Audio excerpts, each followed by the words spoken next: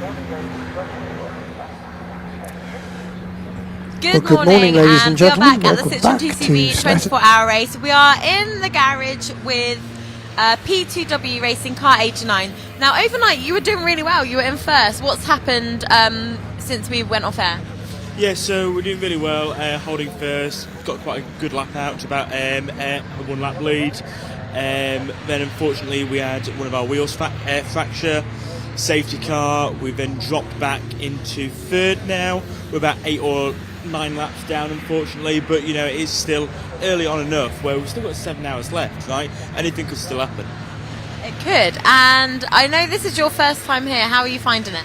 Absolutely loving it. I can tell you that. It's where the racing, the community of everyone just socialising, and the food's been lovely as well. Bit of pulled pork at 2 a.m. in the morning, can't beat that.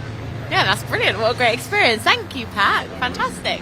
Great. Well, we will go and try and find some cars actually that are doing really well. We'll head down to see the Yellow Frogs because this is a team that maybe hasn't had the success that we've thought of in the past, and they're doing really well.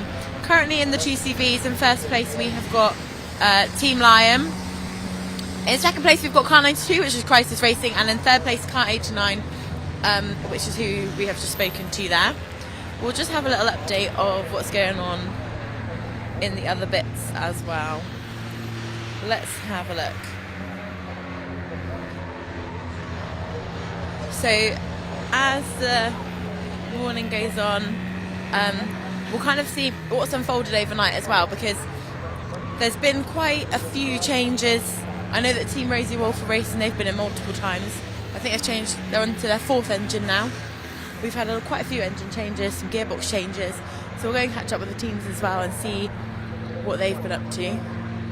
But I would just like to try and pop into this one here, apologies. We'll turn around and see what's going on. We'll go and talk to Max. Hi Max. Good morning, how are you? I'm alright, I've just got out of the car. And how was it? You're in 4th in the class at the moment, is that still correct? I believe so, I've not double checked, but we are we?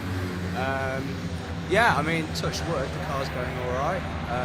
We've just had 2 punctures, both at the back of the car, and it appears to be that everyone's got a bit silly, and so there's quite a few accidents happening at the moment. So yeah, just trying to drive around those people really. And I know you've done the race before quite a few times in a different team, and now you're with the Frogs. How is that all going this weekend? Oh, it's lovely. Their catering department's second to none. They seem to have lots of spare parts with them. But yeah, we've tried not to bother them too much. Yeah, I mean, can't really complain. Great. Well, it's going well so far, so I hope it continues. Thanks, Max. Great. We'll head down and see Team Lion now, as they are in their usual position of first place in class at the moment, and then we'll go and find some of the C1s and the minis as well. So we'll go and see who we can find to talk to down here. We've got 3 cars in this garage. We've got Pork Pies, Archer's Lions and Team Lion. I'll have to see if I can find somebody from the Lion. I might just have to vent. I can't actually see any of the drivers around, so let's go. We'll go see we'll just go into the garage and see who we can find to have a word with. Might have to speak with a driver in the other cars. We'll come around and... Hi Ethan. Sorry, I was trying to find somebody and you're the only person I can find. How's it all going? So you're in car 79, sorry. How's it gone overnight for you? Yeah, I think it went well. We had a bit of a rocky start with the first stint, but it's all been fairly plain sailing from there. So we're trying to claw back some of our laps that we lost. We had loads of stops, so yeah. What are the reasons for those stops? Various different reasons. We've had punctures, and which is a bit odd, and we've had engine issues where it's just decided it's going to run really lean. So we don't want to damage anything, so we've had to come in and sort that. So we've had an engine change. So yeah, it's just lots of really unlucky, unnecessary stops. Great, thank you, Al. I hope it goes well for you for the rest of the race. We'll head back up now and see if we can find someone at Tech Rouge Racing, because they are now in second place in class. And then we'll come back a bit later to see if we can find someone from the Lion car. But overnight, as I say, lots of things happening. We just heard from Ethan there that that his car's running a bit lean. That's caused them to have lots of stops, which obviously loses a lot of time and everything like that. We've got, if we pan over here, we can see the Hollis garage, just admiring, I don't know, lots of parts. I might actually go and find out what they're talking about here. Hi, Richard. I see you're admiring all these lovely parts. What's going on?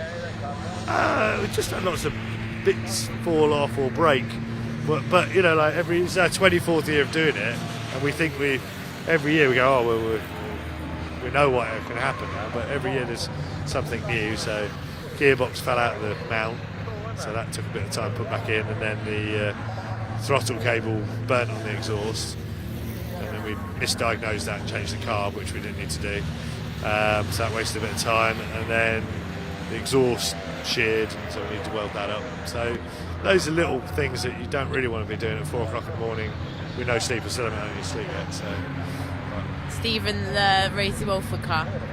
okay. He's not had any sleep yet. Me and Matt, Oh, you guys haven't? we haven't had any sleep yet. No. Wow, you look great. Well, I've just come out of a 3-hour. I did an extended 3-hour stint as well, so I didn't feel great at the end of it. Wow, well done. Just adrenaline. We're just going on adrenaline still.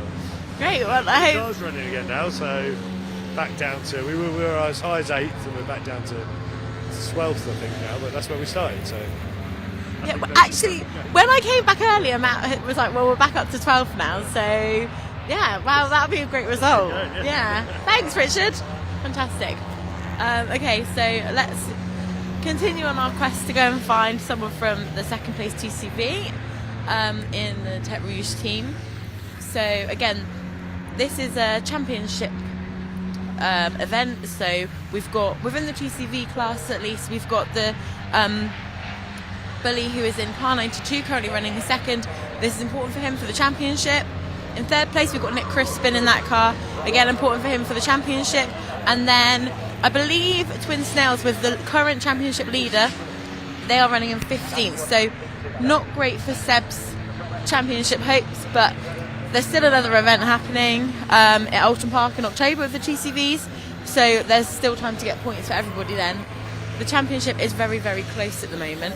So lots of opportunities for people to gain points. I can see we've got a lot of breakfast happening. There's an aroma of bacon and sausages in the air. So yeah, we've got a lot going on. Let's see if we can find somebody. We'll just head into the hospitality area, I think, of the Tech Rouge car. We'll try to have a chat with the driver, Brian. Hi, Brian.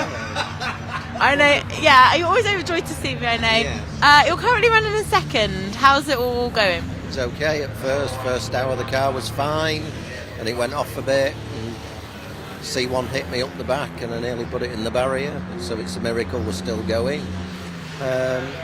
Fuel gauge doesn't work. Everything else doesn't work, but it's still going round. Yeah, well, all those things not working, you're doing a great job. And I can smell some, like, an aroma of bacon. Are you about to have your breakfast? We're having bacon sandwiches. Very kind of the kitchen staff. Brilliant, thanks. Well, I hope it continues to go well for you. Thanks for talking, Brian. Great, let's have a look at their garage setup in here as well. So we've got kind of what you want to see is no cars in the garage. Everyone's night last night, and it's bent the chassis. They were really wanting to try and get it back out on track, and they're quite positive about it, but it appears there's just been a bit too much damage, so they can't get it back out safely, sadly. However, they do get a trophy, so they get the Escargot Mort trophy, which will be presented on the podium later. It's the first dead snail, which means that because they have not finished the race, they're the first one to get out of the race, they get a trophy. So it's not a trophy anyone ever wants, but it's a little perk. as we head on back down the pit lane, and we'll go and see. We'll head. We've been into this garage. Let's see what else is going on. Oh, it's quite interesting. I can see here we've got. It looks like maybe the Misfits car, and they're bashing out the front bumper. So we'll have a look at what's going on here. Oh, there's been quite a big shunt there, it looks, actually. We'll come around this side. No, apologies, that's one of the Emax C1 cars. So it looks like they've had quite a big shunt in there. If we have a look at what they're getting up to.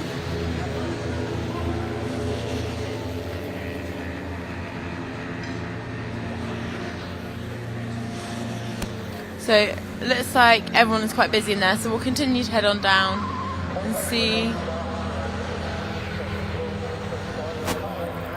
Just trying to see, that's car 495. So car 495 has just had, oh, in fact we've got the driver here we can go and speak to.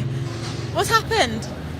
My teammate unfortunately went into the barrier under the bridge, and as you can see, the damage to the front left of the car.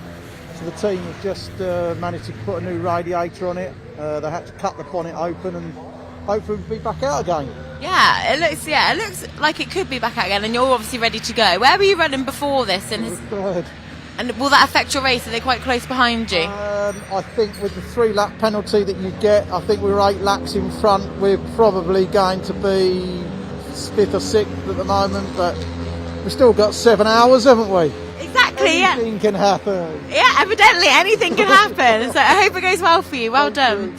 See ya. So that was the pole sitting car, and they are now. We'll go back through this garage because I think there's cars coming in. But the pole sitting C1 car, so dropping down a bit there, but everyone's on that, getting it sorted, and they'll be back up and running soon. Oh, I've spotted Pete Sparrow, who is the driver of car 97. Just having a chat, so we'll try and get some words from him as he's in the lead car for the GCVs, and obviously, as everyone knows, very experienced driver within this.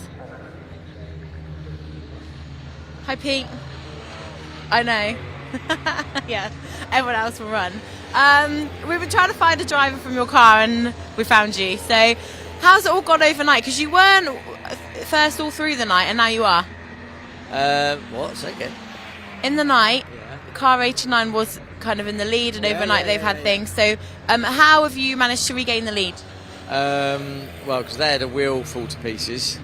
I don't think we'd have caught them on our speed, because I've just been down and seen Sean, and they've driven really, really well. Sean's been an absolute star in the car. We obviously inherited the lead after they failed. Other than that, the car's gone okay, apart from we've had 2 punctures. So unfortunately it's been me both times. I've got in the car and they've obviously had punctures, and then I've had to come in during my stint to change them. And it's not obviously immediately obvious when you get in the car after not being in it for 4 or 5 hours. It feels very different. So that was a bit of a pain in the backside. We lost 2 laps on that. But at the moment the car seems to be going all right, touch wood. So we're just going to carry on, keep going. Yeah, great. Thanks, Pete. I hope it all goes well for you. Yeah, not as much as me. Yeah. Thank you. See you, mate. See ya. Great. So we will have a little break there and just go back to some action on the track.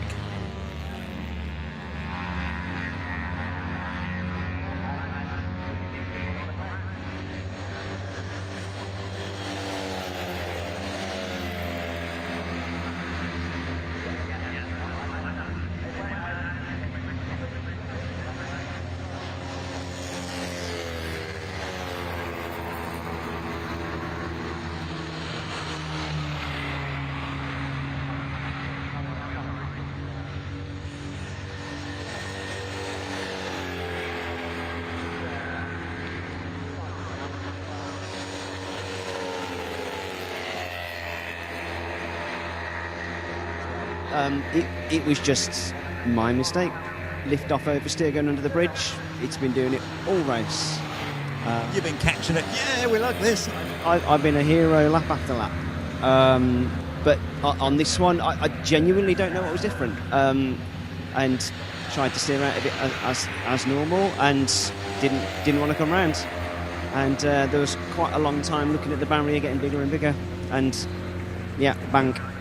So I know what it went out, and you went, I got this. Oh, hang on, I've gone. On the curb, on the grass, and in the barrier. Yeah, I mean the realisation was a lot earlier than that, because you could feel it had gone round too far, and there was no way it was coming back at that point. So, I mean, I tried, but so we'll see. It's frustrating. We'd started so high up as well, and the team had done a really, really good job. You know, we got back up to third. It had been a leery night, and the car felt genuinely really, really good. I was chasing fastest lap, and maybe that's a problem. Greg, well, let's be honest, racing drivers, that's what you're out there for, aren't you? Push the envelope. But, at least the team's got the car back together, and looks as though it'll be going back out very shortly. Yeah, let's see. I'm glad I've not... the guys will still get to have the rest of their stint and nothing else, so... All right, thanks very much for being so honest with us. Anyway, have a good day, have the rest of the day. I hope that's okay. You'll get some sleep now? Yeah, maybe, yep. All right, Greg, thank you very much. So that's the 495. Out comes the tank tape. The front end's been fixed. It looks like it damaged the radiator. The radiator is back on. Some hammering and some tank tape. Not sure. Greg, do you know who's going to take over the car? It'll be John taking over next. So. Okay, John Gladman. John Gladman will be behind the wheel of 495 when it reappears. Anyway, back to you. Oh, we've got a Mini in there. Back to you, Tony. Thanks very much, Lewis. And so that's the story of the 495, another important story in this race. In terms of the Minis, as I was saying, it is the Team Apex 131 in the lead. Now, they hadn't been in the lead when we left. It was a 116, and in fact they got the lead fairly recently at 6 o'clock this morning. The 131 went into the lead of the Minis, and they've done 534 laps, the Misfits 531, so they've got a 3-lap lead over their nearest rival, and that's the situation with the Mins. We then get Lewis has got some more stuff. Yeah, I was just about to say 116 is in the pitch, has been refueled. Sam Bowler is going to get back in, is getting into the car at the moment. I know you really like to keep up the who's in which car. So Sam Bowler. Sammy Bowler, okay, lovely. Samantha is in that one. Brilliant. So I was just about to tell you about the 2CVs. The lead 2CV is 97, which it was when we left about 7 o'clock last night. It was in the lead, but then at 10 o'clock 89 took over. A couple of punctures have afflicted the 97. 89 took over at the front of the 2CVs. That's the car that Lewis was telling us about just now, and interviewing Sean Sidley, who was telling us about that problem he had. James Darciel at the wheel of that now.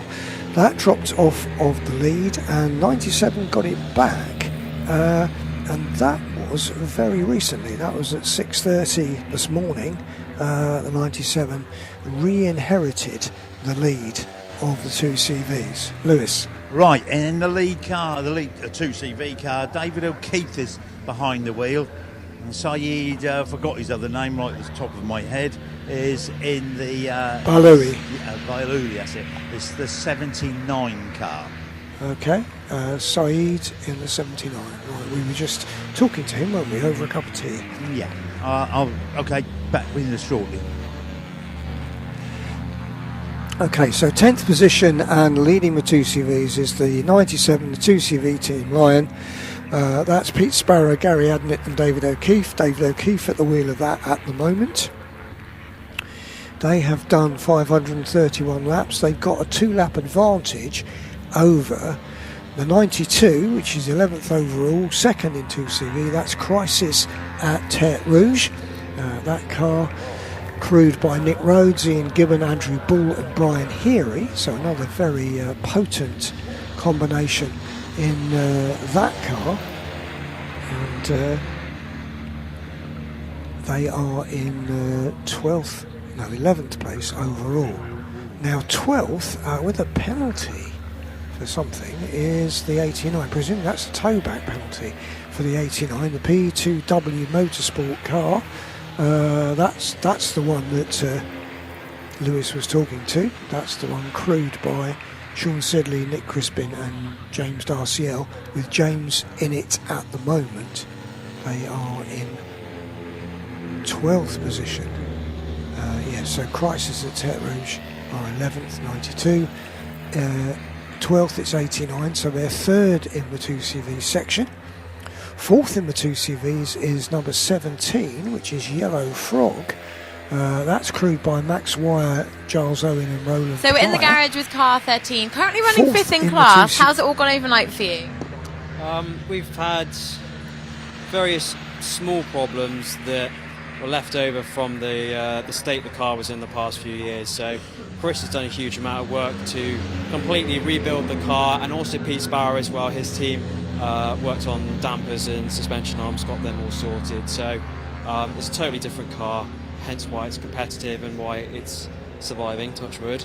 But there's lots of lots of smaller things that are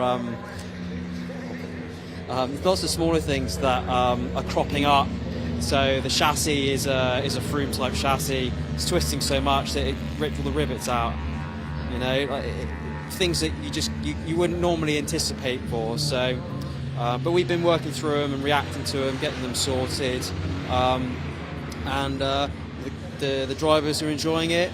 The car's competitive, and everyone's having a good time. So. Great, thanks. That was great information. Thank you so much. Great. So that is the fifth place car. It's very interesting hearing that.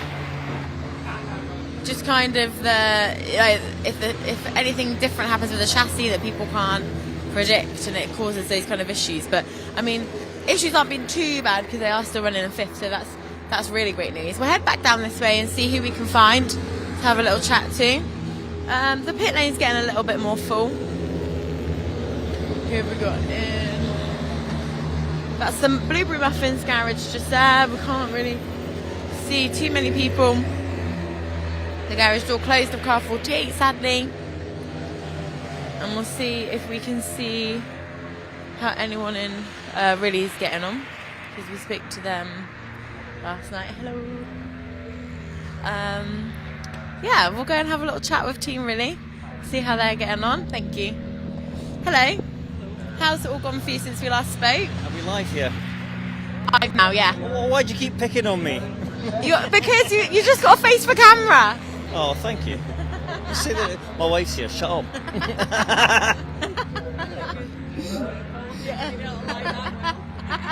Yes. How's it all gone? It's without jinxing it, it's going quite well. We could have set the carburetor up a little bit better. We're getting fueling issues, so we get about 2 hours and we start getting a misfire. But that's all right because we've run out of fuel by that point because we're running really rich. So it's in, clean up the carburetor, fuel it, and we're back out again. We've so far we've not had to put much oil in the engine. It's still going, which is a bit of a record for us, really. We're still on the first engine. Wow, that's very good. Yep. There's a lot of teams that aren't still on their first engine. Well, we're notorious for going through engines, aren't we? Yeah. And no fires. Shut up. Okay, yeah. I won't say anything. Brilliant. Thank you. Well, let's go back to the live action on track.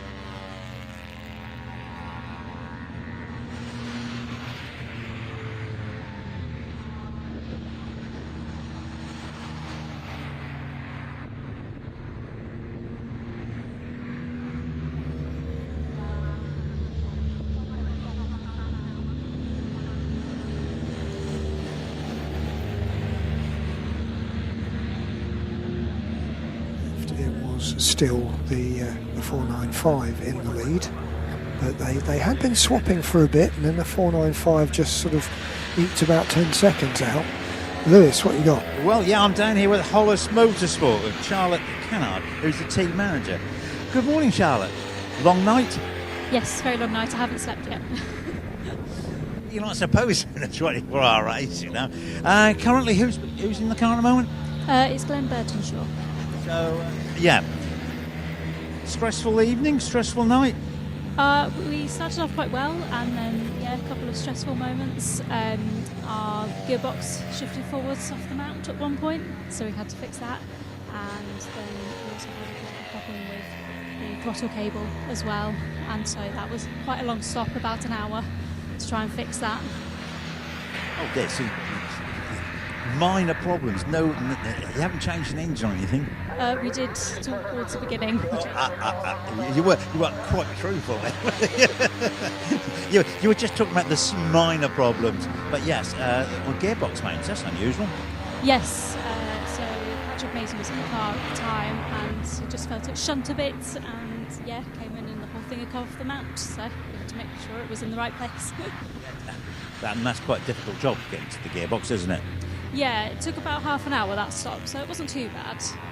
Throttle cable took an hour? Wow. There are a couple of more issues as well. They changed a manifold that we then didn't need to change. And there are a couple of other issues as well that needed sorting out with the exhaust and things. So. Okay, Charlotte, I'll let you get back to having some rest in your very nice looking chair you got. Thank you very much. Thank you so much. So Glenn Burtonshaw is in the 72 car at the moment. Back to you, Tom. Thanks, Lewis. Just in time to see the leader come past the start-finish line. That's the leading car, the 586, which is basically the blue one with the poppies on. That is the leading car. For those of you who like to know these things, that's the one you should be looking for, the blue car.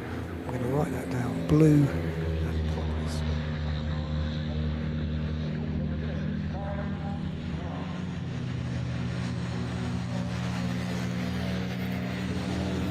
So we've just popped down to car 89's garage just to investigate kind of their overnight issues that we've heard about, and we can just see it here.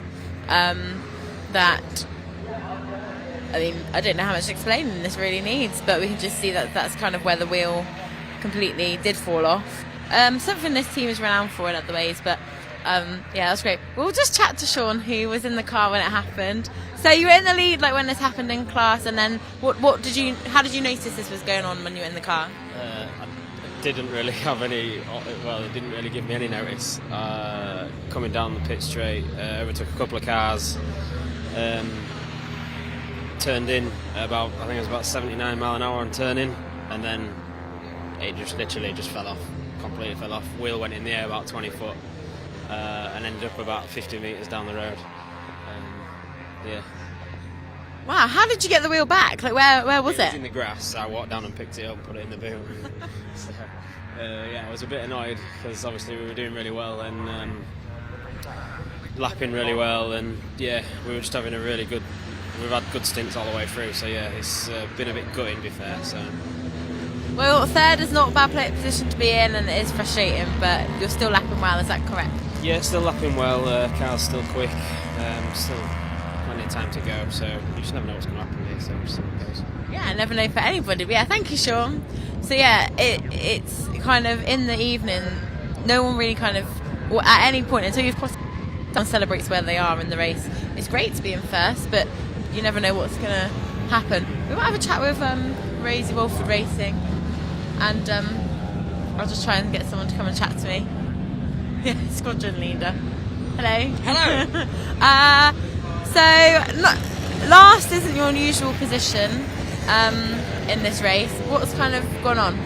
Well, don't know where to begin. We've got through 4 engines, I think. We've got one left that's been constructed of general debris from the garage floor, and this one we've got at the moment, the oil pressure light coming on, which isn't a good thing.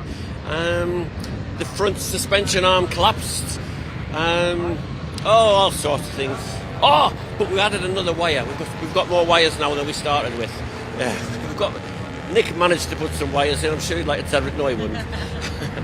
Anyway, yes. So yeah, it's been fabulous, and I think we're last now.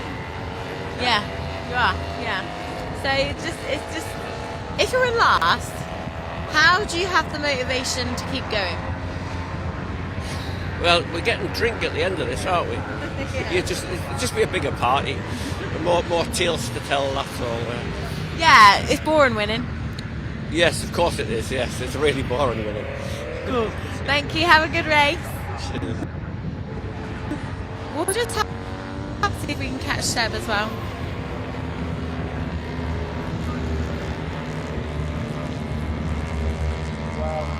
Oh, are you going to race control?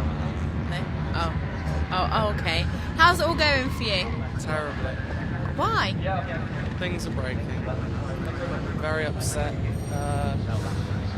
So about midnight-ish, the engine died. We changed the engine. And about an hour and a half later, the gearbox died. Changed the gearbox. Did some racing. I went to sleep, and the gearbox fell out. And then the exhaust fell off. And we fixed all that, and the engine wouldn't start. And we spent about an hour trying to get the engine to start. And 24-hour race. That's it. And you're back out there now. How does it seem to be going around now? It's just as fast as it was, but we've got a big deficit. It's upsetting. And yeah, well, we'll see what happens at the end, and then there's still Alton as well. So yeah, there's still time. I'll do what I can. Well, great. Thanks for talking to us, Seb. Yeah, it's quite hard because Seb was obviously in the lead of the championship going into this race, and due to kind of the reasons he's explained, they've dropped off quite a bit. But we'll see kind of how it all comes out at the end of the race. Nick's doing well in third, Billy's doing well in second, and we've still got about 6 hours left of this race, so we'll see what happens. As we head on down, we can see it looks like the C1 car that was in is heading back out, so that's very positive. And other than that, it is relatively quiet in the pits. I will be going on YouTube, so if anyone has anyone they'd like me to talk to, please kind of put it on the YouTube. We've got Cody, who is in Texas, saying howdy Cody, great to see you tuning in to some of these BARC events, they are great. But yeah, it's very quiet at the moment, which is not a bad thing. People are out there, the cars are going round. Yeah, so let's just go back and head out on track, and we'll bring you anything as it comes. Oh, never mind, there is a safety car. So let's go and have a look. We will go, I think if we go through this garage here, there will be, thank you, there'll be some action, because it looks as though we've got a lot of people standing in the pits. We don't want to get in their way. We'll head down this way.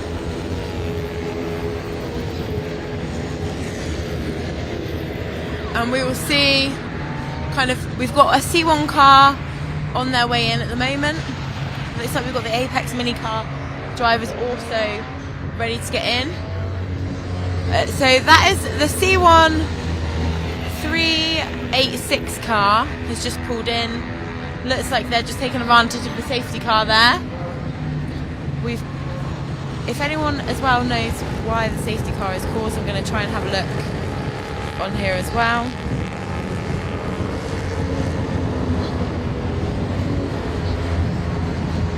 We've got another C1 car on their way in as well. It looks like it could be one of the EMAX cars. So they're taking advantage of the safety car.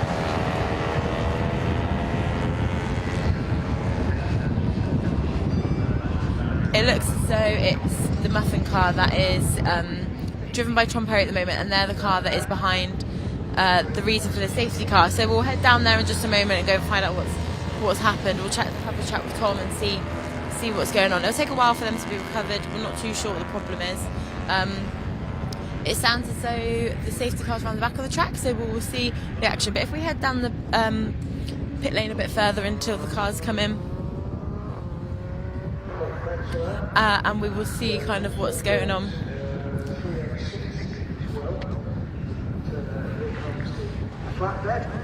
So we can see the recovery vehicle out on track. We'll come through this garage now and just see kind of what's going on.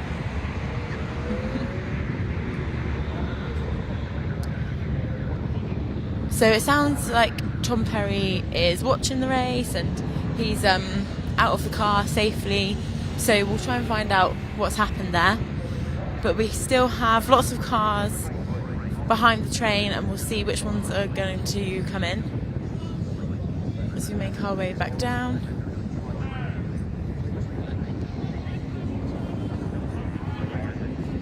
Right, we're just making our way down to the Blueberry Muffin garage so we can see what has happened. We'll go see if we can speak to somebody and find out what's gone on. It looks we've got some driver changes about to happen. Let's head down into the Blueberry Muffin garage and see if we can speak to somebody. Hi Colin, do you know kind of what's happened out there? Heard anything? We think it's a muffin car, the muffin car.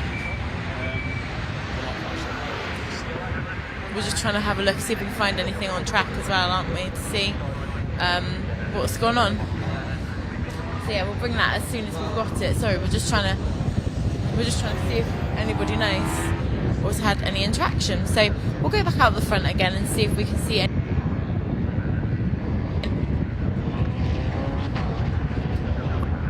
Who are taking advantage of the safety car, so they are currently in second position. So let's see if we can see who's getting in. It looks like it might be Bully getting in. He's just waiting for the car to be refueled, but another pit stop that's fallen fortuitously for the car 92 car. Shout out from Cyril and Monster Michael supporting the French team. Go Frogs, fantastic. Bully is just getting in the car, so I will, as soon as he gets out, Rachel Graham, I will tell Bully that Peter and Arthur say, come on Uncle Andrew. Looks like Lenny is just talking, his daughter is just talking to him at the moment, so I will let him know that you've had that shout out in just a moment. I imagine if I told him now, he may not hear it too well. In fact, I might. The bonnet's going down on that car, so Bully is just about to go out. Looks like there's still a green on the safety car exit, so he will be absolutely fine. But there he goes. Off he goes. Yeah. He'll be out just in time. And who have we got here waiting to go in? Are you about to go in the car? Well, potentially, but we think we might be the reason safety cars come out. So I'm standing here, hopefully, but there's a chance I might be taking the helmet off in a minute. So. You not heard anything from the driver? Not sure. I guess you can't really get anything. All I know is apparently he's out of the car safely, which is, in my books, the main thing. So. Definitely. Exactly. Hopefully it will all be okay and you'll be back out in no time. Thank you. Great. So we can see the safety car train is just making its way around now. And it doesn't look as though there's a blueberry muffin in that train. So I'm sure that now all the cars are kind of following the train. We'll have a look and see what's going on. We'll go and see if we can talk to someone from car 92. Just because they've had their driver change, we'll see who's just got out of the car and see if we can have a chat with them. As we can see, the Twin Snails car just making their way in, taking advantage of the safety car. Hi Tim. Back again. Who's just got out? I see Bully's gone in. Bully got out. Oh, okay. Because we did a slightly shorter fuel dump when he got in, because we wanted to get out in front of somebody else. So under the safety car, we'll splash and dash, fill it back up, and we also did a tyre change at the same time. And I think we haven't lost the lap, which is great. Yeah, that's great. You got out there quite quick. Now, we were talking to Gary Adney yesterday, who was saying that splash and dashes with the new tough jugs aren't kind of what they were before. They're not maybe as advantageous, or what do you think? It depends when you do it. During race conditions, possibly not, but under the safety car, if you can do it quick enough, you don't lose the lap, so it's got to be done. Yeah. That's the ideal time to do it, is under the safety car. And I think the safety cars have fallen quite well for you, have they, in this race? Not bad. We've not got it right every time, but it's the luck of the draw. You either get it or you don't. So we've been reasonably lucky. And my final question, was there a vibe from Bully about how he's feeling? Because I don't want to ask him, I know he's second in the championship and second in the race at the moment. Is he just normal? Do you see any difference? Well, normal excited Bully, but yeah, he's all right. He's doing okay, yeah. Nothing untoward. Okay. Brilliant, thanks Tim, fantastic. Great, we'll head back on down the pit lane. It looks as though the safety car is in this lap, if I can read the gantry well enough, but I may not be able to. So we can see that we've still got the driver here of car 40 waiting to make their way into the car, but they're unsure whether their car's going to return. So we pop out back at the back of the pit lane, because we know that if they're being recovered, they'll be recovered back here a little bit. We'll see. I mean, it's very quiet in the pit lane at the moment, which is surprising. I'm going to try and see if I've got a muffin I can speak to, but I imagine they've all kind of run off. What we'll do is we'll have a little pause, and then as soon as the muffin car returns, we'll come straight back and get that latest action for you.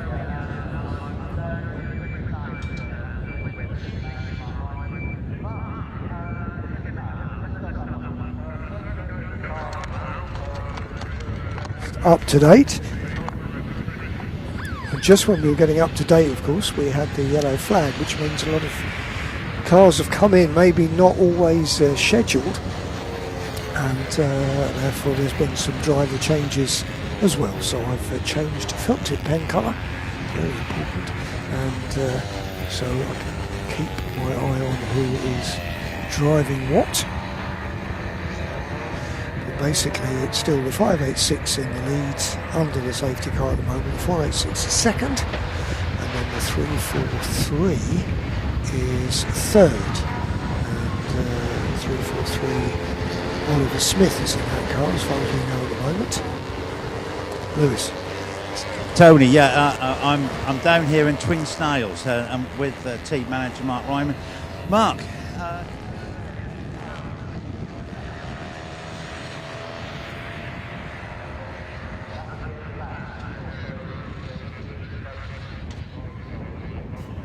So car 40 has now returned. We can just have a look in the garage here. We can see that Tom's just got out the car, and they'll just be doing a little debrief to find out kind of what the problem is, why they've had to stop. But we'll try and find that out shortly. We'll go around the front of the car and see what they're doing, because it looks as though that's where the work is primarily happening. If we just come out the front of the pit lane and have a little look in. So let's just have a little look.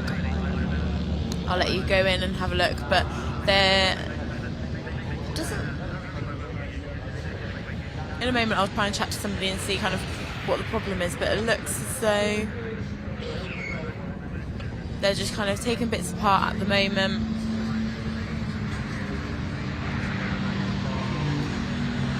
They've got another engine ready. I'm not sure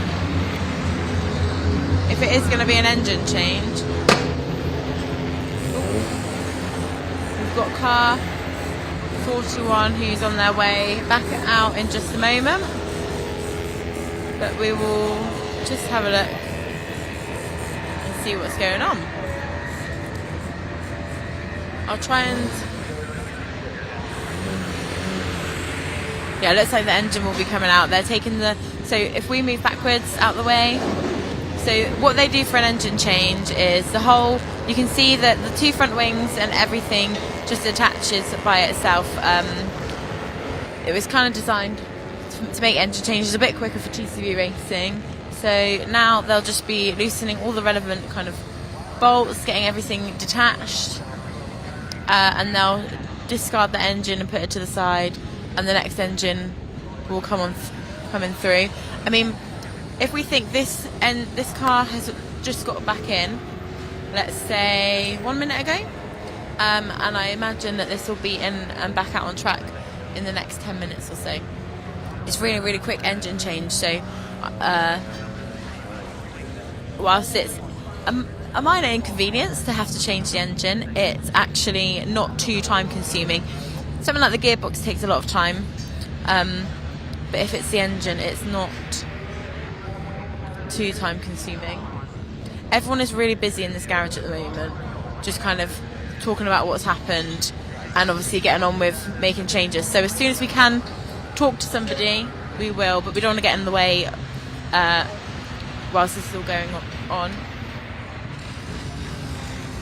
I think we might be able to go and talk to Chris Yates. He's the owner of the team at the moment. We'll just have a look at where they were running as well. We'll go and have a chat. Tom, are you up for it? Okay. Yeah, sure. Are you up for a chat? Yeah, I think so. Yeah. I've only just woken up. Oh, so we're Yates at the moment. We don't have a camera, so but that's okay. Obviously, you're the owner, I'd say, of this team, founder, driver. What's happened? What do you know? So, as far as we know, the engine's just gone pop. Everything was running quite smoothly, quite routine, and just Tom was in fourth gear and something just let go. So it's possibly a consequence of what happened to the engine earlier, where it broke a head stud. We think it's probably sort of weakened it after that, but yeah, it's gone this time, so we need another one. And we were just kind of explaining there about how quick engine changes are, and whilst it's an inconvenience, it's not too time consuming, but where were you running and how is this going to affect your race? I don't know where we were running actually. I think we were in the top 10. So yeah, we were shaping up to be all right, but I think this is going to set us back quite a bit. Well, I hope it goes okay. When are you next in? Possibly never. Maybe about 3:30. Brilliant. Okay. Would you do the final stint or? Yeah, I'll bring it home. Yeah, I'll just nurse it home and listen for any knocks and noises and just carry it home. Brilliant. Thanks, Chris. Well, hope this gets changed quite quickly, and and then you'll be ready to go in as well there. So we'll just keep an eye on this. I think I'll stop talking for a little bit, and we'll come back in just a moment. Oh, we could actually talk to Tom Perry, who was in the car at the time as well. Hi, Tom. Thanks. This is frustrating, I know. I was just saying, it's not too time-consuming, though, relatively. What happened? Unfortunately, just sat in fourth gear, down the start-finish straight, and it let go, which was just out of nowhere. So no warning, unfortunately. No oil like before. Just one of them things. We had a problem with this engine earlier on today, so the thinking at the moment is just earlier on just sort of manifesting itself. So. How was it running before then? Is it? Yeah, it was going all right. Probably the best it's run all race. Managed to find the 7th car, and we were working really well together. It was, proper 2CV racing. We worked together and just looked after the cars, and unfortunately, it's not held up its end of the deal. And hopefully the next engine's good, because there is another safety car, so you won't lose as much time as you could have done. Every cloud, and testament to the muffler mechanics. They're exceptional. So they're doing a fantastic job getting this engine in so quick. I'm sure we'll have it back out and running within the next couple of minutes. So. Yeah, brilliant. Thank you, Tom. So we've got another safety car. We'll try and kind of figure out what has caused that safety car. I'm not too sure. Everyone was a bit stretchy on this last corner, even the safety car when he came around last time. Skip around, so apparently we were.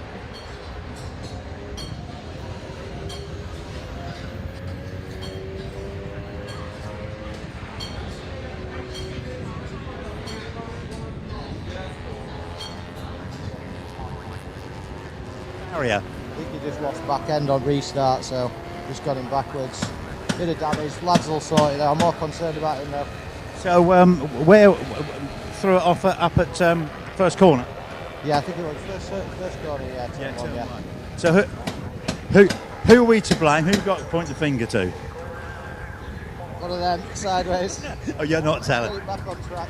Okay, I'll come back to you. So yeah, I take you got to put a. I take you. Do you have to put a? Do you have to put a windscreen? We've got a spare windscreen here. You got a new windscreen yet? Get that back on and we get back out. Okay, Jan. Good luck. So there we go. That's what happened there. Went off. We've also got one of the other minis in. It's the Octane Racing 107 Mini is in the pit. Paul Oldbourne about to get behind the wheel. So, yeah. Someone backed the 486 into the wall. Right, thank you for that. So that answers the question of why the second place car was in, not a scheduled stop, and obviously losing ground now to the 586 in the lead. It's now 5 laps behind, but the third place Emax car, the 343, is 14 laps behind the 486, so they've got a substantial buffer between themselves and third place. So that's reassuring for the 486 at least. It means their maybe chances of winning are diminishing, but they still could finish second in this race, as they've got a 14 lap advantage over Emax. And of course, when a safety car comes out, that's handy if you're in the pits, because you're going to lose less time for the cars that are still going round. They're not covering so much ground, and that's what's happening at the moment. We are under the safety car again, and we think that is for the 48. Well, we're pretty sure, because the only other car with a warning triangle on the screen is number 40, and that is in the pits. Lewis has been talking to them.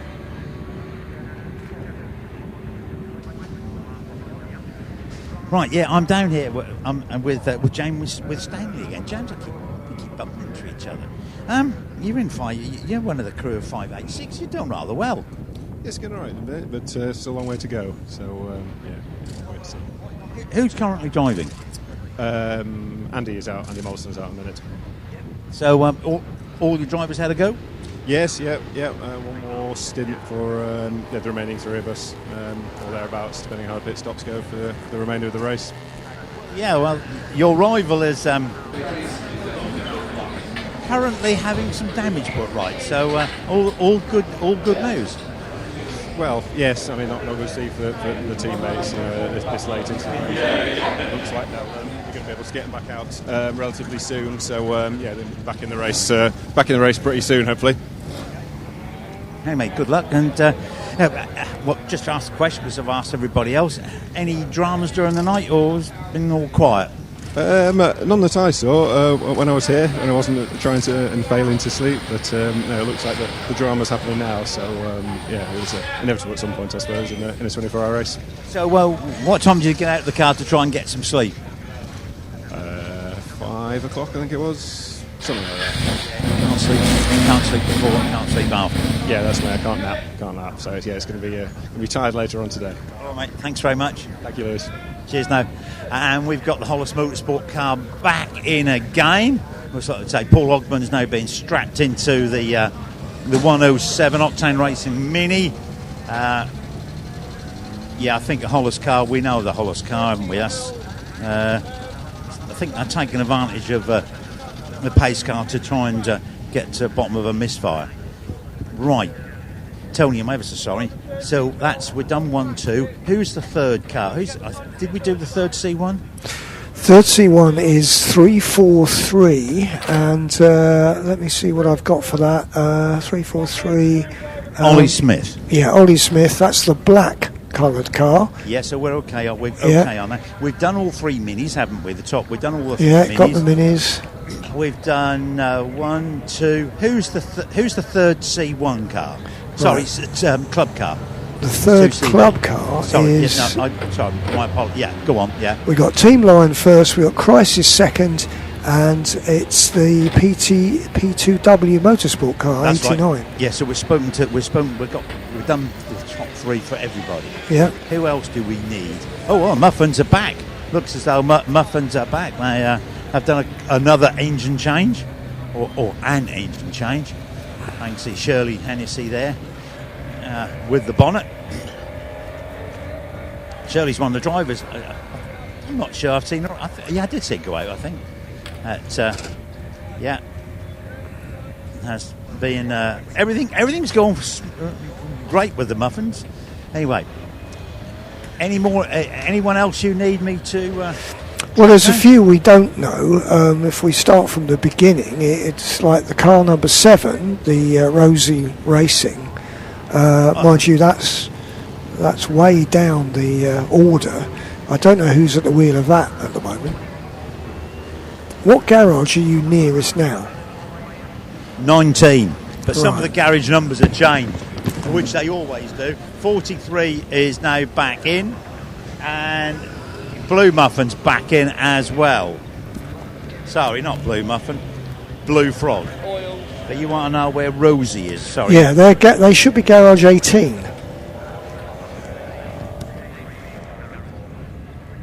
I see Mick. I'll go and ask Mick.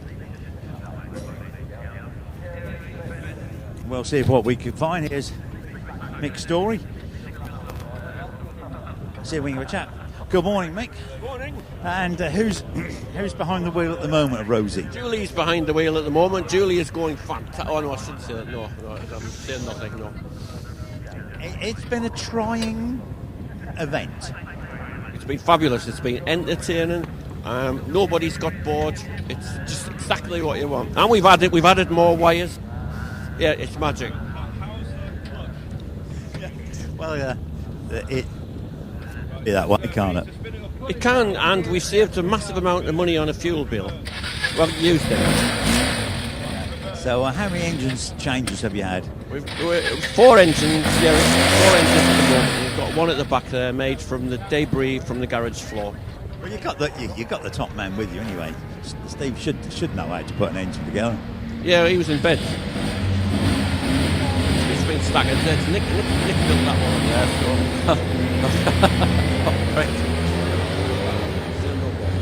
All right, mate. Okay. So Julie's behind the wheel. Anyway, thanks for it, and hope things go well for the end out of the race. What can possibly go wrong? Thank you very much. And that's from Mick Story. Still cheerful. Rosie Racing brought the Rosie car in after about an hour with a very smoky engine.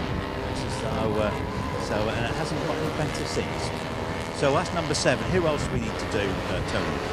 Well, Garage 21 is where SL Racing are based. Obviously, we're pretty sure they've just caused the safety car.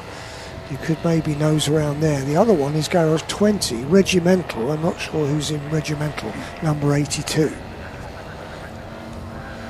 Okay, I'll see.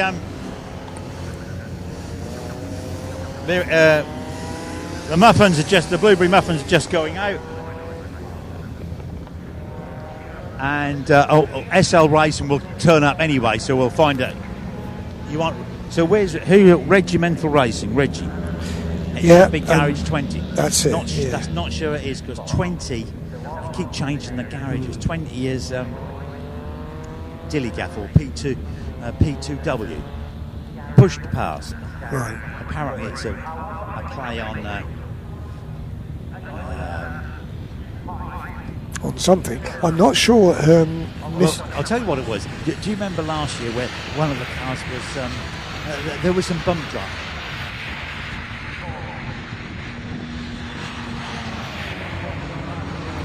So we're here with the team manager of the car currently running 3rd in the GCV race, Dougie. First year as team manager, how's it all going? It's been going really well until about an hour or so ago when the wheel decided it didn't want to be part of the car anymore. But apart from that, we've been leading the race. We've got a great team, pit stops to be quick. And yeah, now it's just get it to the end. Still in 3rd, so could be on the podium. Yeah, that's fantastic. Not a bad year. And as a team manager, and then how does it go with regards to like assembling a team? Have you had to get all the crew together today? Yeah, we've sort of got people from here, there and everywhere, but we've all worked well, and you've just got to find people that are crazy enough to come and race 2 CVs. Brilliant, thank you. Sorry, Nick was distracting me a bit there, but yeah, we'll go down and find the minis in car 107 and see kind of how they're getting on with everything as well. Thank you. So let's head on down the pit lane and see what's going on a bit further down. So the Misfits that come for years and years and years as part of this event, they love it. They're the ones who gave us the delicious brownies and cookies yesterday. So they're a bit further down, and we will. No, we've not gone past them. We'll go and find out kind of what's gone on there as well as we head on down. Oh, we've got car 486 for the C1's in there as well at the moment. So we'll have to find out kind of what's happened there, but we'll have a little look in. Oh, it seems as though it's all okay. Sorry, I know you're in a state of undress, but how's it all going out there? Are you still running? It wasn't your car? Oh, brilliant. That's good to know. Oh, great. Okay. What caused the safety car just then? Do you know? No idea. I was asleep in the chair. Oh, okay. It's fine. It wasn't the Misfits, though, was it? No. You're all good. Oh, okay. Oh, brilliant.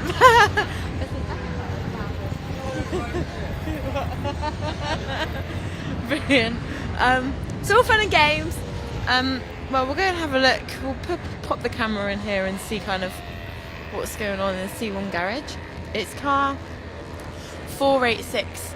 So WRC Development, who is in there at the moment. Can I ask you? So we're just going to get someone to come and tell us kind of what's gone on in 486, because we're not too sure at the moment, but we can see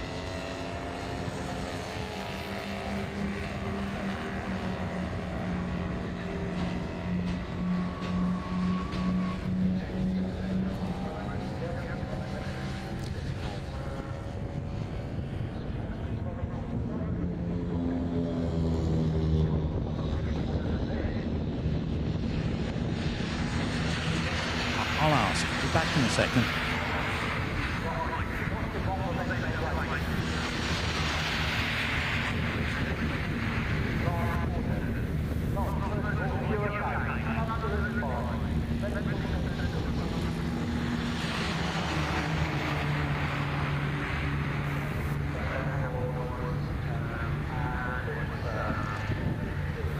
So we're on to green again, and as you might expect, the C1s have taken off into the distance, followed by the Mins and then the two CVs. So we've got the categories all self-contained more or less at the moment. Two Minis circulating quite closely together, Team Apex and Misfits. Misfits actually in front on the road of Team Apex, but Team Apex are some 3 laps ahead in terms of the actual race. Tony. Lewis. Right, got to the bottom of SL Racing, and I have with me Lawrence Broadhurst. Lawrence, first of all, are you okay? I'm absolutely fine. Medical centre were fantastic. They checked me over very thoroughly. Surprised when they found out how old I was, and it was it was good. Very thorough, very nice people, and just couldn't want for more perfect service really from them. So it was good. Well, that's the main thing. That's that out of the way. So you're running around in the SL car number 48 in the night. What happened? So I'd been having. Well, I noticed that I'd got sort of quite low oil, and I was getting an oil light through the fast first bend. So I pitted and got an oil top up, came out, joined a very fast group of cars, which I must admit, slightly vague memory of it all, but I went round that bend first time. I think on the second lap I was in there with a car to my left, I feel there was a car to my right, and 3 of us did the silly thing of trying to get through the bend 3 abreast.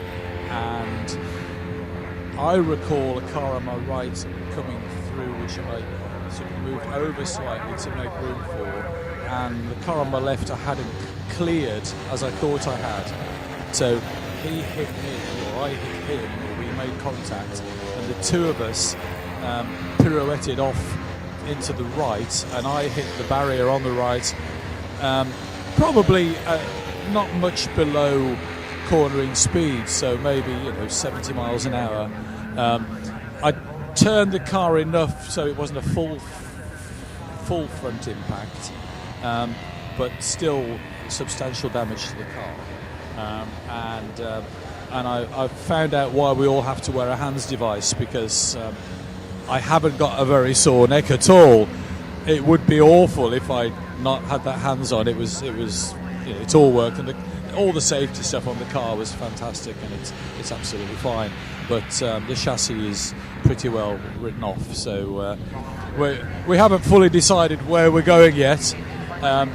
We've got some options, so we'll see if we may get back out, but it's not looking that good at the moment for getting back on the track. But we've all had a great time, and it's some of the things that happen in racing.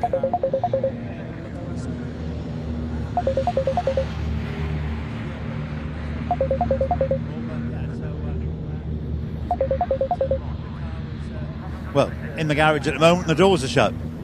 Yeah, but they may open again. We'll see. We're going to have a chat about it in a minute, and we'll see what we can do. Well, best of luck, and good to see that you're okay. Thank you very much. Thank you too. So that's the that's the triangle on against the 48 car. So yeah. Okay, thanks for explaining that. Yeah. Well, yeah, that's Lawrence did a. It's the main thing is Lawrence is okay, and he's able to give us a full story of what happened. Anyway, anything else we need down this end? I'm at the bottom end. So what garage are you at? I'm at the bottom end, 22, 23, 24, 25. Okay. There. We don't know. You were still looking at Super Schnecker. We don't know who's at the wheel of that. That's who I'm trying to find, Super Schnecker. But they should be easy to find because they're in pink. That's Ian Pearson and his gang. Yeah, that's right. Right. I'm not 100% sure where they are. I was trying to find them. Okay, I'll look and I'll get back to you. Okay, lovely. Right, so still in the pits is the 486, obviously losing laps, and in fact now the Emax 343 are just 6 laps behind them, so it is possible that they might lose that second place if this pit stop continues for too long. They are 13 laps behind the leader, their stablemate, the 586. The first non-C1 is now in 6th place, and that is the leading Mini, the 131 of Team Apex. And that car is being driven by Lee Pullman now. Lewis. Yeah, I've got Mr. Schnecker, Mr. Schnecker, Team Schnecker here. Callum Grant is actually behind on the wheel at the moment. I'm talking to Malcolm Edison. Malcolm, have you had a good run? Fantastic. Car's going really well. I've done it for lots and lots of years with Greg Page in Iceni. Greg's not doing it anymore, unfortunately. But we've got this car, it's well sorted. The engine's run faultlessly so far. Ooh, touch some wood, find some wood. There's a bit of wood there. Got to find a bit of wood. Yeah, done that. Yeah, well done. No, it's great. It's handling nice. It's a lovely, no fog, no rain. So we're having fun. Well, that's the main thing, isn't it? Yeah, I saw Greg up here yesterday. Well, still comes, yeah. He's still coming to support us. He's our morale officer. He's our morale officer. Oh, morale, sorry. I've named him now. He's top boy, isn't he? He's absolutely diamond. Yeah, certainly. Yeah, he was always a big name. He was a well-known motorbike racer in his day round here. Unfortunately, he came off at Thruxton, wasn't it? Yes, a bad one. Yeah.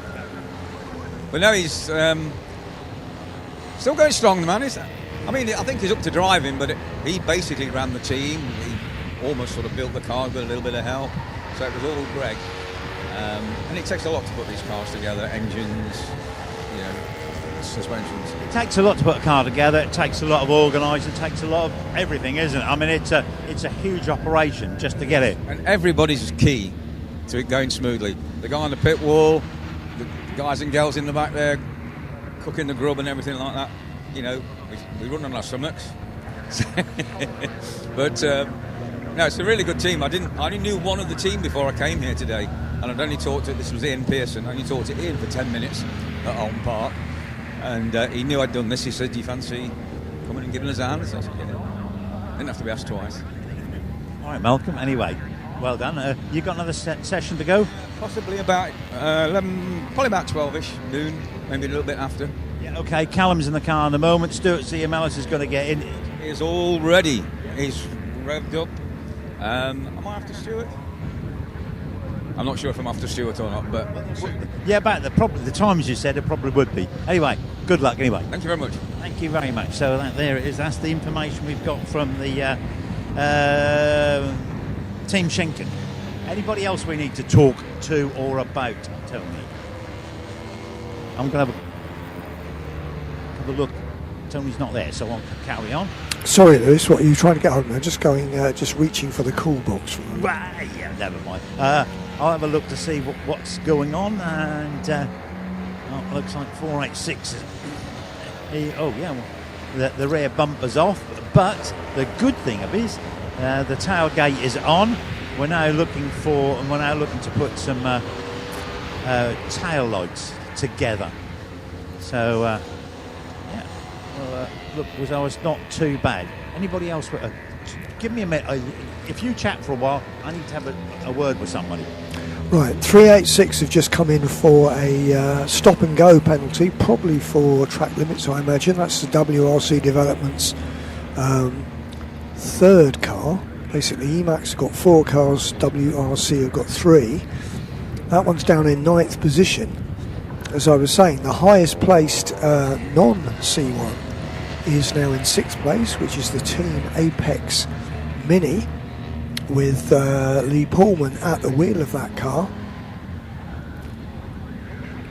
And they have done, how many laps? 562 compared to the leader's 594. So you can see at this stage, with 5 hours and 40 minutes to go, some 30 laps separate the C1 leader from the Mini leader. The 2CV leader is in 8th position. That is 2CV Team Lion. They have done 558 laps.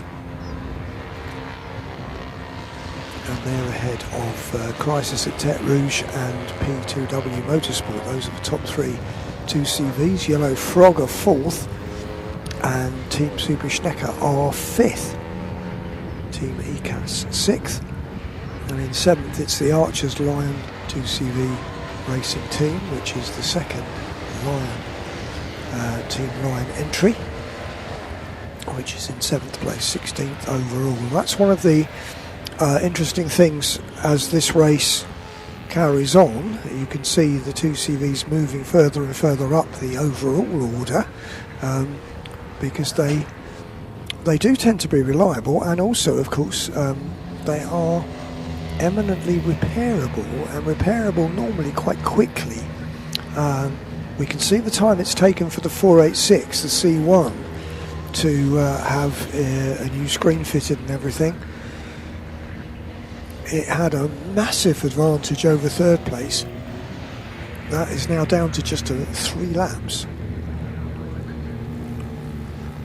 So that's one of the attractions of the 2CV for the 2CV competitors. Like the 79 car, you can fall right down to the back of the field, and now they're they're more than halfway up the field in 7th position. So that's pretty good stuff. 595 laps completed by the leader. 2nd place it's 486, it's stablemate, but that's very much its stablemate because it's in its stable at the moment being worked on. And the 343, the first of the Emax Motorsport cars, is slowly but surely catching it. And that's Oliver Smith at the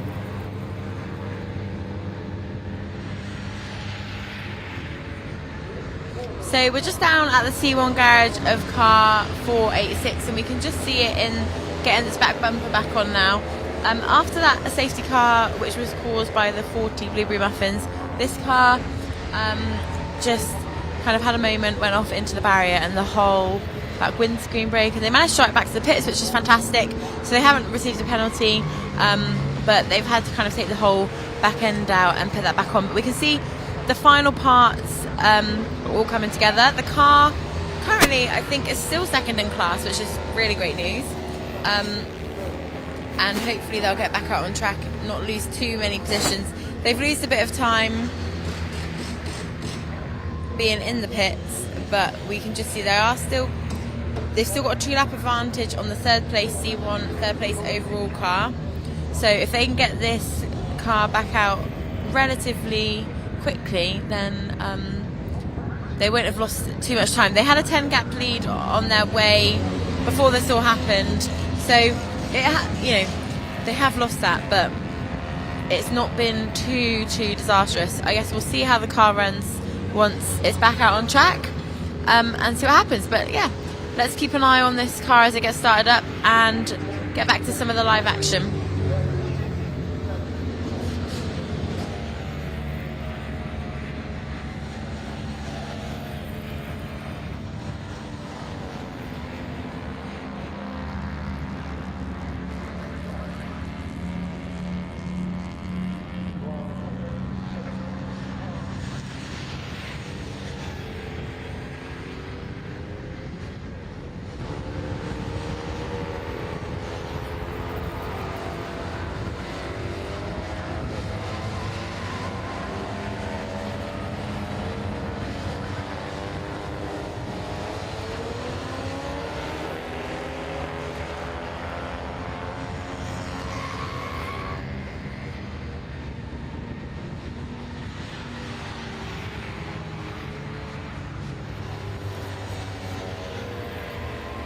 So we could have a change for second place very shortly. The Emax 343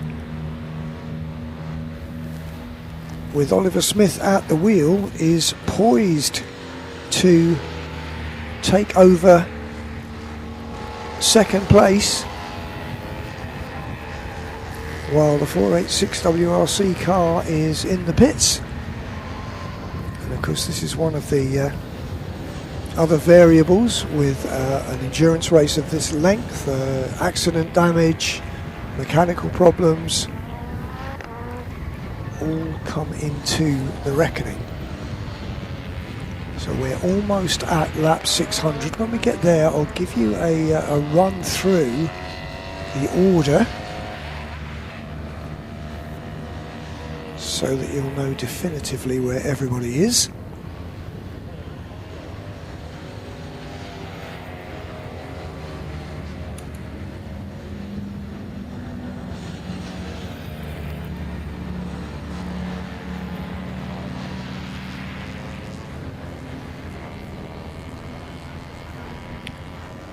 The other person that I don't know who's at the wheel, Lewis, is the Really Racing number 25. Not sure who is driving that at the moment.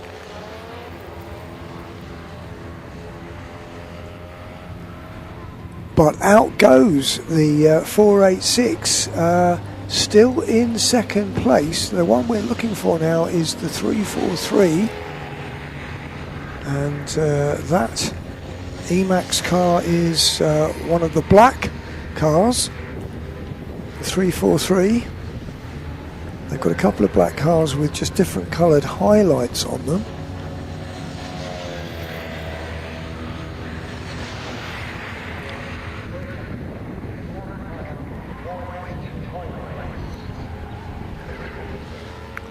So next time through we'll be able to see what the actual gap is. Now the 343 is on the screen at the moment. It's just coming through Brundle and Nelson. So it's the best part of a lap, I think, behind the 486.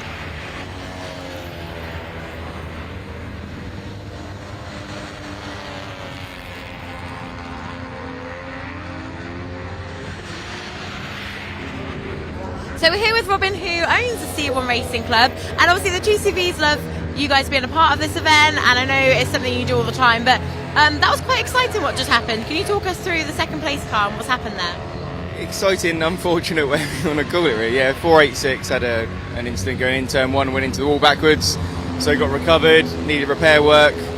Unfortunately, in the midst of the repair work, the lead mechanic for that car injured himself, and as they got to the med centre, they think he's broken his ankle, so that's not ideal in that situation as well, but he's okay.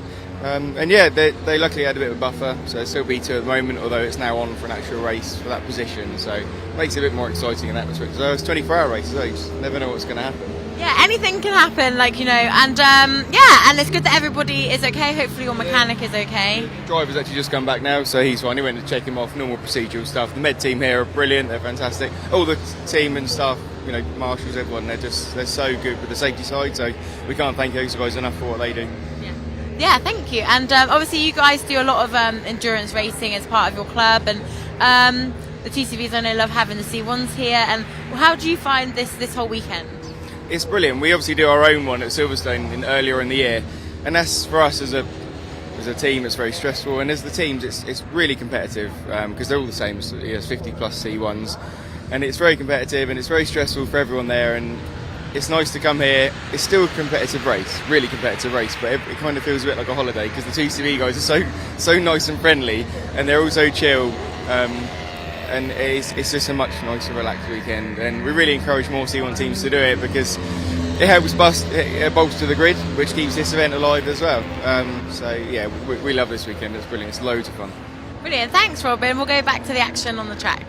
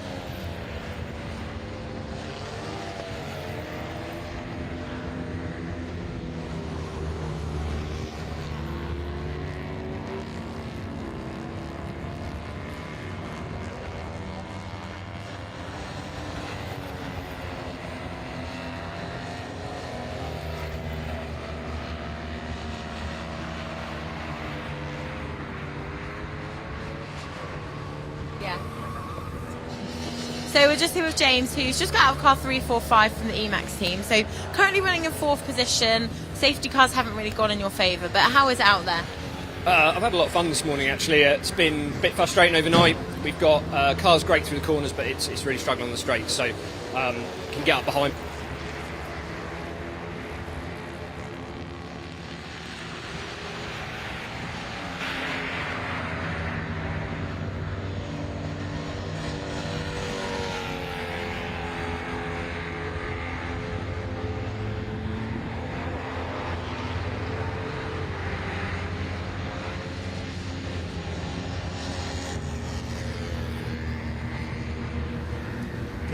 Refueled.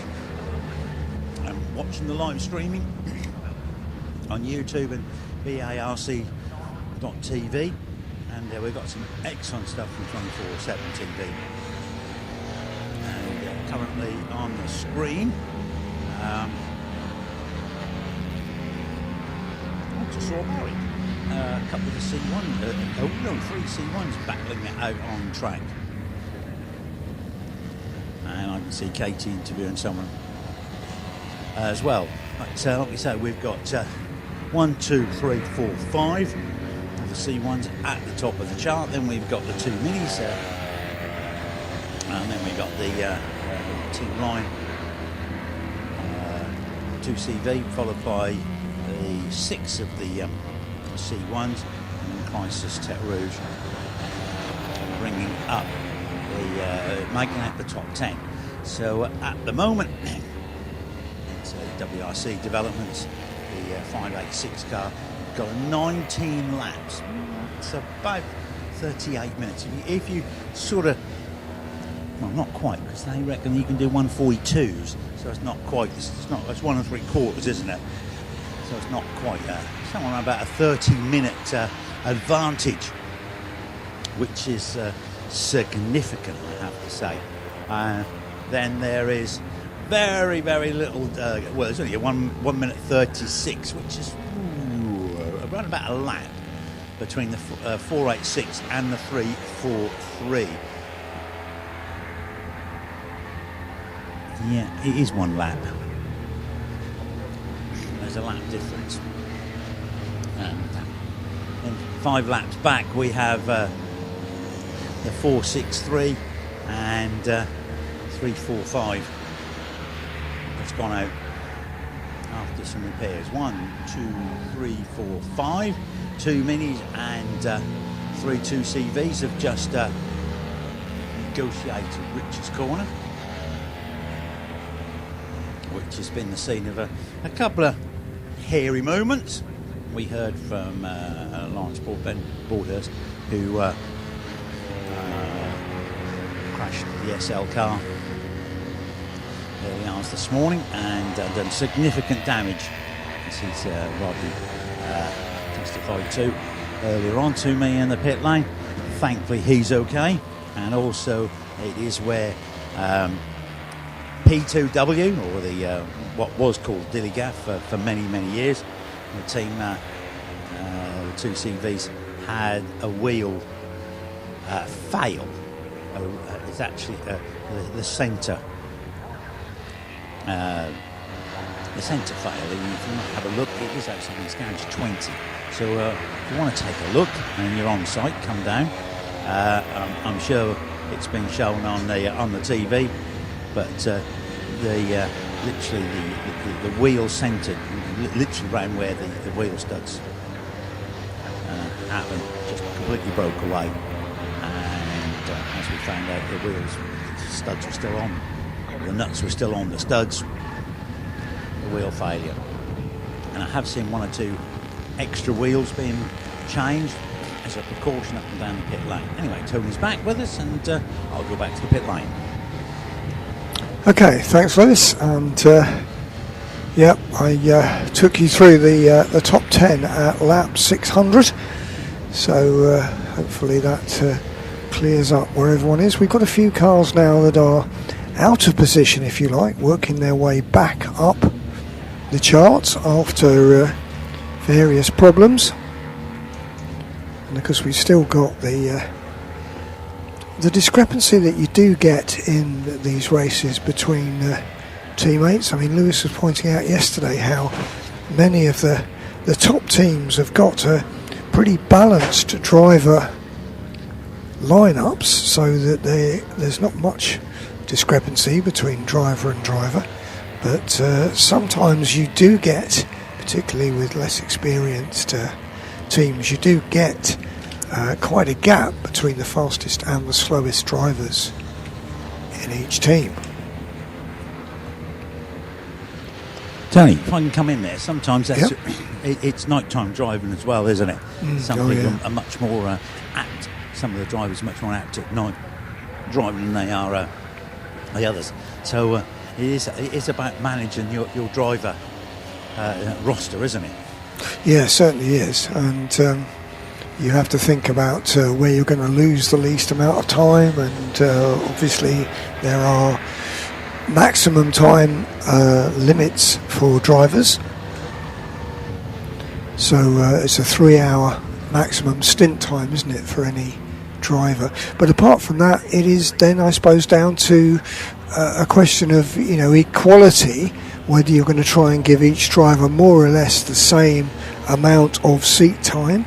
I suppose there is also the question of sort of paid drivers. You often get that at places like Le Mans, where someone has paid for the seat or even owns the car, and needs to have a certain amount of time in the car, and they hire professional drivers to go very quickly, but then they still want to go and have a go themselves.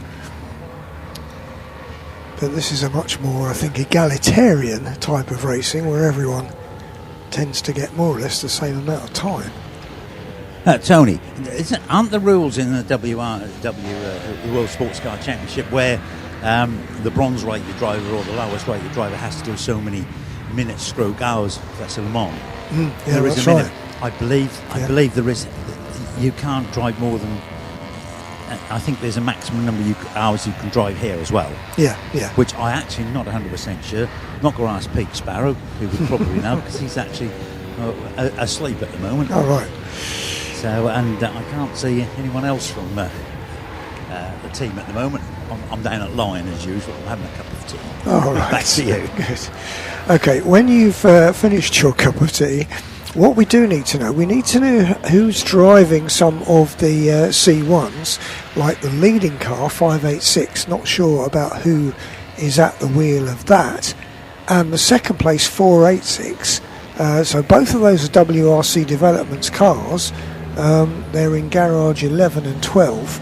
And not sure actually who is at the wheel. Obviously, we know that 486 have been subject to a lengthy repair when it came in with the rear window missing, and that's now out again, still in second place, but only a lap ahead of the 343. 586 is Andy Mollison. Okay. Because I spoke to James Winstanley. Yes, I know you did. Yeah. And he said it was Andy Mollison. Oh, right. Well, I missed that. Well done. Thank you for that. I think it's Rob Newman in 495 is Rob Newman, isn't it? Who took over from Greg Owens. Ah, well, it was John Gladman. Last thing you told me, or we heard there, was it was John Gladman, because that was being repaired as well, wasn't it? That is now out again. So I'm not sure about that one. That's garage 16. But the second place car, 486, which has gone out after that lengthy repair, the multicoloured one, not sure who is driving that now.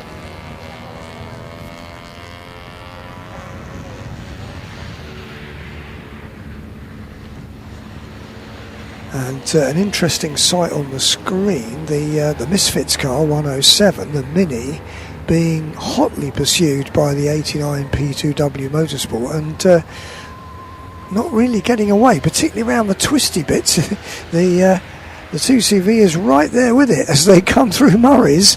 89 is absolutely all over the 107. Now this is not for position on track or even for position in class, obviously, but they come up past the pits, and that Mini is not getting away from the 2CV And of course that's been the case for many years, that the Minis have been monstered by some of the quicker 2CVs, and that's certainly going on now.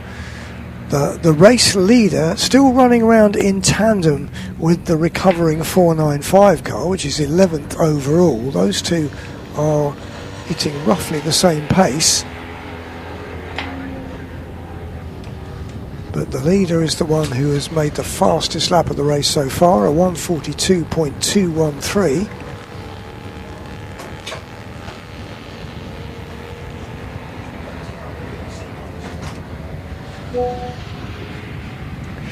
So Lewis has just been up for a new battery for his mic, and I think he's still in the middle of his cup of tea, so once he's finished that he'll go and find about the driver of the second place car. At the moment there are 5 C1s at the head of the field, but we've seen some, well, no, not unreliability, one has to say. It's been accident damage that has put the 486 and the 495 at risk. So they've been running very reliably, the C1s, which you would expect as they're pretty new designs and newer cars, but they have had some accident damage. Now, the black and white flag being shown to 345, which is the Emax car in 4th place. So a track limits warning for 345.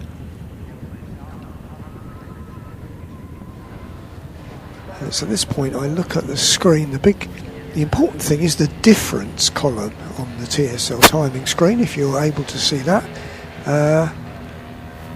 But at the moment there are laps between more or less all of the competitors. Sometimes only one lap, but there are laps. So there's no one who is breathing down someone's neck at the moment. Well, what of course we do have, apart from the blue and green frog, they've both done 464 laps, and there's less than a lap between them. So 19 and 16, quite close together, comparatively speaking. Well, in the pits at the moment is Fast But Not Furious, the 116 car.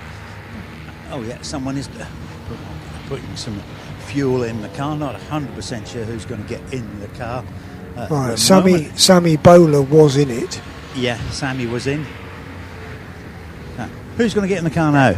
Declan. Thought it was that. Yeah, Declan McDonald's getting back in the car. Okay, thanks for that. I'll try and manoeuvre my route. 25 has just come in and just going out. That is, I think that's one of the cars I haven't got. Yeah, Really Racing. We need to know who Really Racing 25 is, because I didn't know who was in that. I'll do that, then I'll come and do the C1. Okay. I think Really Racing is in the one from the bottom. He's in garage 24. Yeah, it would be, wouldn't it? Yeah, it would. We'll do the C1 first, then go down. I'll do that first, because that'll be easy, then I'll come back up. Okay. And I can hang around the C1 boys then. Someone's got a Gasly t-shirt on. Maybe that's Gilles. No, definitely not the French guys. But Really Racing, let's have a look. Let's see if we can find out who's just jumped out of Really Racing. And hi guys, who's just jumped out? John Paul Wilkinson's just come. Who's gone in? Craig, I'm just saying who's not here. Craig Patrick. Right then, so there we go. Craig Patrick. Come and have a chat then with us. Sorry, so Craig Patrick's is in Really Racing. That's right. What has the event been like so far? Challenging? Different to usual. Usually we're through engine 6 by this point, but we seem to be hanging in there at the moment, so we'll just fingers crossed at the moment. We're just going to nurse that engine home. Well, that's good news. Yeah. Progress. It is. That's about it, really. We've had a broken throttle cable, we've had fueling issues, but I've told people about that before, so we're just kind of managing problems now to the end, so we'll see how it goes. Okay, best of luck anyway. Thank you very much. While I'm here, I'm going to have a look at the SL car, because I can see the SL car is just just in front of me, and well, it's only got a little twist, but yeah. You going to try and get it out, guys? Oh, shake of heads. I won't say no more. No.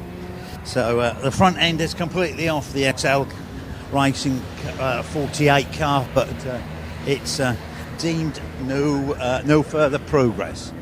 Right, there's one of the minis in. Right, we want to do the C1s. Right, we know who is in 586. That's Andy Mollison.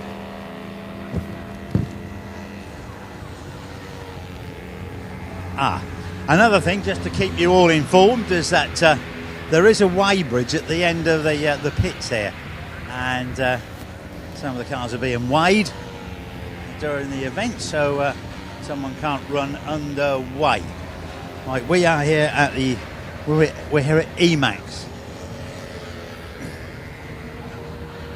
Hi guys, can you tell us who's driving which car, which of your cars? Not a clue. No. Somebody is. Max is in 3, 4, 5. Right. Hang on. So in 495 is John Gladman, yeah? Good. Max is in 3, 4, 5. 3, 4, 5 Max Finn. Yeah. Let's have a look. We want 3, 4, 3. It's one of them 4 guys. Yeah. I've not a clue. Yeah. Simon's in 463. Simon. Oh, yeah. Mitch Malone. Yeah. Glenn's probably sleeping somewhere. Karen hopefully got the sandwiches on. So the one we don't know is 343. So I say that. Yeah, that's the one you said you didn't. Yeah. That was Ollie Smith. That was Ollie Smith. That's Glenn, isn't it? No, you're not Glenn. No, what's your name? Bear. Yeah. Bear. Grizzly. No, Naughty Bear. Naughty Bear. Okay, so that's who's in. Yeah, so we've got all the EMAX cars. We've now got to find the WRC cars. That's EMAX. That's EMAX. We've got to find a WRC pit, haven't we? Yeah, that should be garage 11. 486 is the one we need for that. Yeah, I'm roughly. Hi guys. Hey, do you know who's driving which car with the WRC cars? You know. Right. So here we go. It's Andy Mollison. I think it's in 586. What about 486? Jan Whittaker. Oh, Jan. God, you saw Jan get in, didn't you? Yeah. After the Slight damage at turn 1. Yeah, one of the drivers backed it in at turn 1. So slight damage. Yes. Slight damage. Yeah. Just a little bit more than T-cut needed there. Yeah, a couple of lights, straighten out to the back panel, new window put in, but generally the rest of it's okay. So the 386 car. It's currently got Josh. Josh Woodward. I spoke to him just as he was about to get in, and that's all your 3 cars out. Yeah, having a good time. Yeah, it's going well. Just managed to get them back out in P2, so did a few laps. So it took a few laps to fix the car, but yeah, they're back still in P2, which is great. Okay. Well, thanks a lot, and hope the rest of the day goes well. Thank you very much. Cheers. Now, right, Tony, is that all the C1s? Yeah, we got all the C1s now. Thanks for that. We got all the minis, and so we just need a few of the 2 CVs. But basically, everything is settled down. It's that sort of calm period that you sometimes get in these races.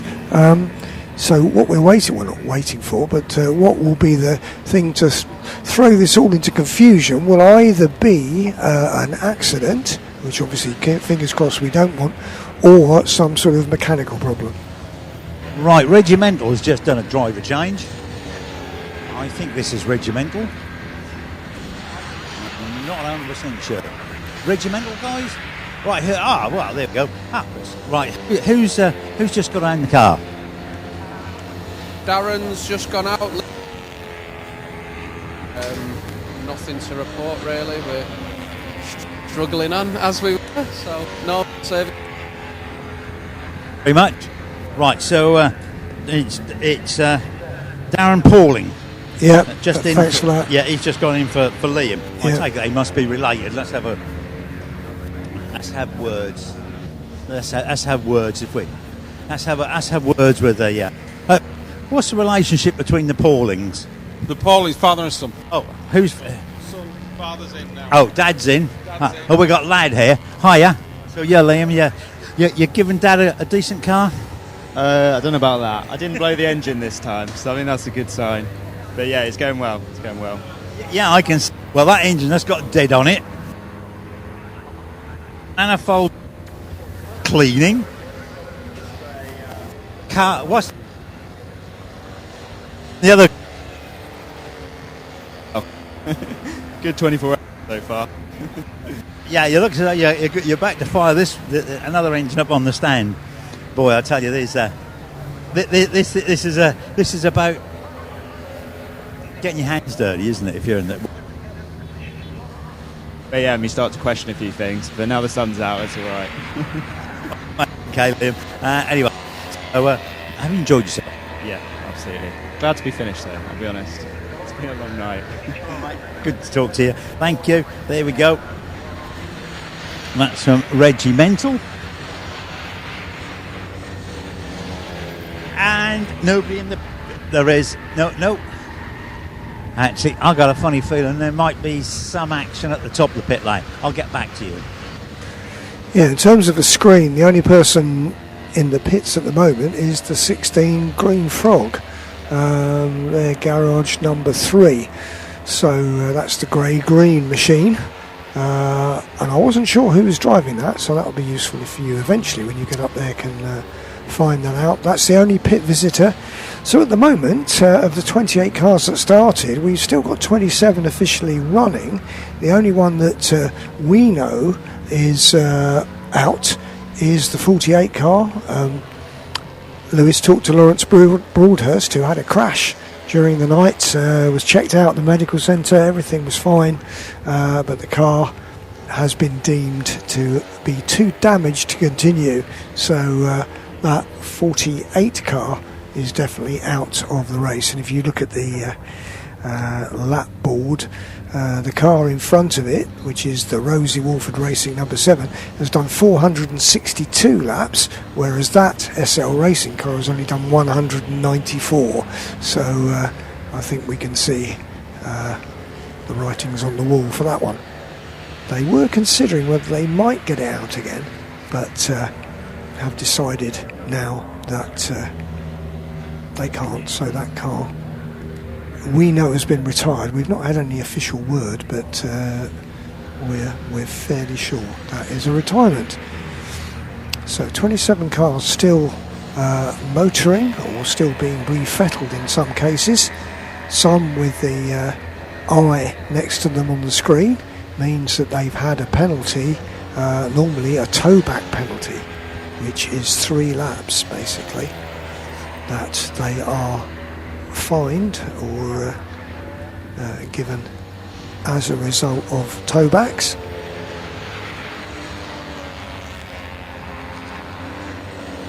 So the track is still pretty busy, 27 cars on this 200 circuit, and very close there between, I think that was 79 and 41, because 41 ended up on the grass going towards Rich's. That didn't look very friendly at all. So 41 is Seb Jones-White, one of the real chargers. 2 wins in the sprint races so far this season and leading the championship. And in 79, I think that's still Saeed Baloui in that car. So yeah, that looked a little bit close. In terms of where they are on the track, the 79 is quite a few laps ahead of the 41, the Team Twin Snails. 79 have done 544 laps, the 41 have done 502. Lewis. Tony, well, Green Frog has now gone back out. Benjamin Massey behind the wheel. Yeah, I can pronounce that. Say, do me French. If you remember, just as we were leaving around 6:30 last night, we had a safety car because Green Frog caught fire, didn't it? Yeah, I saw that. I watched that on the screen. Yeah, and I can see the engine that's right in front of me with an awful lot of dry powder around it. I did see it as we were going, and it had a large burn mark right above where the carburetor was. I suspect that the carburetor backfired and caught the air filter alight. I take it that's what was caused the issue. I'd imagine it sort of spat back up, covered the filter in fuel, and that's what caught light, because there was a really big patch, sort of a round patch about the size of a decent dinner plate, which was badly burned. But we've got to thank the marshals again for their very, very diligent work here at Snetterton. In actual fact, I've gone to the back of the back of the garage, and I can see the underneath of the bonnet. The underneath of the bonnet, which is crisp to say the least. So that was the problem there. Well, it was quite a lengthy fire because he pulled off just before the bridge, but on the left-hand side, so it wasn't immediately reachable by marshals. I think the first people to get to it was once the recovery truck had come out, and so it burnt for quite a while. Yeah, remarkably, it hasn't done a huge amount of damage. As I say, I would surmise that it was the filter that caught fire. The rest of the engine looks absolutely okay. Obviously, all the electricals are singed. The alternator actually looks half decent, and that was right next to it. But that's my surmise anyway. While I'm up here, I think we're going to have a change of driver. In other words, a pit stop for Team Lion, our leading 2CV. Can you just tell me how many pit stops have they done so far? Right, Team Lion have, let me just check, they've done 9 pit stops. So this will be 10, won't it? Yeah. Yeah. I think people were trying to get under, I think people were, up and down the pit lane, people were trying to go for 9 or 10 pit stops. What, for the whole race? Yeah. Ah. That means you can extend. You could extend. It used to do about 11 to 12, didn't you? Every 2 hours. But looks as though we're back on that sort of. Well, yeah. P2W have done 8, as have Team ECAS, but a couple of others have done 9. But all of the others, I mean, the leading C1 car has only done 8, and the second place C1 car has done 9. But everybody else is in double figures. Yes, and we know why Lion had a couple of issues, didn't they? Were punchers. So yeah, that's right. That they did. That's where they lost a little time. And we actually don't think they were punchers. I think we were there, both of us, when Pete was saying. I think there might have been rim leaks. I don't think the tyre had got a hole in it. Oh yeah, puncture. I think the rim was leaking. Again, don't forget these cars go sideways an awful lot, and then you can dislodge the seal between the rim and the tyre. Does that make sense to you, Tony? Yeah, it does, absolutely. When they go sideways, they put a lot of pressure on the tyre, and if the tyre's not fully located, it can let a little bit of air out, and that same thing happened next lap and the next lap and the next lap. So the tyre gradually, and Pete was saying that the car, it got gradually worse. That's right. And that's what tends to happen. Now we've had a couple of team managers called to race control. 43, which is the Surrey Speed Shop car, that's been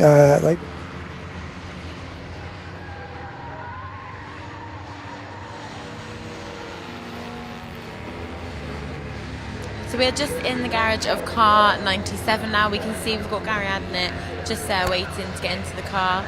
They are going to have a driver change. We've got David O'Keefe in the car currently. Team Lion are 2 laps ahead within the GCV Club division of the race. So Gary will take over momentarily.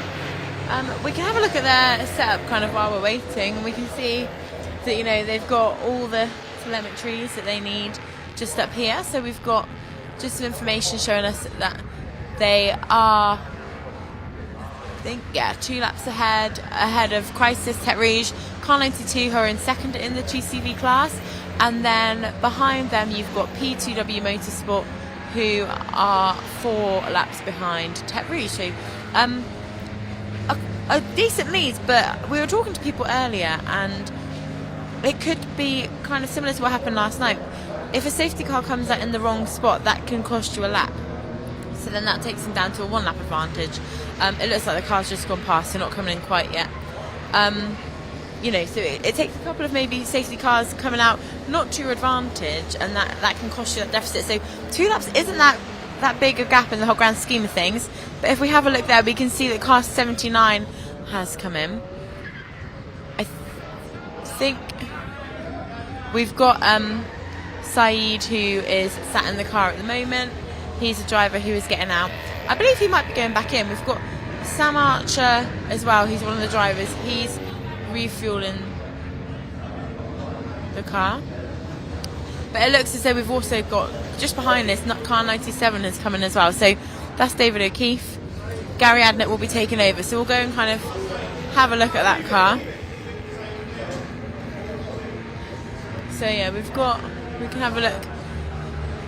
Gary Adnett there with the fire extinguisher. David O'Keefe and Gary just having a little chat to see if there's anything that they need to share.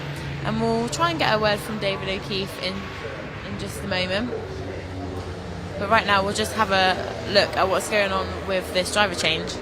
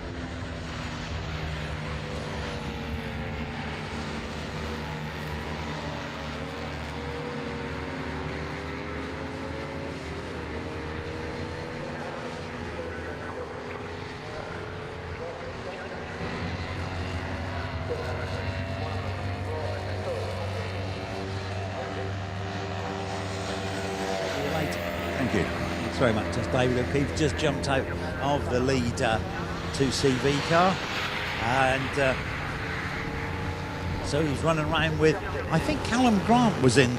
Who was in the 13 car, the pink car? I've forgotten. Well, it was Callum Grant, and then Stuart Zamilis is going to get into it. because they'd just done a pit stop roughly the same time as Lion. So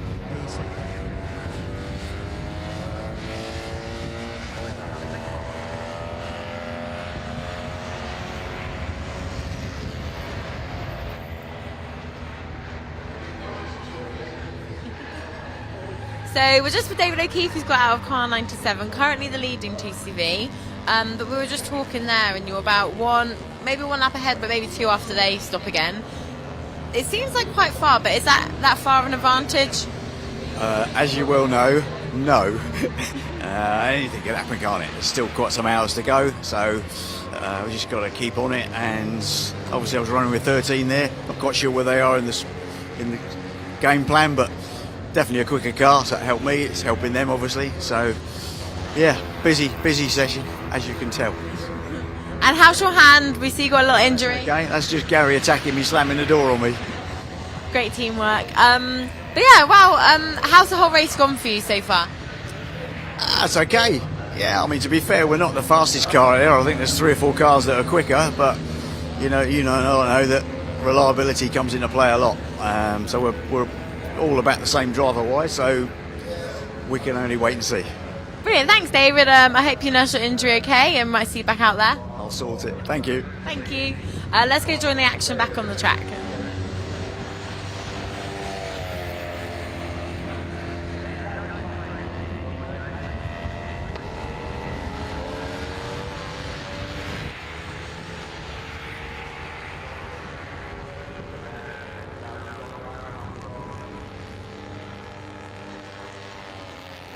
.586. He got into the lead early yesterday. That car's been in the lead since 7 o'clock last night. Tony, we're talking about Callum Grant. I've just got him. He looks a bit warm. Callum, you look a bit warm after that stint. Yeah, it's a long old time getting nowhere, following somebody else around, but yeah, I enjoyed that. I heard you teamed up with the 97 car, Team Lion, the lead car. Yeah, well, after the safety car, I got on the back of them, and I just thought I'll just follow him because I knew he was leading, and I thought if I can stay with him and save some fuel, and we got an extra 45 minutes in the stint, so it must have worked. Yeah. Dave was saying that he thought you actually had a bit more pace than he did. Maybe, but it was very equal. He was stronger through the hairpin, and I was stronger out the last corner. But it's just good fun, following around, waving at each other, and trying to keep out of the C1's way. Anyway, so I'm not going to say what your day job is, but normally you're in single seaters. So what's it like transferring over to a snail? Completely different. It's a bit like when I was a kid and we were cadet karting. Everybody get in the train, and if somebody pulls out, they're going to lose out. But no, it's completely different. It's the single seat is obviously very precise, and these aren't. But you just like Chris who's running the car. You just listen to him, and it seems to adapt it quite well. You enjoying yourself? Yeah. Obviously, first time in a C1. 2CV. Yeah. Well, I drove this one 3 years ago at Alton Park, and it was in a bit of a different state then. But Chris has done a great job in the last couple of weeks getting it back ready for this, and we're starting to lose the brake pedal, which wasn't great, but it's still there. It's just a little bit soft. Anyway, so what plans have you got for the rest of the season? We're off to Assen next week to race Formula Junior, and then just work for the rest of the year. Unfortunately, no driving, just coaching and mechanical work. We're running an Elva 7S at Goodwood with Max Bartel and a few others. And then that bit of a superstar look he's recording there. Yeah, it's might do the Walter Hayes, probably do the Formula Ford Festival, because I promised Alan Bowles that I'd do it, but yeah, we'll see. But you've got plenty of track time now, haven't you? Oh yeah, I think I've done more track time this weekend than I've done all year.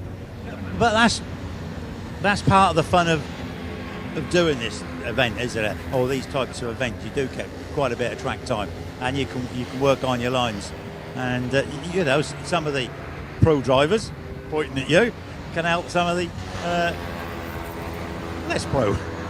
Yeah, it's a completely different thing. So I came into this thinking I won't be anywhere near, and as long as you listen to the people that know what they're talking about, it's not too bad. And it's, to be honest, the best bit's been meeting all the new people and making new friends and everything. That's great, especially for Ian who owns the car, and for a good cause as well. Yeah, well, that's good news. And yes, and it is. This particular event is very much about social. There's a big social element when you're out of the car, isn't there? And you haven't actually seen it, but I've seen teams from down the paddock run up and stick an engine in for someone else who's run out of engines, you know, and they just load engines and just stick it in for them and away they go. Yeah, I've seen that myself. It's quite good. I know the lads next door have lent us some bits and we lent them some bits, and we're all eating together, and tonight we'll probably all be drinking together. All right, Callum, great to talk to you anyway. Got another set. I take it that's you done for the day? We're not sure yet. If we start getting a bit closer to the guys in front, then I might do the last stint. Okay, buddy. Thanks very much. Thank you. There we go, Callum Grant, who is a very fast driver. Rosie Racing has just turned up, literally behind me, and being refueled as I speak.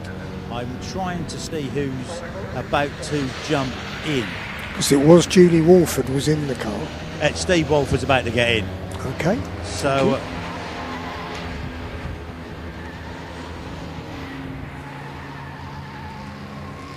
yeah, I was just checking. Yeah. So the wife, Julie, the wife, just got out and handed it over to her husband, Steve. He's the one who builds the engine, isn't he? I don't know. Julie's my dad. I'm her dad. Oh yeah, Julie's dad. Proud dad, eh? Yeah, very. Yeah. Oh, it's all a bit. All that wing is a little bit greasy. It's on a fair bit of work. Fair few engines. Too many. Okay, so we know that's the situation. So it's Steve Walford takes the number 7 Rosie Racing car back out. Back to you, Tony. Thanks, Lewis. So we're on lap 628. It is still that 586 car, the manager of 386, just been called to race control. That is the third of the WRC Developments cars, down in 8th position. So that's normally the precursor to a black and white flag for track limits.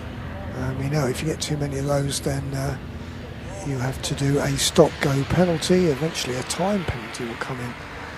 Leader though in the 586, rounding Coram now. He's got a gaggle of 2 CVs in front of him. You can see the speed differential, certainly as they come onto the straight. You'll see, I think, how much quicker that C1 will be. And Saeed Baloui is there and he's coming in. So the leader comes into the pits. Into the pit lane comes the race leader. He's got some 19 laps advantage over second place. So there shouldn't need to be too frantic a pit stop. But in he comes, he noses into the garage. The fuel churns are there. And possibly we're going to get a driver change. Andy Mollison will be getting out of the 586. He'll be getting out because they're going to be refueling the car anyway. But then we'll see who might be getting into it. Still this battle between the Mini and the 2CV. 3 abreast around Coram as well. But great scrap going on between Lee Pullman and the 79 car. That's Saeed Baloui. No, it's not. It's the 89 car, isn't it? So that is James Darciel in that one. who is really presumably getting some good fuel mileage as well, because he's getting a toe behind the min. Lewis. Yeah, I think it's James Winland-Stanley who's about to get in. James is sort of about 6 foot and quite slim, and he's got his Alpine Stars black driving suit on, so James about to get into the lead car. Let's see if I can have a quick word with Andy, who's just jumped out of the leading car with such a big advantage. Don't really need to do much. Andy, come and have a chat. Is Andy? Yes. Yeah, well, obviously you've got a 18, 19 lap lead, so you haven't got to push too much, have you? Didn't realise it was that big a gap, to be honest. I take it something happened in that stint. Yeah, your rival car backs it into the wall up Rich's. Sorry, convenient of them. Yeah, it makes it very easy from here on. Just need to go round and round. 486 car, wasn't it? Yeah, they did the rear screen and the lights and bits and pieces. Yes, awkward. Not good for them. Still for a 1-2 by the looks of it. So. Well, yeah, they got them out. Yes, still ahead of the third place car. So, what conditions like on the track? Yeah, pretty good. Yeah, it's still good temperatures, so it's not sort of gripping up too much to the point that it's understeering a lot. It's still very good, very good rotation. Pace is good. I think doing 43s pretty much lap after lap in clear air, so no complaints. So, do you get into a good rhythm when you get out there? Yeah, try to. It takes a bit of time to get the fuel off. That sort of first quarter of the stint's just a bit struggle where it's a bit of a heavier car, but once you get to sort of half tank onwards, it's just trying to get head down, focus down, and just try to be as consistent as possible, accept that some laps are going to be slow with traffic, save fuel where you can, just try and make the most of this. Oh, so yeah, that's interesting, because you actually allowed to put a bit more fuel. You're allowed a lot more fuel, so you have to really. So as the fuel burns off, you can get quicker. Yeah, absolutely. I think it also comes down to like fuel saving as well. Coming towards the end of the race where there's 5-ish hours left, something like that. The math says we could do just 2 more stints. So I was trying to do the maths in my head as well. I'm going, if I could just save another few laps of fuel, maybe we just about make the maths right. But yeah, it requires a bit perfection from here on to make that work. Oh, well, yeah, with the 19 lap lead. Doesn't matter. All right, Andy, thanks very much, and congratulations, and fingers crossed for you. Fingers crossed. Thank you. Thank you very much.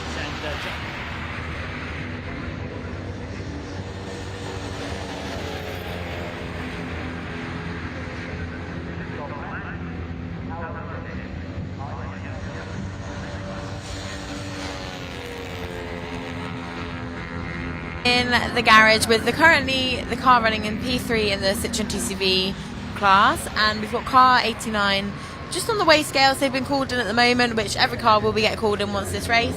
We've got James Dartella, who's in the car currently, Nick Crispin, who is in second place in the championship at the moment. So here they come. We'll just make sure. Yeah, there we go. So James is getting out, so they can't start refueling until James is fully out of the car. So now he's out. Oh, but we do actually have, if we look right down the bottom of the pit lane there, we can see we do have a car. It is the pork pie car 96, which is unable to make its way fully down the pit lane. It looks like they've had some sort of hit with something. Quite a lopsided car. We've got the team who are running up the pit lane now. They've got members of the team pushing them down the pit lane as we've got the car 89 car refueling and getting changed. More of pork pies are making their way up. It looks like they have to put it up. It looks like the back right hand side of the car, there's an issue there. They've raised it up and put it onto wheels so that they can move it down the pit lane. But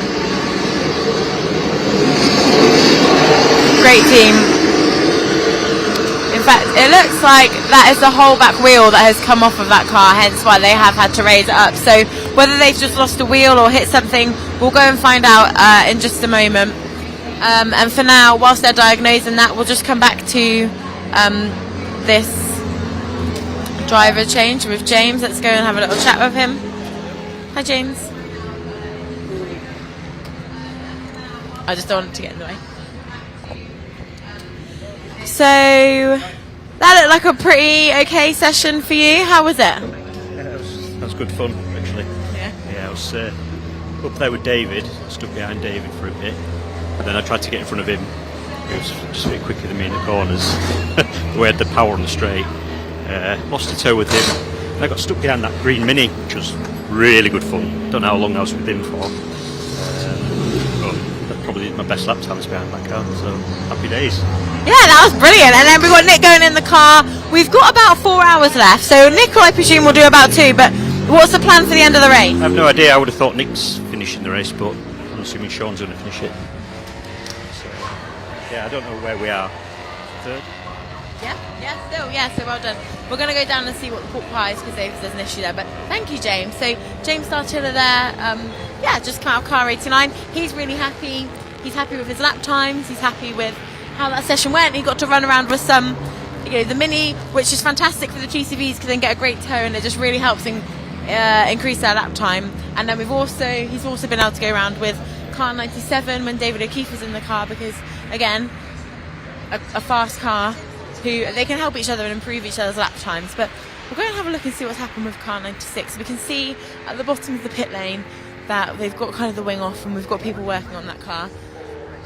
I know they've had a few issues throughout the race, but it's a great family car with kind of fathers, brothers, daughters all involved, and they're in the same garage as Team Lion, so they'll have a lot of support, as does any car if any of these issues happen.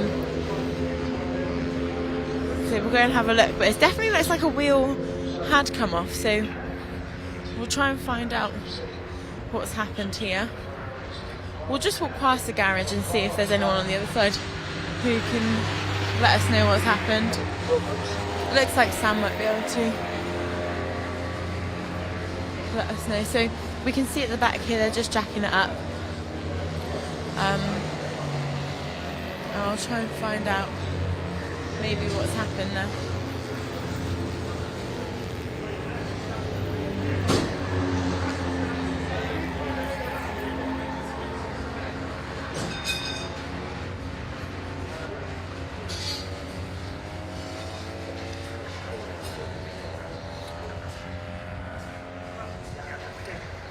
Good, we might be able to go around the other side and just have a look at what is going on, but we don't want to get in the way of the scrutineering and everything.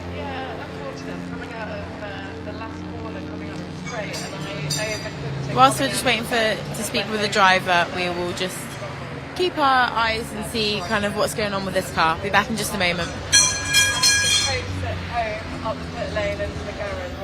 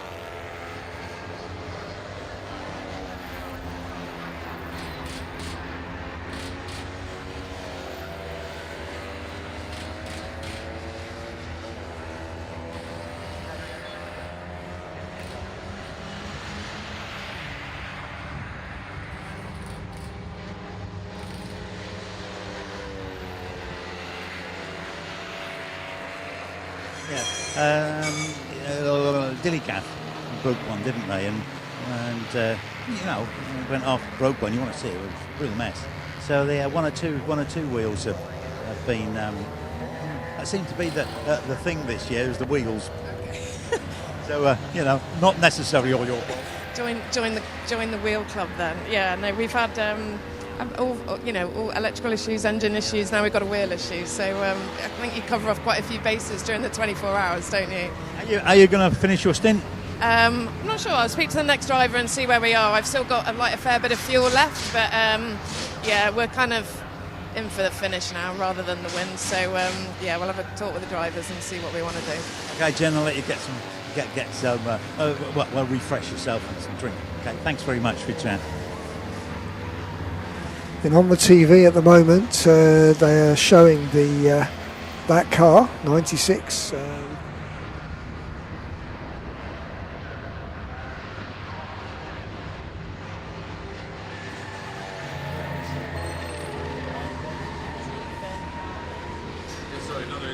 We're just with Jenny Hall, who's just... Yeah, this is when you crash, or whatever happened, I don't know yet, this is what happens. But yeah, we've just got the camera looking at the action that's happened on the back of the car. But I know you were driving, what happened? Going really well, I'm really gutted. So having a really good few runs with people, like getting some good toes in, and I came up for the last curve before the straight, and I kind of run onto the curb, and then before I knew, I just had an almighty crash, and it sounds like maybe the wheel bearing's gone. So yeah, the kind of wheels come off. Apparently they have found it. It's near the assembly area if we want to go and get it. Oh great, so if someone's watching at the track, they can go and find your wheel for you. How was that in there? Was it scary, or was it just you didn't know what happened? A bit of a mixture of emotion, really, because your first thought is like, oh, I've messed this up, and then you think, oh, you might be able to recover it, and then you just hear an almighty bang, and then you suddenly quite quickly become aware that something a bit more fundamental has gone wrong. I think it's one of those things, I guess, racing. I've not had a wheel come off before in my driving experience, so that's a new one, so I guess they're all a learning curve. They are, yeah, literally. Brilliant. Thank you, Jenny. We'll go back and have a look and see the repair that's happening on your car now. Thanks for talking to us. Right, cheers, thank you.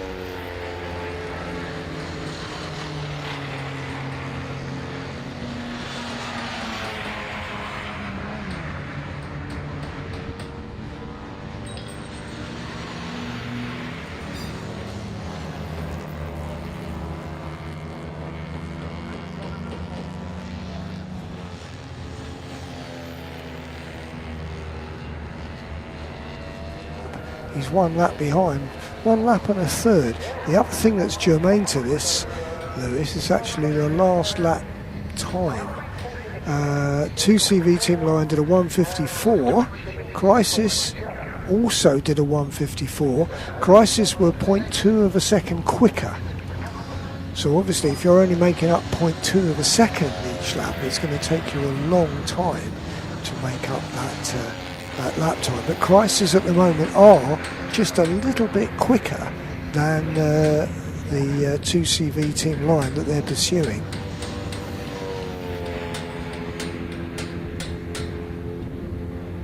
Overall lead of the race still residing with the 586 WRC Developments car. James Winstanley at the wheel of that. He's lapping in the 147s.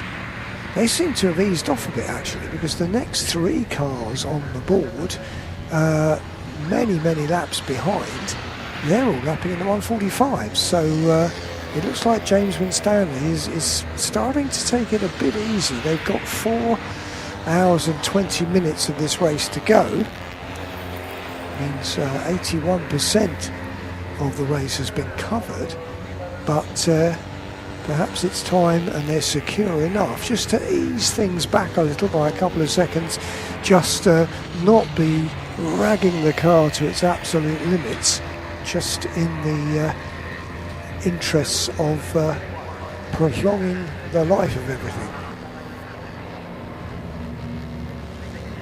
We've still got the 5 C1s at the head of the field. 586, 486 and 343.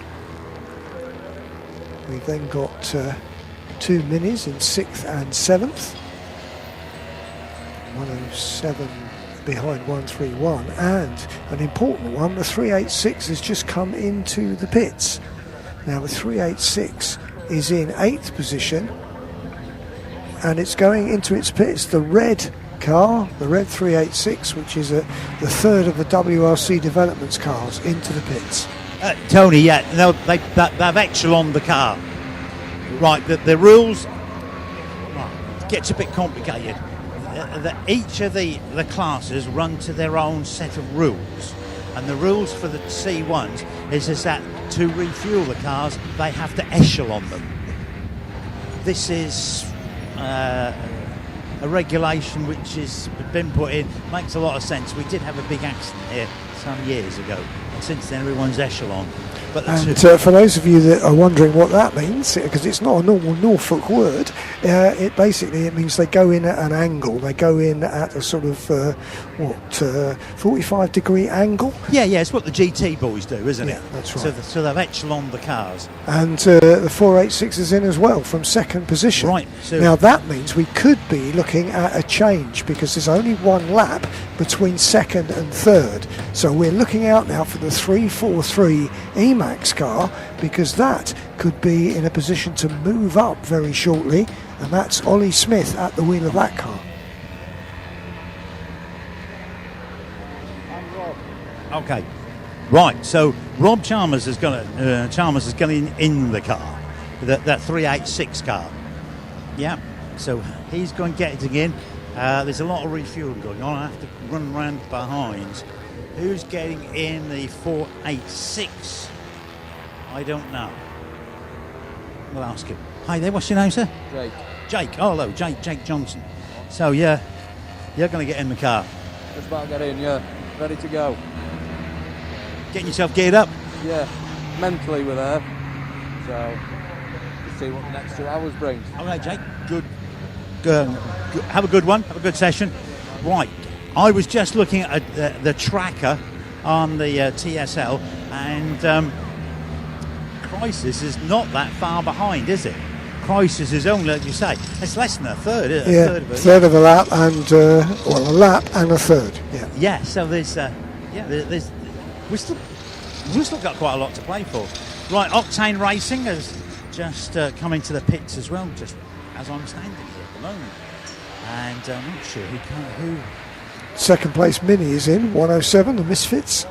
Yeah, I think it was Devon Kirkpatrick, wasn't it? It was in the car at that. I think it was at Nevin. No, it's Paul Ogden. Paul Ogden. Yeah, who's getting in the car this time?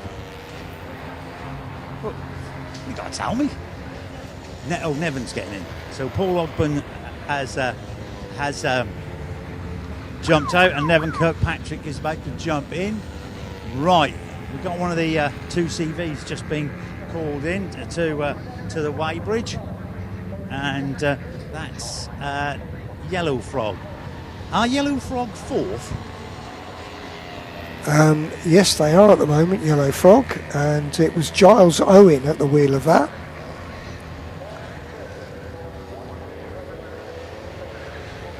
Now, Team Super Schnecker are behind them, but they are 6 laps behind. So Yellow Frog have got a bit of time before they lose that 4th place.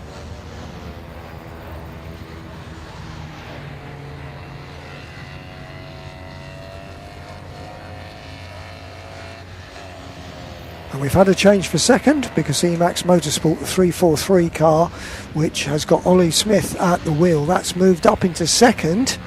And, well, that's interesting because 486 has been in second since something like 7 o'clock last night. They've been second all this time. They lost all of that time, though, with that accident damage, having the back seen to. And now, in this next pit stop, they have lost second place. They're down to third. Now I'm wondering whether Emax 343, they will have to make a stop before too long. Ollie Smith has been in that car for quite a long time. So the 386 goes back out. That is the third WRC car, and there the 486 goes out. That's the car that was second. It is now third. It's got a couple of laps. No, it's got 6 laps in hand over the Emax 345, so no danger there at the moment. And that's Max Finn in that car, 345. So we still have the 5 C1s at the head of the field. Team Apex as the first Mini in 6th, that's the 131, and Team Lion, the 97, in 8th place, and they're the first 2 CV. They've now got a C1 in between themselves and Crisis at Terre Rouge, because the 386 lost a little bit of time during its pit stop.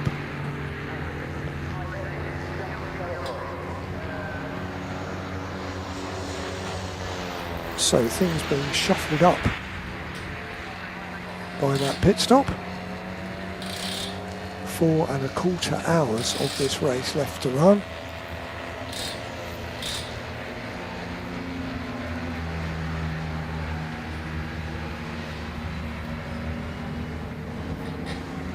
Leader is still this 586 machine. Lewis, what have you got? Yeah, we've got the 79 car in for a splash and dash. Saeed Balua is jumped out of the car, and I believe it's Sam Archer is about to get in. So that's the 79. Let's have a look at the Yellow Frog, shall we? Who's going particularly well, I have to say. Let's have a look. Hi there, who's just jumped in, Yellow Frog? Jaws, yeah. Get a bit your brain fog. Yeah, I've got brain fade at the moment. Just 3 hours in the car, and then. So you're Max? No, you're Roland. Well, I had a 50-50 chance and got it wrong. Yeah, part of the Frog team from France. So yeah, you got it really well. Yeah, I was having a great time. I know the car's brilliant, and having loads of fun. It's brilliant. Well, yeah. I have to say, and I'm not going to be rude, it's the most competitive the Frog team has been. Yeah, definitely. This car is working particularly well. And the handling, we seem to have got the handling much better, thanks to Max. He's done a lot of work on it, and so hopefully we're going to go up from here. You know. Well, yeah. Well, we know the trophies are given out for the top 6, so fingers crossed for a trophy. But hoping for a podium. Yeah, who knows? You know, anything can happen, and we just got to keep going. So as long as we don't break anything, touch wood, we haven't done so far, then who knows? Well, thanks very much. Cheers now. Thanks a lot. Good luck for the rest of the race. All right, we have prices at Tetch Rouge. The 92 car is on the weighbridge at the moment. And I know, I spoke to him earlier. And it's Ian Gibbon, isn't it, who's about to get in the car. That's right, yep. They're 10th at the moment. They're still second in category. But obviously they're going to lose a little bit of time now. Yeah, well, right, I'm not going to give too much away because I was asked not to. But yeah, they were hoping for to stop under a safety car so they wouldn't lose too much time to Team Lion. Right, so Andrew Bull has just done his session. We'll see if we can have a word with Bully. He's put in a pretty good stint. You need to put in really good, quick, solid stints. Not necessarily blindingly fast ones, if you'd get my meaning. But oil level has been checked. I got told they've hardly put anything in it, about a quart, I was told. The fuel is going in. Windscreen being washed. Front right wheel is being replaced.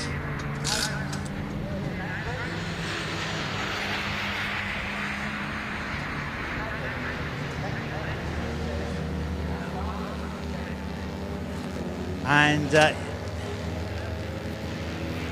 not the safest, I have to say. The pit lane here slopes a bit more than it does at some of the other places. Everyone's now, Andrew's now helping Ian get in belted in. Wheel being put on.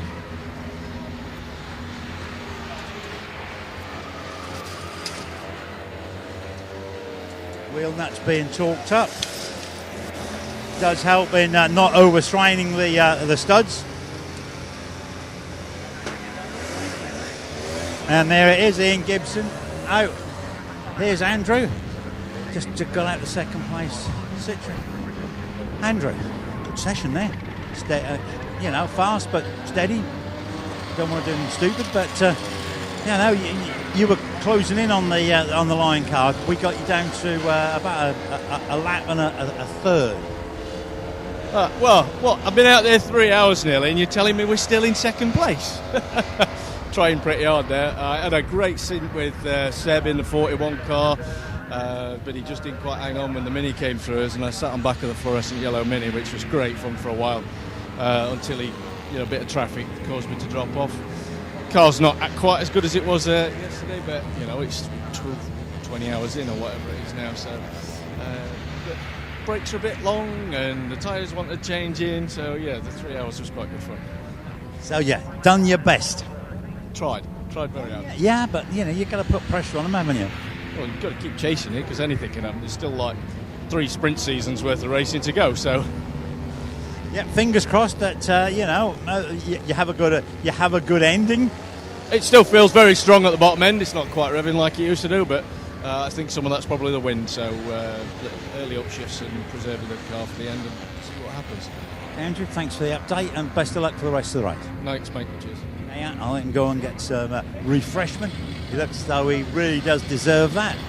So there we go. That's the second place car. And while I was talking to Andrew, the Hollis Motorsport car is in, and also looked as though I was ready to go out. It's Pork Pie Racing. I'm not sure who's getting that, so I'll make my way at the top of the thing, at the top of the pits, and we'll see if we can update you on what's going on. C1 boys are looking in the distance.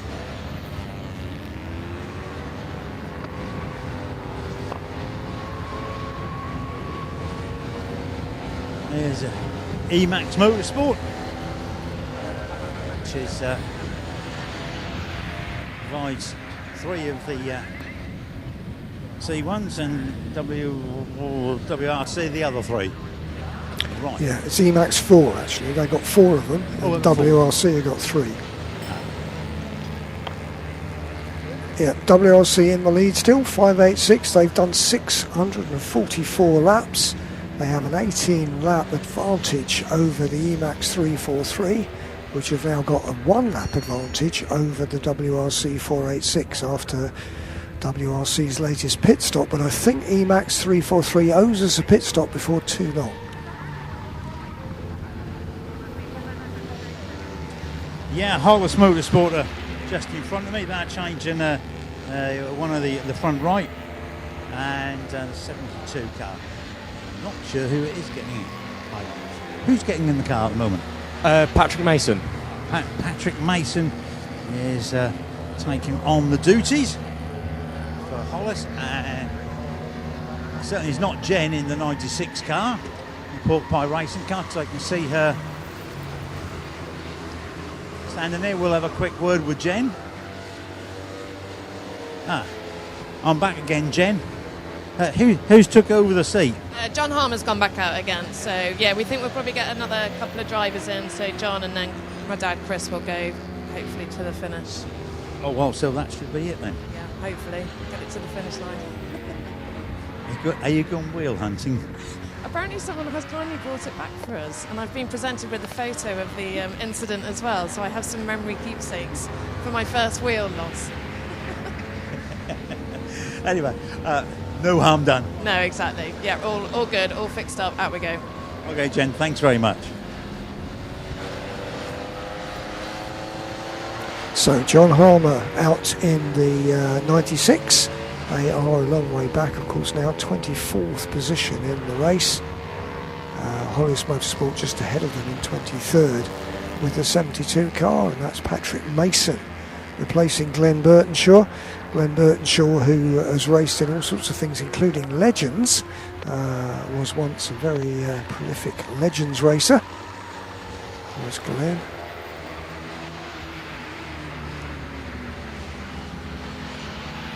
But it's still the 586 in the lead, 645 laps completed. The leading Mini is in 6th place, Team Apex 131, and the leading 2CV is in 8th place, that's number 97. And movement now at the moment coming mainly from pit stops, but the leaders have a 17 lap advantage basically over their nearest rival, and the team manager of 345 being summoned to race control. Now 345 is an Emax car, and that is being driven at the moment by Max Finn, and that could be about to get some sort of penalty, or at the very least a black and white warning flag for track limits. That's normally what happens if your team manager is summoned to race control. I think that's the first step. You're basically told, stop doing the track limits thing. Then you get the black and white warning flag, then you get then you get stop and go, and after that you start getting time penalties. The stop and go penalty is time enough, because obviously you have to come into the pit, you have to slow down, go up the pits at pit lane speed, stop, and then go and go out. So I would say you lose a good 30 seconds having a stop and go penalty. So it's not something you want. Now we are approaching the 4 hours to go mark, and as someone just said, that's 3 seasons worth of sprint races still to go. Paul Trustwell always used to say at the end of, or coming towards the end of Le Mans, we've still got the distance of 2 Grand Prix to go, and anything can happen because it's still a long time left for the drivers to cope with and the cars to cope with as well. But at the moment everything is fairly calm, except for Lewis down in the pits. Yeah, just going to update you on Jen Hall's problem. It wasn't the wheel that came off, it was the brake drum, which is part of the hub. The hub stroke brake drum fractured with the sideways, I take it the sideways force that she put on it when she went a little bit off grass track. and the wisdom in the garage is it was a brand new part, literally brand new, but the wisdom is it wasn't very well made. So a replacement part not very well made. So that's what happened. The wheel didn't come. Well, obviously the wheel came off, but the broken part was not the wheel rim itself, but the brake hub and brake drum combined. There we go. Anyway, while I'm here, the Twin Snails is back in the 41 car, doing a driver change. 19 have come in with the exhaust hanging off, so that's Blue Frog has no exhaust. Well, it is, it's still attached. There's the 41 car, the Twin Snails. Here's Martin. Martin, who's gone out in your car? Paul Rowland's just got in, Seb's just got out. So, Seb, come and have a word. Seb, I've been told you were going quite well in Twin Snails. Yeah, it's been alright, yeah. We're doing what we can do. It's just unfortunate we've had a few issues, but I'm trying my hardest to push the car as fast as the car itself is quick. We're just unfortunately we blew an engine up, so we're on a slower engine. So. I was just talking to Andrew Pull. He said he had a good run with you. Yeah. When I could stay with him, but as soon as he got a tow, it was just a little bit too quick, and he got away unfortunately. But it was good fun. Yeah, so the car's quick. It's just hasn't had the reliability that you'd wish for. Yeah, no.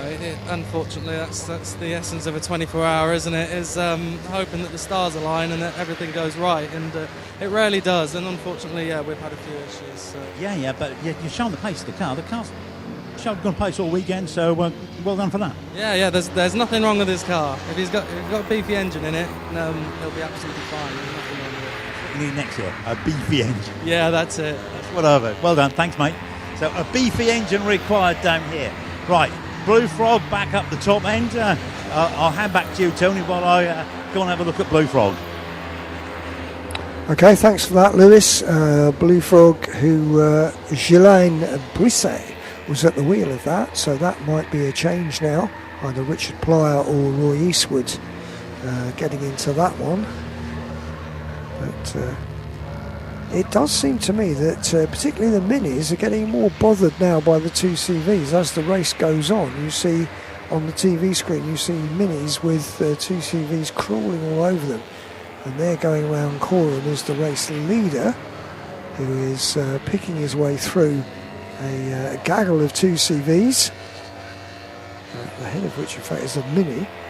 Just going through Murray's now is the race leader coming up towards us.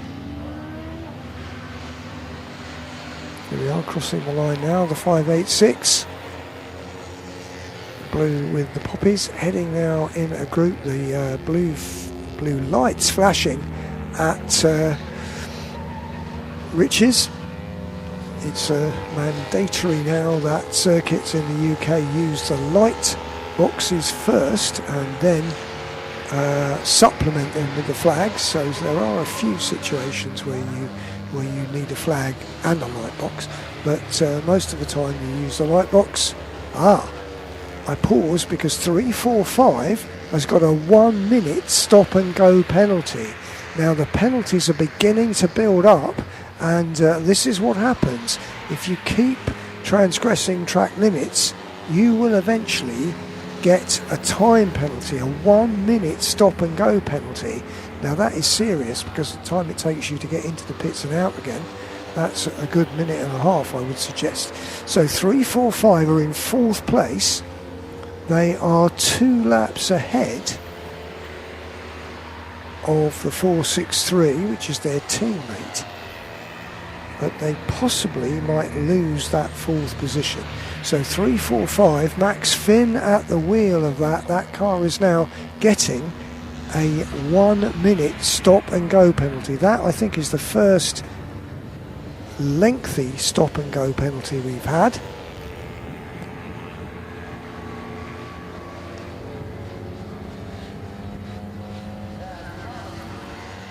So that will be in before too long, and this is another way that we can have movement in this race. We've got the potential of driver error, which I suppose this comes under, because using or abusing track limits is a driver error. And so you've got driver errors, and then you've got mechanical problems as well, which could come into play at this late stage in the race. So the 345 potentially losing its fourth place very shortly.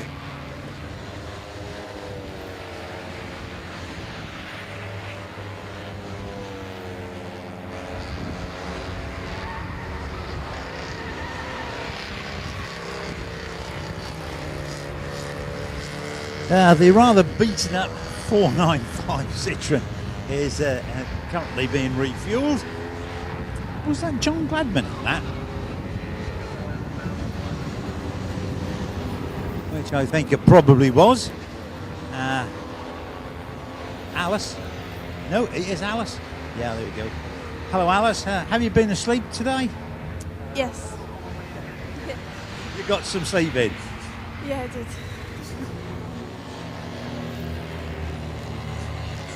Nothing wrong, you know.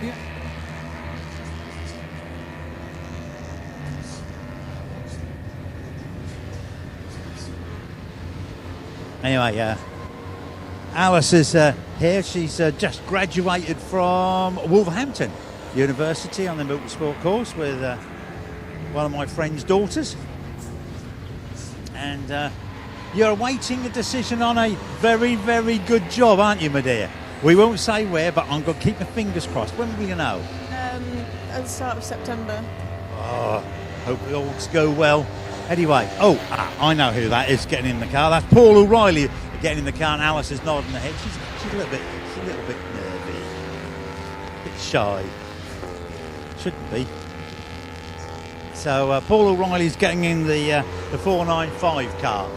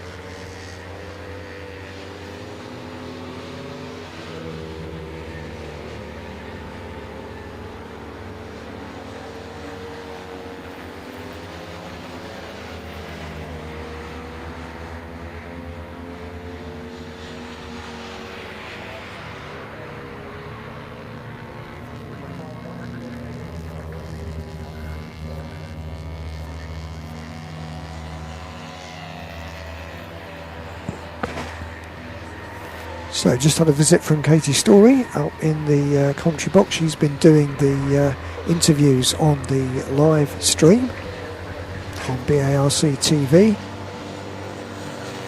And we're we're halfway between 600 and 700 laps, 652.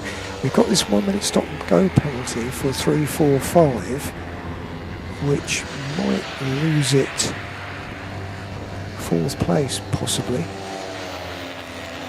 Having said that, it looks like there's 3 laps between 345 and 463.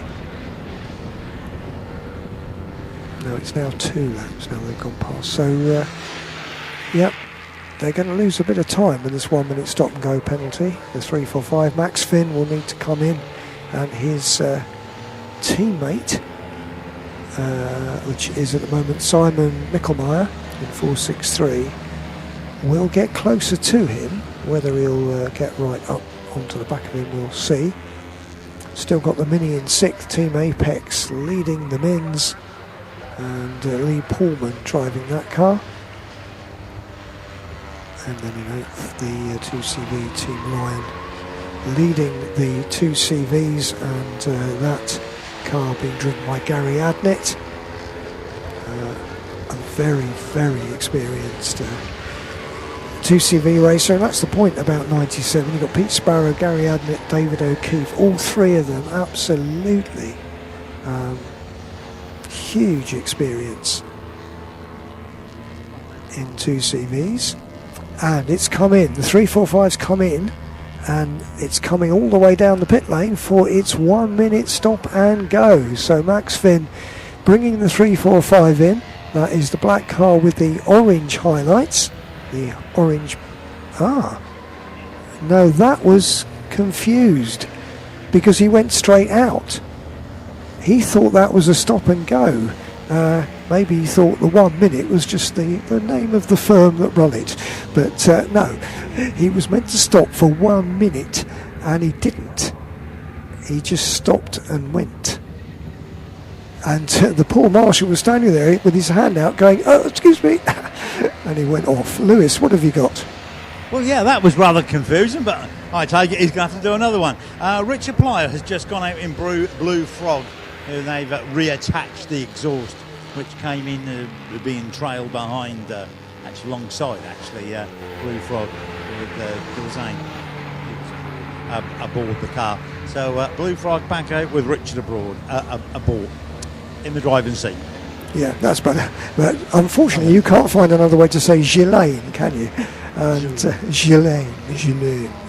Embrace your inner Frenchman. Just think of, I don't know, something French. Brigitte Bardot, that always works for me. And so they've been changed then. And Ghislaine's come in, Richard Plyer has come out in the car. And that car, number 19, is way down. It's in 26th position. So with its teammate is in 25th position. Green and blue are not the colours of choice this time, but yellow is doing very well. It's up there in 13th place, 4th in the 2CV section. So Yellow Frog is really going well, and that's Giles Owen at the wheel of that. We've also got Max Wire and Roland Plyer are the other two drivers in that. That's the grey and yellow machine, the yellow highlights on the grey Yellow Frog, as you would expect. Right, so 345 kept its 4th place. Oh, yes. 345 has now got a 3-minute stop-go penalty. So, well, maybe actually, I mean, I do English tuition. If they want to sign up, I can help with that perhaps. But obviously, Max didn't get the idea that it was a 1 minute stop and go, and he's now got a 3-minute stop and go. So they don't muck about, the race officials, and you get your chance, you get given your punishment, and if you don't take it, then it's a problem. It's a bit like my old public school. I think that was, if you didn't do detention, you got caned. It's a similar sort of thing, really. Okay, so in the lead still, it's the 586, the WRC Developments car. And they've got something like a 17-lap lead over 343, the leading Emax car. And I think we're now about to have a change for 4th place, because 345 is going to have to come in and it's going to cede that 4th place to its teammate 463. There's just a 2-lap gap between them, but with a 3-minute stop and go penalty to take, that is going to be difficult. And I think Lewis said that you are allowed, or is it you're not allowed? You're not allowed, are you? You're allowed radio communication in the minis, but I don't think you are in the C1s. So they need somehow to tell Max that it's a 3-minute stop and go. There is a great big sign on the start-finish gantry, but I suppose you're not always looking at that, particularly if you're tucked up behind other cars, slipstreaming up the start-finish straight. You won't necessarily have time to read all of that signage. And Max is in now, and he's having a word with someone. That might be one of the team, or is that one of the officials? But he's in now for his 3-minute stop and go, and someone's having a chat with him, and the live feed is is filming this. Luckily there's no sound, because that might be interesting. We might have to make it a 15 plus show, but he's been given a chat about things, and at the moment he's still fourth, but 463 is approaching ever closer. The 463 is the red car from Emax Motorsport. 345 is black with the orange pinstriping.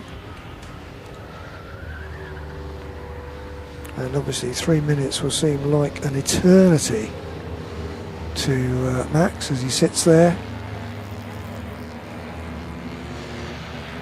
And the key concern for the drivers of that car will be to get out before their teammates in the 463. So we're looking then for the red Emax machine, the 463, and there it goes. So it's now on the same lap as the 345, so they've not lost the position just yet, but the 463 has caught them in the sense that they are now on the same lap.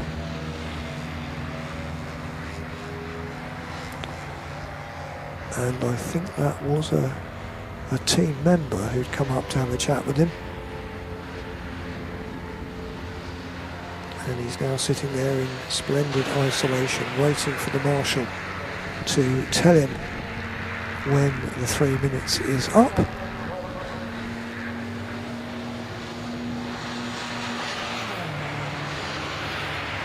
So all sorts of things can interrupt someone's progress, and of course these days, for the last few years in fact, track limits have been one of the big bones of contention. I can remember from karting that there was one particular corner that I delighted in sort of chopping, and I used to really feel good when I got it right. Of course that would now no longer be an option. Now the 345 goes out of the pits, still in fourth place. Where is the 463? We're waiting, but they're now on the same lap, so that has meant that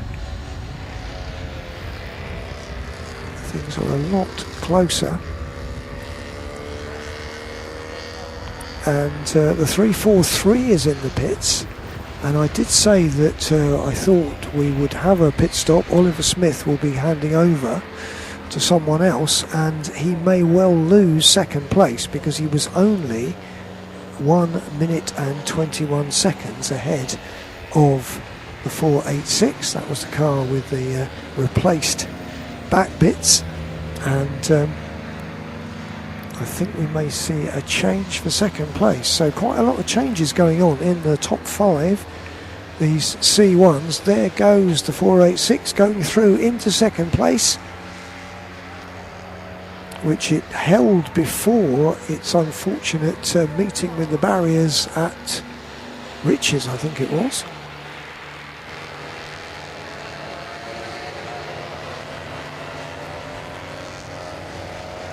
And the gap between the 345 and the 463 is 31 seconds.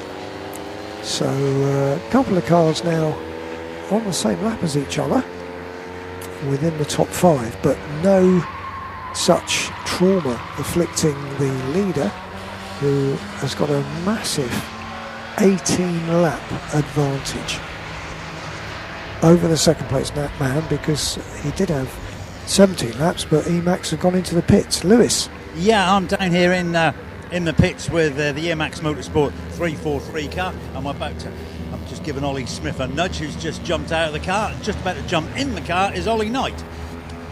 It's Ollie Smith I'm talking to. Ollie, good session? Yeah, it was long. I was out there for quite a while. I don't have a timer in the car anymore, so I'm not sure how long it was, but yeah, kind of started out slow, just nursing the car a little bit, and then obviously a couple of C1s come past and you get into a scrap. So yeah, good fun, enjoyable. So, have you driven Snetterton before? Not the 200. I've done the 300 quite a lot in a Caterham, but this is kind of second time out in a C1, first time doing the 200. So it's a good circuit for these. It's fun. Yeah. So, what's the best bit? I mean, going under the bridge is pretty good. Turn 1 is pretty terrifying. These, I have to say, they feel out of control, but somehow they kind of stick to the road and they stay on there. Is it flat through turn 1?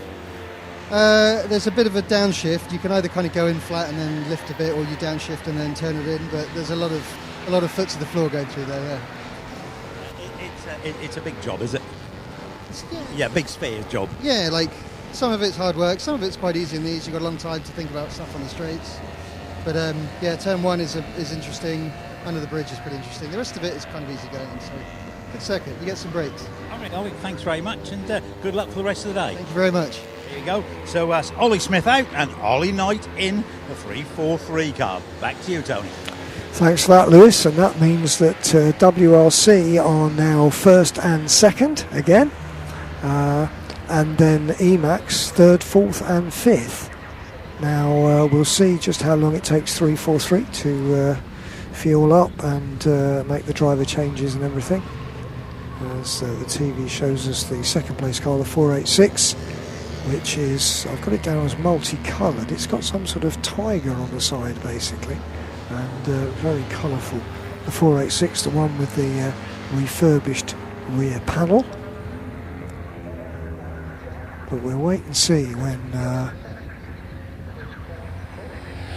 Ollie Knight comes out, just how far he's slipped back in third place. Should still be on the podium. I think he's got 6 laps advantage over the 345, which is the car that's been in the pits for that 3-second stop-go penalty.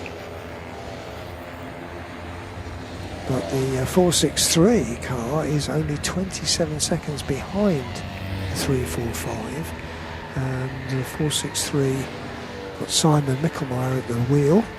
Looking at what they've just done in terms of time, 345 has done a 46.3, 463 has done a 45.9, so the 463 is going quicker than the car in front of him, and he's bringing down that gap, which is now 27 seconds between fourth and fifth. So some intra-team drama going on with Emax Motorsport,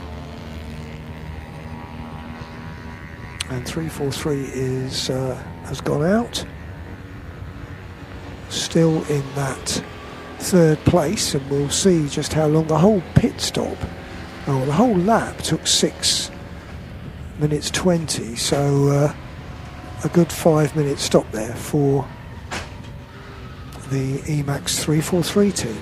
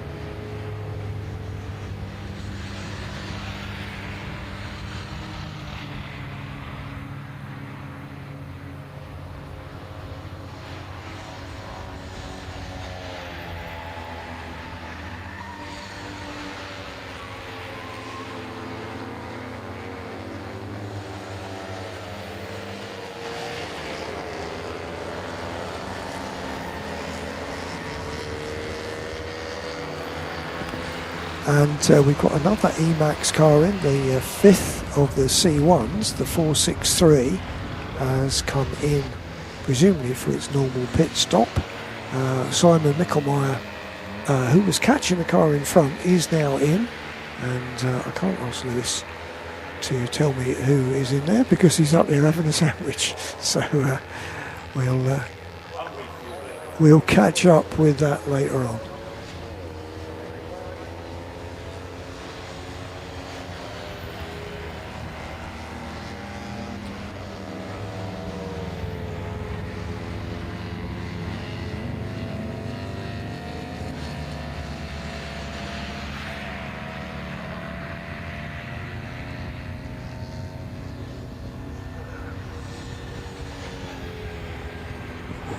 So the fifth of the C1s is in the pits making a pit stop.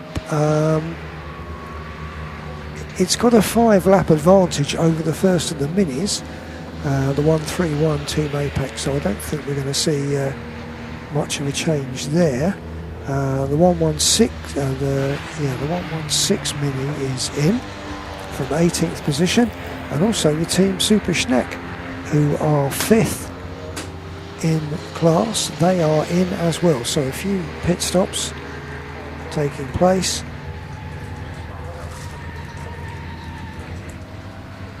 And right, we're pretty sure that in 13 it will be Malcolm Edison who is getting in. Now, I think he normally drives a BMW, does he? No, Edison. Alright, I think he's a BMW driver, I think. But we're going on to blue now. So Malcolm Edson, we reckon he's going to get into that. And Chris Marsh is on that driving team, but I don't know is he here? I've not. No, because Chris Marsh, of course, son of Jen Marsh, founder of Marcos, has raced at Le Mans. Yeah. So he should be in that team. There should be 5 drivers in that team, but we'll see. But Malcolm Edson, we think, is getting into that 13 car. They lie 5th in the 2CV category. Now these pit stops have gapped things out a bit because now whereas we were getting a little bit close for some, we got a 1 minute stop go penalty, 386. That is the last of the WRC cars, the one that's down in 8th position overall.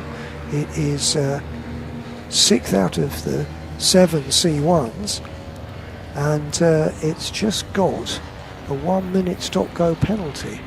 So 386 is Rob Chalmers, who actually started the race off what seems like a long time ago. Well, it was 20 hours ago basically, and that has got a 1 minute stop go penalty. So we're getting these, which I did sort of wonder if this would happen, that we would be seeing more and more stop go penalties as the officials, I don't know, patience runs out, but also you only get a certain number of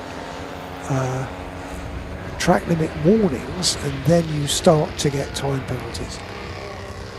So the 386, which is down in 8th place, and in fact it's only 25 seconds ahead of the 2CV Team Lion, which is in 9th. So we could see obviously in terms of overall position, the 2CV Team Lion getting an advantage here when the 386 makes its stop go penalty.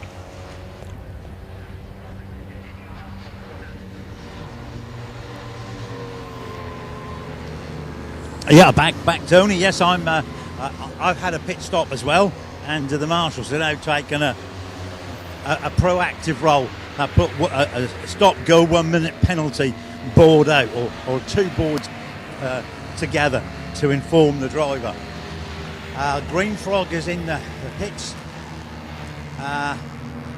463 has just made a stop.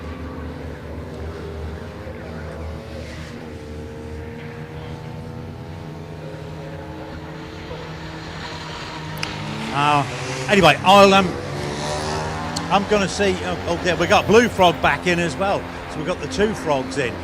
I'll tell you what. I'll hang loose up here. See what I can help out. Oh, give you information. But, not really sure who's about to get in the cars, but. Yeah, once it all settles down, Lewis, what we could do with is finding out who are in these C1s. The 386 goes out after its 1 minute stop and go. Lost a place to 2CV team line in overall positions.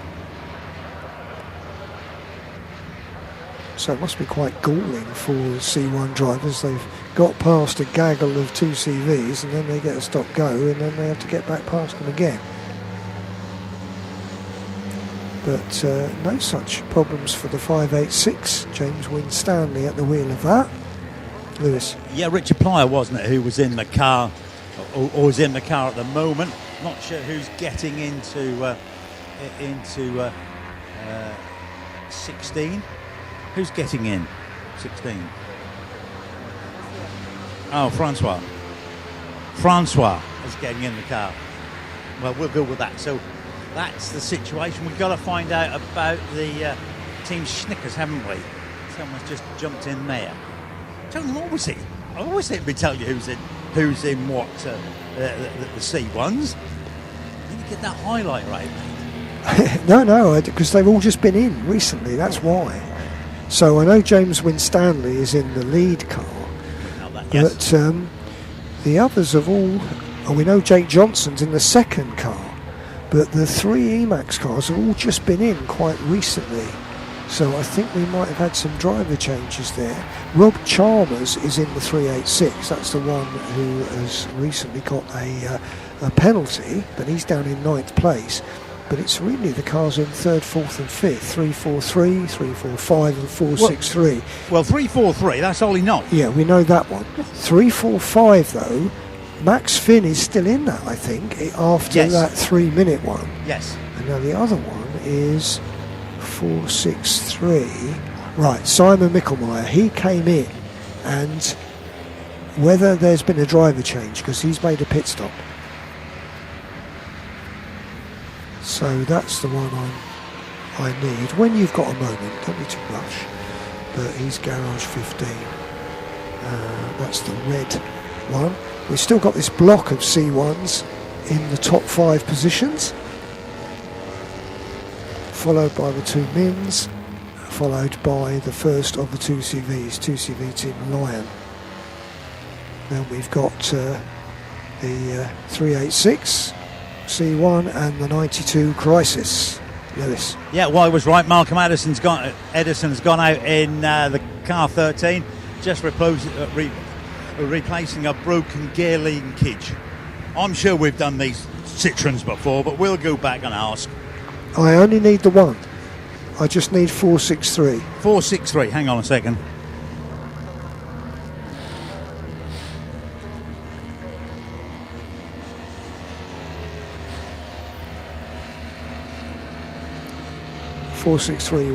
Was catching 345 and then it came in. It's now 3 laps in arrears after its pit stop. So I'm fairly sure that's a driver change.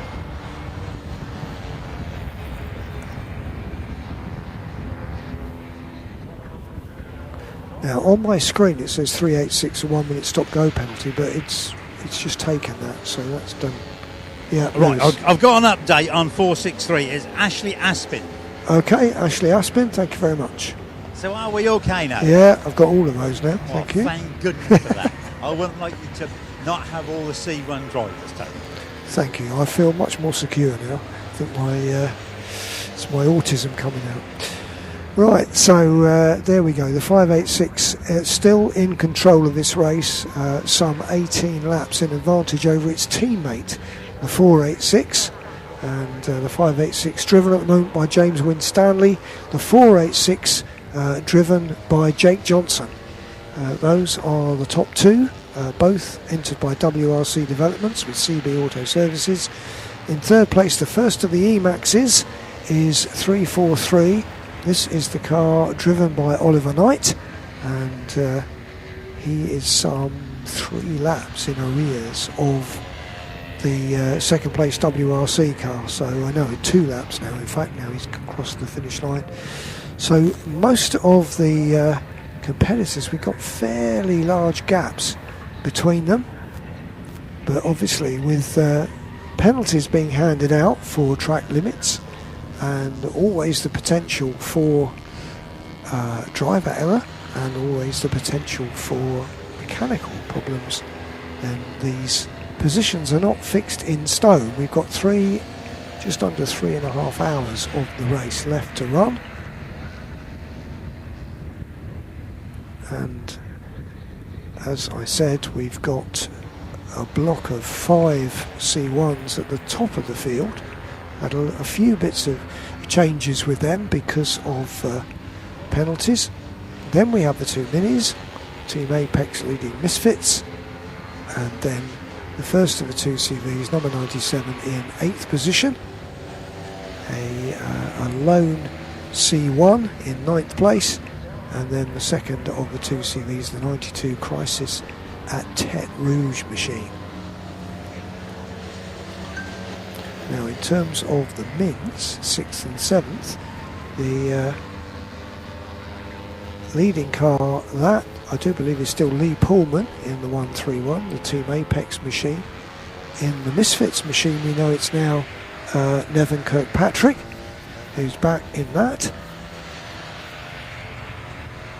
And in the 2CV Team Lion car, we know at the moment that is Gary Adnett leading the 2 CVs. In the Crisis car, 92, it's Ian Gibbon. Third in the 2 CVs is 89 P2W Motorsport. That's Nick Crispin, the car's owner in that car. And in 4th it's Yellow Frog, despite those bits of drama there. Yellow Frog, Giles Owen at the wheel of that one. And then in 5th, Team Super Schnecker are still there in 5th, and it is Malcolm Edson in that car. So that's a rundown of the top positions.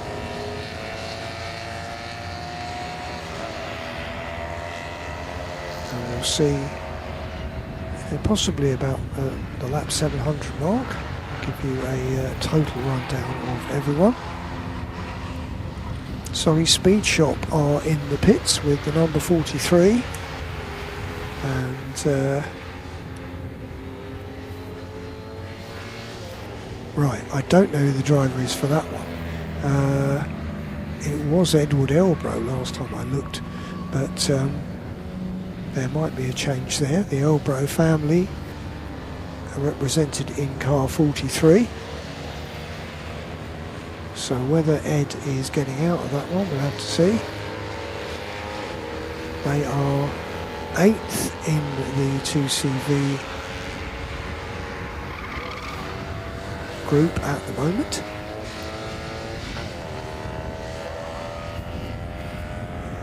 And they're 17th overall.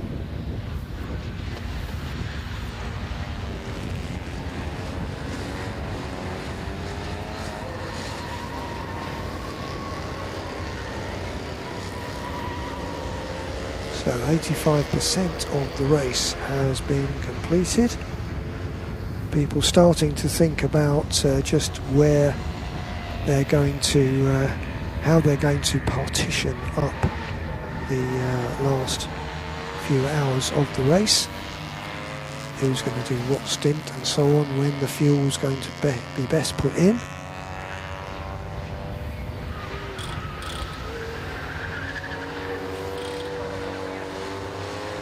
Still a very busy track. We've only really just had that one retirement, which was the 48 car with accident damage during the night. Lawrence Broadhurst thankfully emerging unscathed, but the car not so. So Lawrence Broadhurst, George Broadhurst and Neil Savage, their 24-hour race unfortunately is over.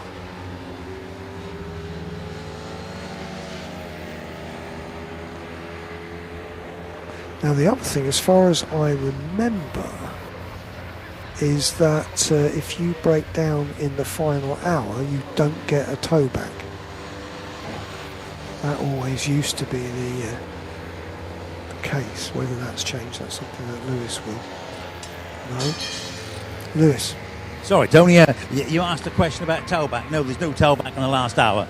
Right, thank you for that. And that's something to do with push to win, isn't it? Yes, that's right. It's something to do with that, yeah. Sometimes the bump drafting gets a little bit too close. Lady I want to speak to. Back to you in a minute. Okay.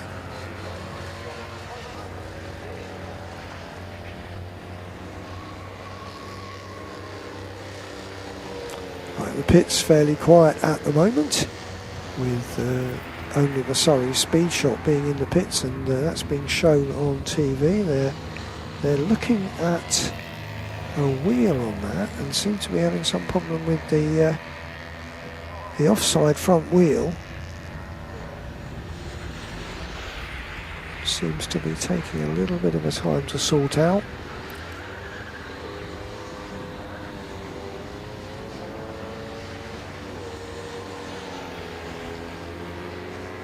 So they're 8th now.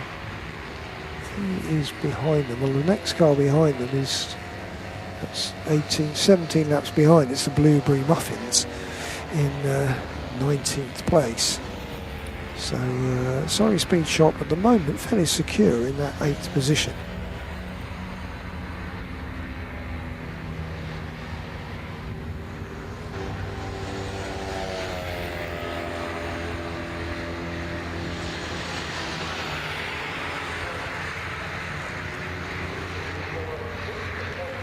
And we got another Emax in. This is the 345, and I'm sorry to do this to you, Lewis, but eventually I'm going to need to know who's in the 345. Max Finn has brought it in. This is the car that received the 3-minute stop and go. I'm pretty certain someone else will be jumping into that. That's the black car with the orange pinstripes, the orange highlights. 345 Emax car from 4th position comes in to make a pit stop. It's got a 2-lap advantage over its teammate, the 463, being driven at the moment by Ashley Aspin.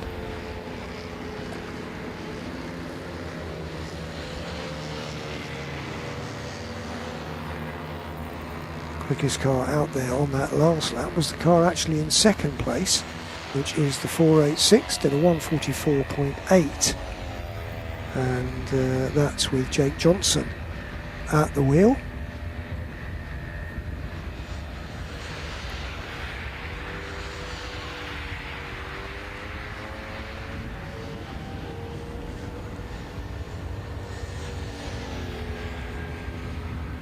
With 27 cars still running, it's the track is still fairly crowded.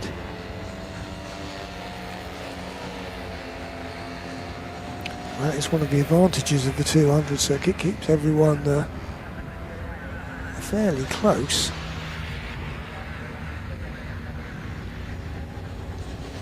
And you may have noticed there is a speed event going on on the 100 circuit, the inside circuit, the infield circuit here at Snetterton, which then combines with the one we're on to make the 300 for some of the bigger events like the touring cars, GTs and so on.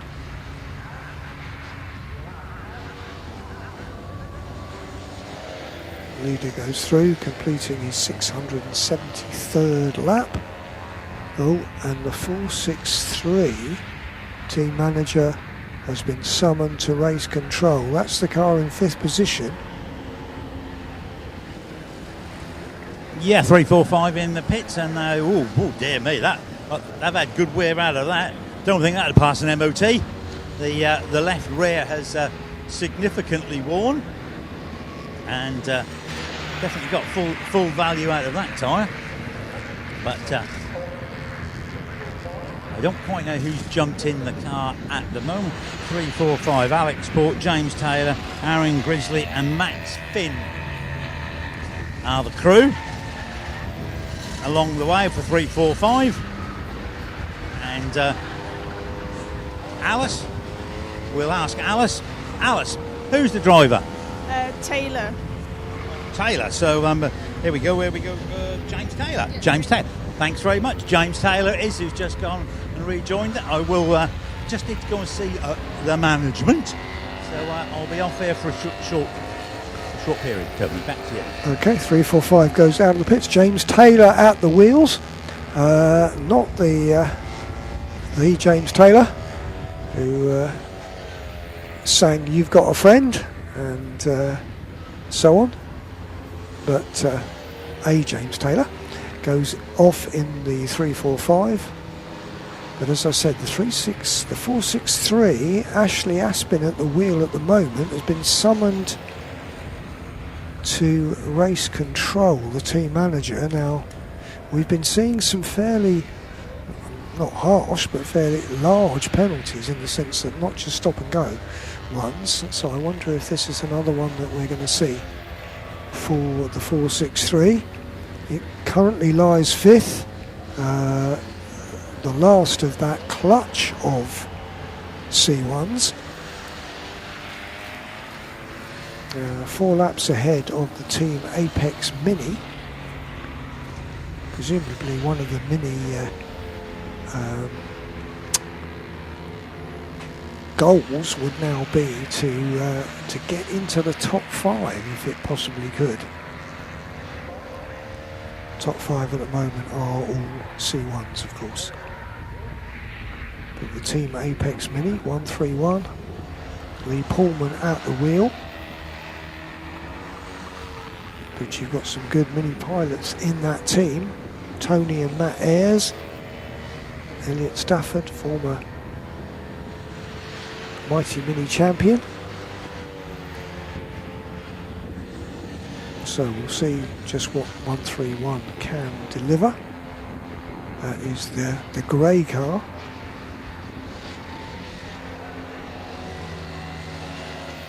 Right, 345 goes past the pits. And 343 is the leading Emax Motorsport car in 3rd place. Then it's 345, which has gone out with James Taylor at the wheel. And then just 1 lap behind them, it is the 463 whose team manager has just been called to race control. So we could be seeing some drama there, I would suggest.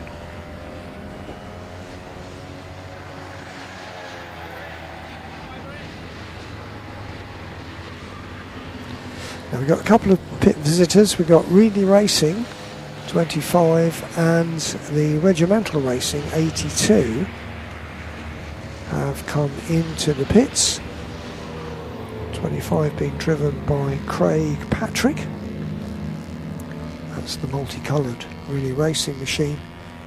And 82, which is the Regimental Racing. Darren Pauling at the wheel of that. That's the green and grey 2CV. So 2 of the 2CVs in the pits. Right down the very end of 25 is certainly 25. It's a fuel stop. They are 20th overall, 10th in the 2CV, and then the Regimental 82 is 21st overall, 11th in the 2CV.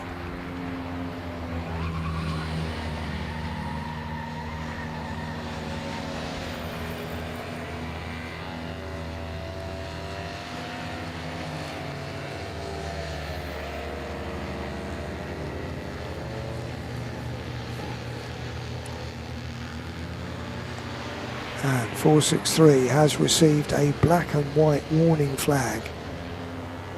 That means you are under scrutiny. Don't go over track limits. Now certainly we know that there is a track limit camera, I think, at turn 1, because we've had some penalties for transgressions at turn 1. Not sure where else there is a track limit camera.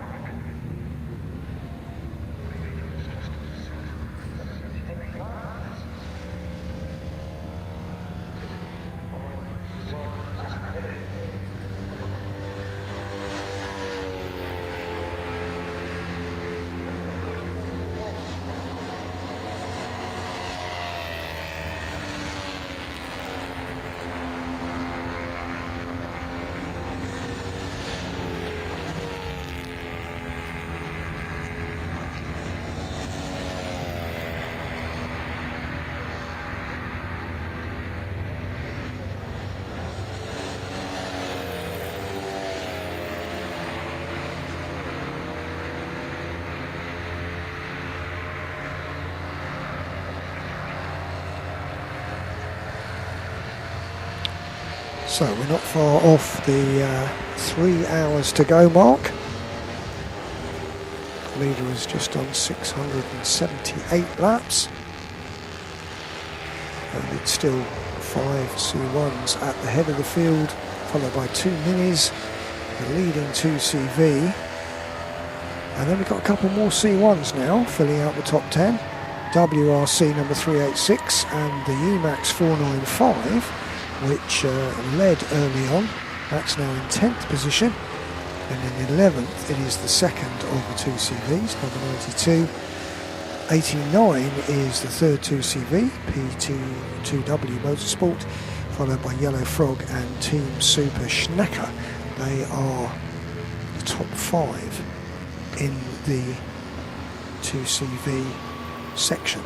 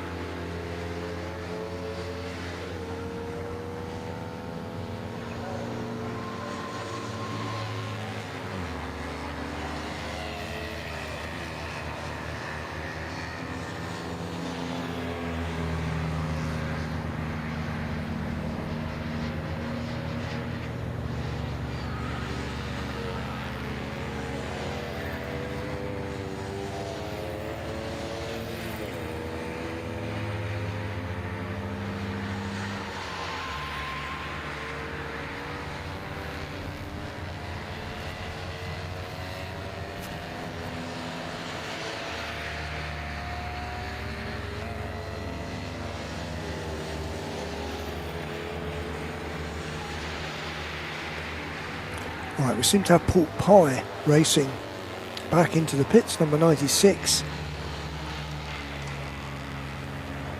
And that's the car with John Harmer now at the wheel of that.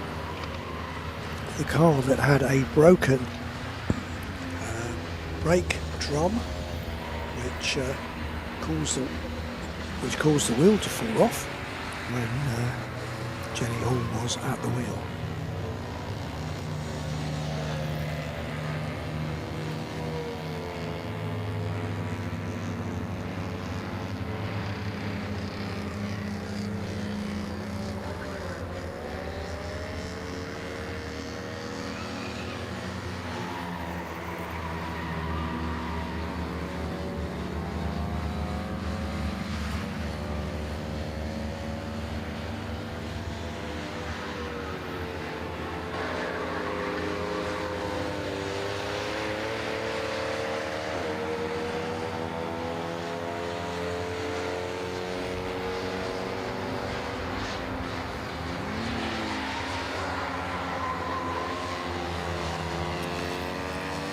And now trying to negate the effects of their 1 minute stop-go penalty.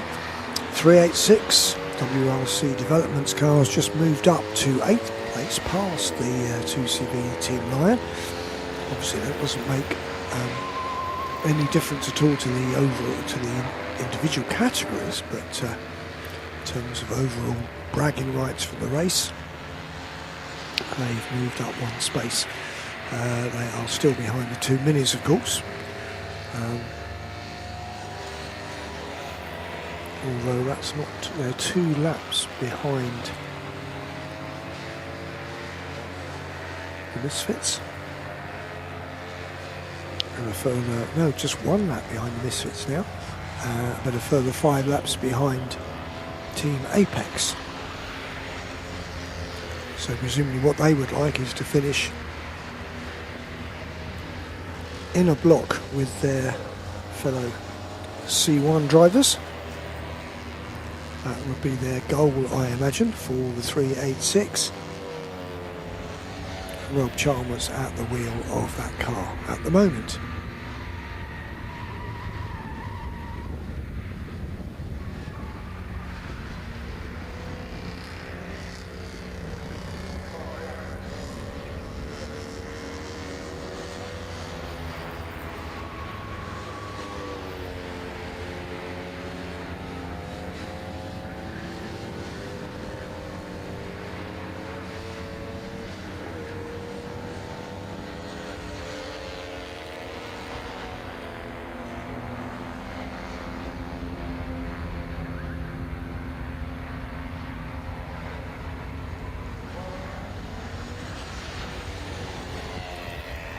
And just having spoken about the lead Mini, it has come in, the 131 into the pits.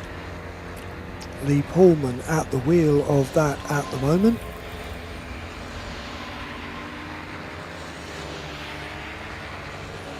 It's got how many laps? It's got something like 5 laps advantage over the second Mini, the Misfits Mini 107. With Nevin Kirkpatrick at the wheel, and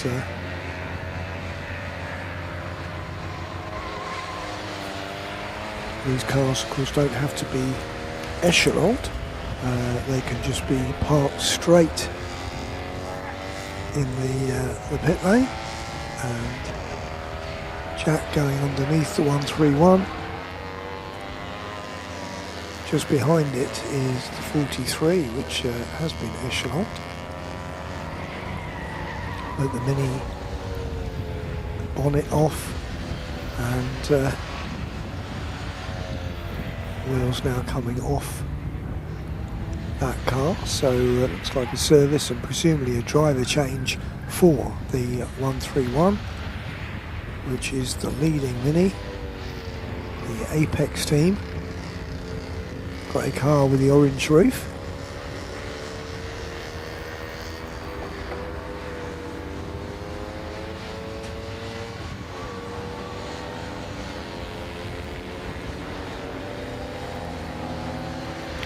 while that's being serviced, the Misfits.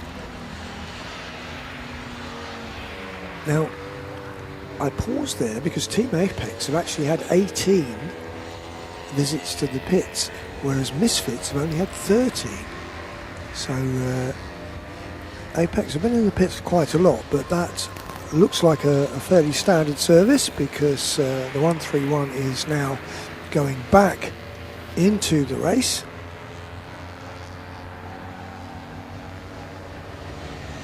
Maintaining its 6th place.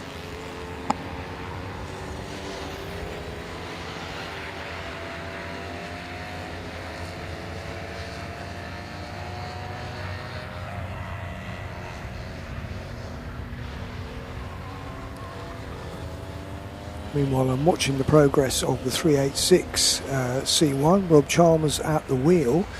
It's in 8th position and is closing in on the Misfits Mini. It's lapping about 2 seconds a lap quicker than the Misfits Mini.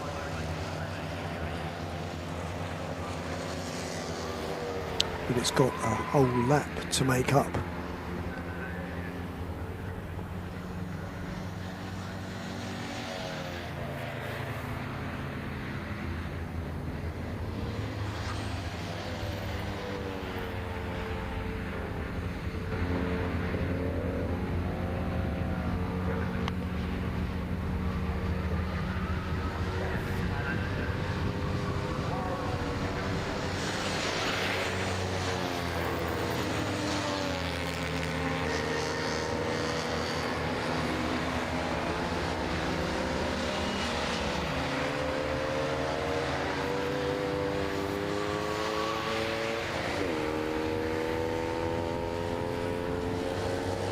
There we are, we're back again. Just the 96 car, Pork Pie Racing's back in again.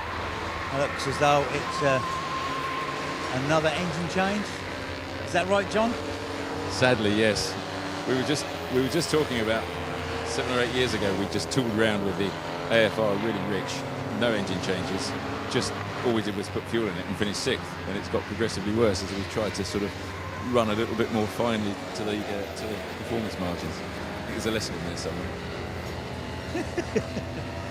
Yeah, and of course, while we know these are quite a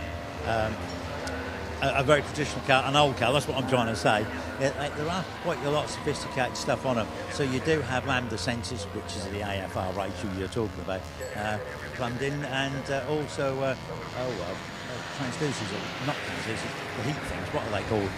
Oh, cylinder temperature senders. Yes, that's it, right. Yeah, so... it'd be nice if ours were connected.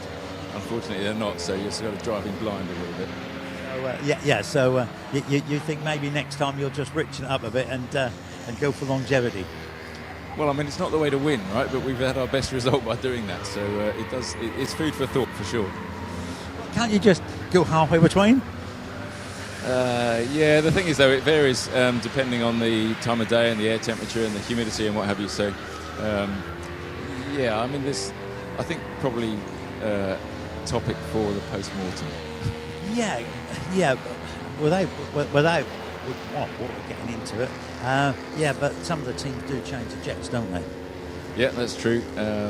They do. You have to be a bit careful. Yeah, we did a jet change actually overnight, but we've been fighting bigger fires, unfortunately. You know, jet changes are okay if you've got general reliability, and we've had an electrical issue which was just a maintenance thing, really.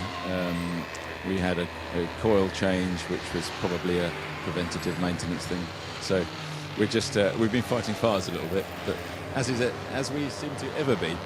John, who's going to go out in the car next?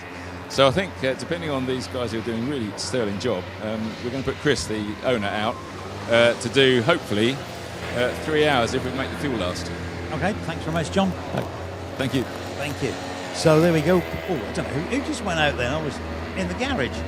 But so Pork Pie Racing. I'll look on my list.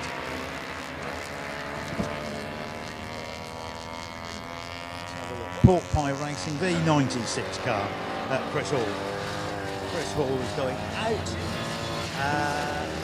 It's the Surrey Speed Shop I didn't get earlier on. Where is the Surrey Speed Shop? It's that's Surrey Speed Shop right in front of me. Can't really miss that with a extremely nice a nice gear you've got, you Surrey Speed Shop boys. It's Ian I'm talking to. Who's driving the car at the moment, Ian? We've got Alex out at the moment. He is our second to last stint. Ed will be finishing off for us. So I can see, yeah, Alex is there. He's in 12th pit stop, and yeah, like I say, it's at the end, isn't it? So all very nicely done, isn't it? Well, try and keep some law and order in the pit lane for the team. So yeah, it seems to have worked so far. Well, good for you. Well done, thank you. So there we go, and down the bottom of the pit lane, the muffins are in. Someone's bibbing their horns. Could well mean that coming in next time. The muffins, it will be Shirley at the wheel of that coming in. Yes, she went out, didn't she? Not that long. Well, I'm not sure whether that was that long ago. Or how long ago it was. Time keeps ticking by, doesn't it, Tony? Well, yeah. What I haven't done is actually incorporated a time, so to my highlighters. So that would be maybe for next year. I'd have to do pit stop timings. Yeah, Shirley's getting there ready to strap someone else in. I'm not really sure who it is. It's not Chris Yates, I can tell you, because Chris is working on the front of the car. So we know it's not Chris. Could be Tom Perry, couldn't it? Yes, I think so. Because I think, is it Robert Dawson? Is it Robert? Yeah, Robert was it? Rob went in early, didn't he? Yeah, he's been in quite recently, before Shirley. I believe so. I believe that's who came out. Shirley's just going to slam the door.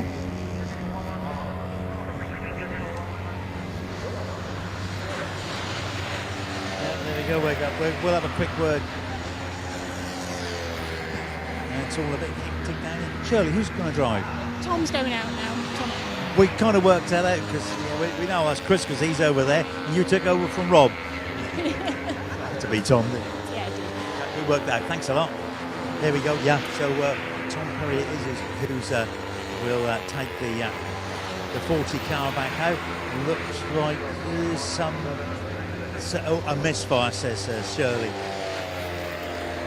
I take it spark plugs as the show. I think that's the answer. Hopefully that's the answer. So there we go. Spark plugs. I'm going to have a look at the spark plugs. What kind of spark plugs are they? Traditional ones? I'll have a look. Are they going to be traditional ones? Oh no. Surface discharge. So they normally take quite a bit of... That's not a surface discharge one. I'm going to get into the... that's a surface discharge plug. So what? I know there's a difference, but do the engines run differently with them? I thought the surface discharge ones might run better, but they don't. They get clogged up a bit, so not really a particularly successful experiment. So you've gone back to the traditional side, yeah. They're a bit more friendly when you get a bit of oil in them, don't they? Yeah, a bit. Yeah, if you go for the more traditional one, if they get a bit stuttered up, they tend to work better than the surface discharge ones. Okay, thanks very much. Yeah, you need a lot more energy for a surface discharge, don't you? I think you need more energy from the coil. The coil can take it. It's just if there's a load of soot and stuff, it doesn't work so well. So. Yeah, hang on a second. You're on double-ended coil, aren't you? So one coil. We've got to get this.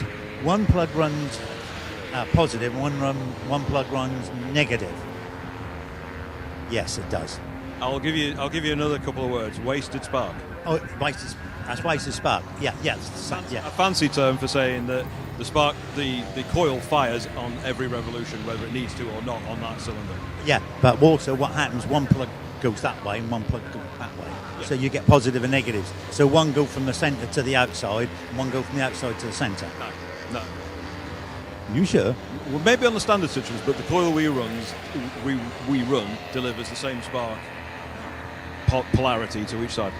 Oh, well, there we go. There you go. We learn something. Every day's a school day. Thanks, Chris, on that. But so traditional plugs are the way to go. Yeah, for now, for the 24-hour race, I reckon. There's infinitesimally small gains maybe for different electrodes, but it's a 24-hour race. We want the car to keep running, and just we'll keep it simple, stupid, or something like that. KISS principle. That's it. Thanks, buddy. There we go. Every day's a school day. So where we have, and the 96 car, that's the Pork Pie Racing, having another engine change. So there we are. Oh, here comes the Surrey Speed Shot. I just done the driverless. He is. I wonder if that was a stop and go. Anyway, back to you, Tony. Okay, so I had Alex Elbro in that car. Have you got someone different in that now, the 43?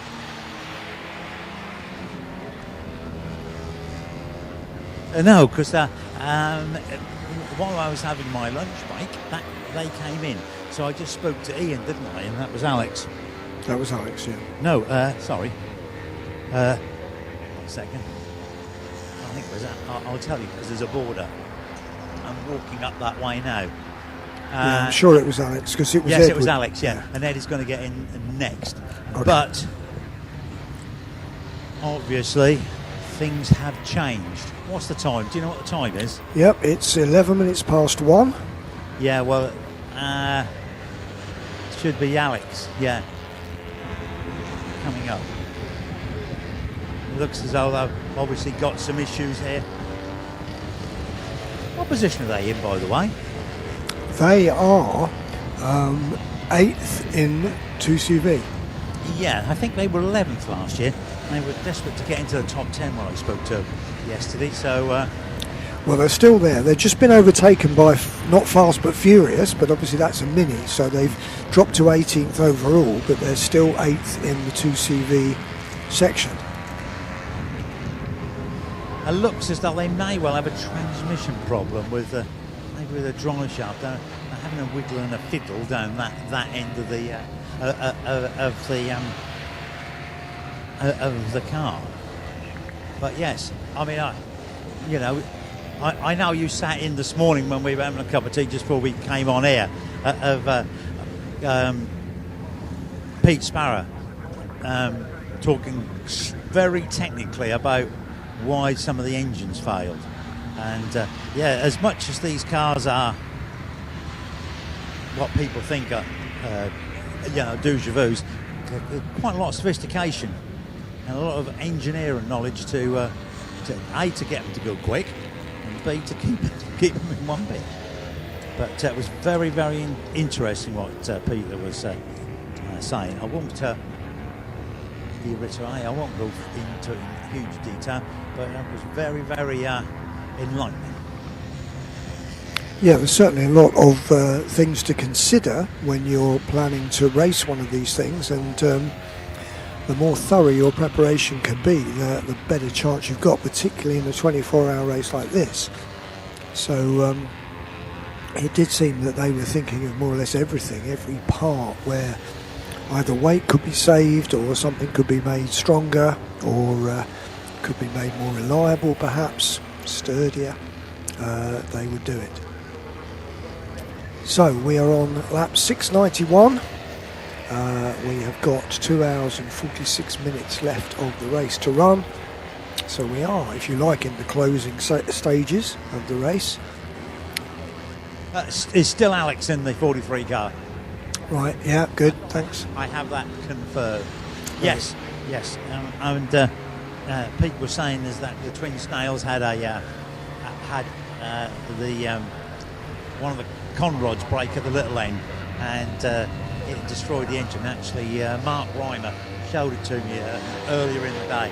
Yeah, made a mess, complete mess of the crankcase, completely destroyed the engine.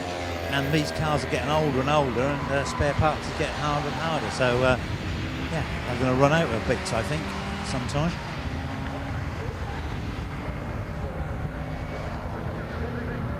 I wonder if a sort of an away day to La Belle France would be in order, so they could sort of wander around the back roads and see what they can find. I'll bet you most of them already have been and done that. And I think that's partly why they team up, because they still race. They race this style of car, don't they? On the continent, you can run similar to what we are running here in the Spa 24-hour race with Citroens, but they also have the highly modified ones with the BMW engines. But so that there are quite a lot of crossover. I'm sure they get all the bits. But I will go. If I find, I'm going the wrong way. I'll talk engines. I'll go and have a chat with Mr. Engine himself. Back to you. In the meantime. Okay, thank you, Lewis. And I think that's the thing. I was talking to an Alfa Romeo driver here during the Classic meeting a couple of months ago, and he was driving something like a 1960 Alfa Romeo. Said it was okay to get bits for as long as you sort of shopped around and knew where to get them, but they were expensive. He said he'd actually paid something like, I think it was £450 for a pair of wing mirrors. So that's the thing. Sometimes you can get the bits made by specialist firms, but they do cost an awful lot of money.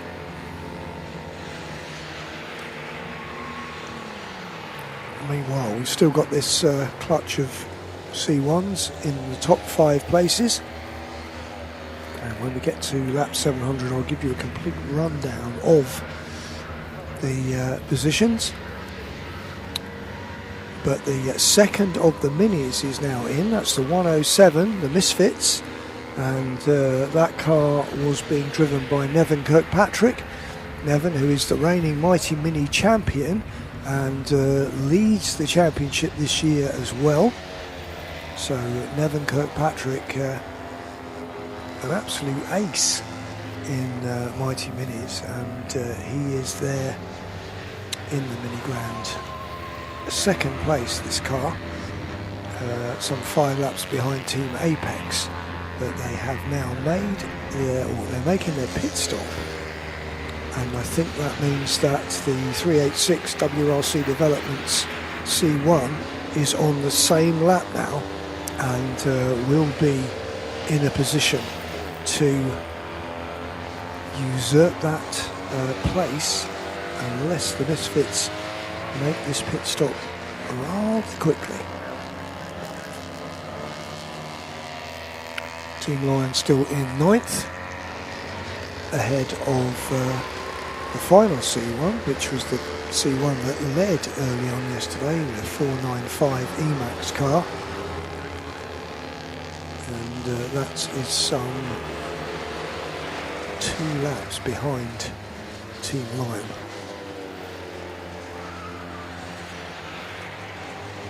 '92 goes through, Crisis at Tete Rouge. That car is second in the club section, in the 2CV section.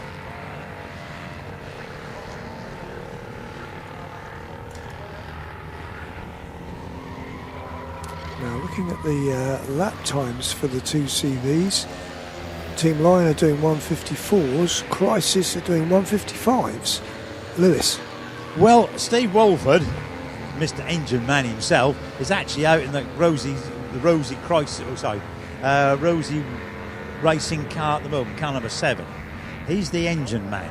I've just been talking to part of the team, and they're saying is that cases aren't too bad to get hold of. Barrels are okay, but it's the heads that tend to get damaged and can be quite difficult to source. So yeah, nobody's recasting the heads yet for the 2CVs. So, but yeah, these are guys who are quite resourceful. They'll work it out. Yeah, fingers crossed. And we've got 2 hours 45 minutes to go. Yep. Well, 41 minutes. Right. Yeah. Okay. But yes, we are not far off the. We're on the 2 hour 40 mark. We're not far off the 700 laps completed mark. which will happen fairly shortly. The Misfits have been in for a little while actually, so what's happening there?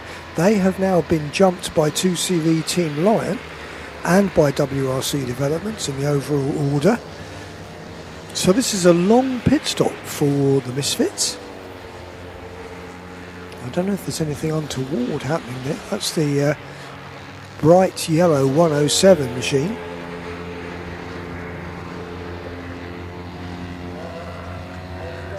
Who's that? It's the Misfits 107, the Mini. They've been in the pits for a little while.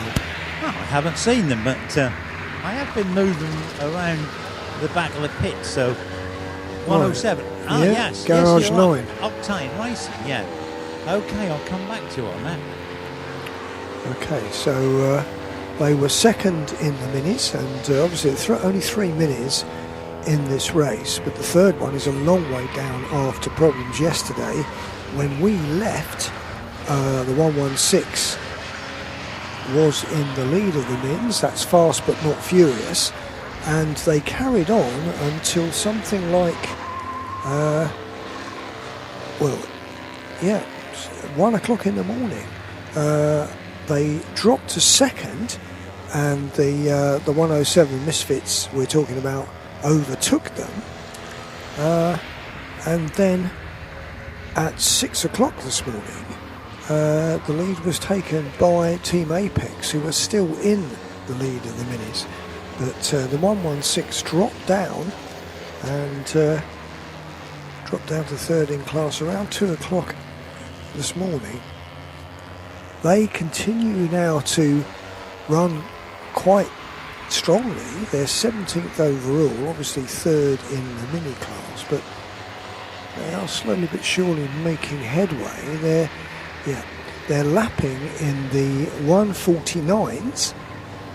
The cars in front of them, the 2 cars in front of them, which are 2 CVs, are lapping in the 155s and 156s. So they're making up at least 5 seconds a lap over the 2 CVs in front.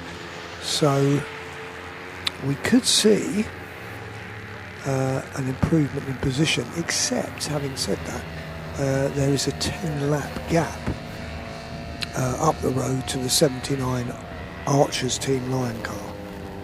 So they've got an awful lot to make up. And at the moment it's Declan McDonnell, who started off and was very quick. He's driven all sorts of things. He was telling Lewis yesterday about all of the various things he's raced, and very often has become champion in as well. I think the latest thing he said was grass karts. Now the team manager of car 345 has got to go to race control, so again 345 being summoned to race control. That doesn't look too good as the Blueberry Muffins go back out again. Tony, Lewis, I got Dave Reese, who's part of the driving squad for the Misfit. Not good news with the Mini. No, engine's gone. We've been nursing an oil leak from the start, and consequently it's finally give up the ghost. Yeah, I did see someone underneath there with an inspection light, and I saw a trace of oil coming from the front of the engine. I'm not quite sure, obviously, if you'd have known, you'd have tried to fix it, but it's proved terminal, has it? Yeah, we changed about 3 or 4 different gaskets, tightened everything up. We thought we'd sorted it, but it slowly got worse and worse. It's an engine change for the boys. Yep, Steve will get on it. We'll try and leave him to it as much as we can. He owns the car, he knows the car, he knows what bits need to be swapped over. Possibly an hour and a quarter. All right, Dave, so fingers crossed for you. Thank you very much. And thank you too. So that's the latest on the Minis. On the Misfits, should I say, the Mini Misfits might be a better way of putting it. Who else just came in while I was at the back of the garage? The 96 car, Pork Pie again, wasn't it? So, yes. I have to say there are some challenges when you start looking around the cars. I have to say, I had to move rather quickly in the mini garage when the when the water ended up going about 6 feet in the air from the engine.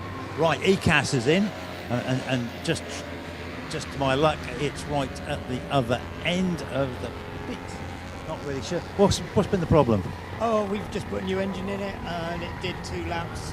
Started off okay, then went super lean, so he's just trying some different jets. We'll see Okay, what thanks very much. That's been regen, and is it Chris in the car?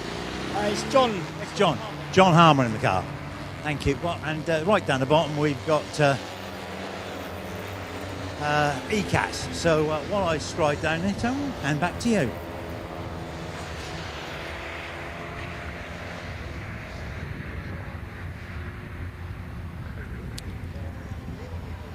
Now on the board in front of me, the actual board out by the starting gantry, it came up that 345 had a 3-minute penalty, stop and go, but then it went off, and so whether that was rescinded or whether that was a mistake or what, I don't know, but it's gone off that. On this timing screen in front of me, it says that car 386 has got a 1-minute stop go, but that, I'm sure it's served that already, so I think that's old news. So we'll wait and see what happens next, but there are some penalties bubbling under, if you like, and we might see some things. So what's happening now on the timing screen is that the Misfits 107, which was up in 7th position behind Team Apex, is now careening down the order basically. Team ECAS are in the pits, 33. They're 6th in the 2CV section. They come into the pits.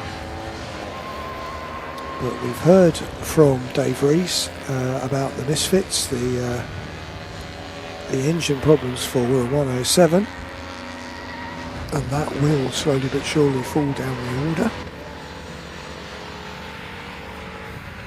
Whether it will fall far enough to actually lose second place in the minis to the 116, not fast but furious, we'll have to wait and see.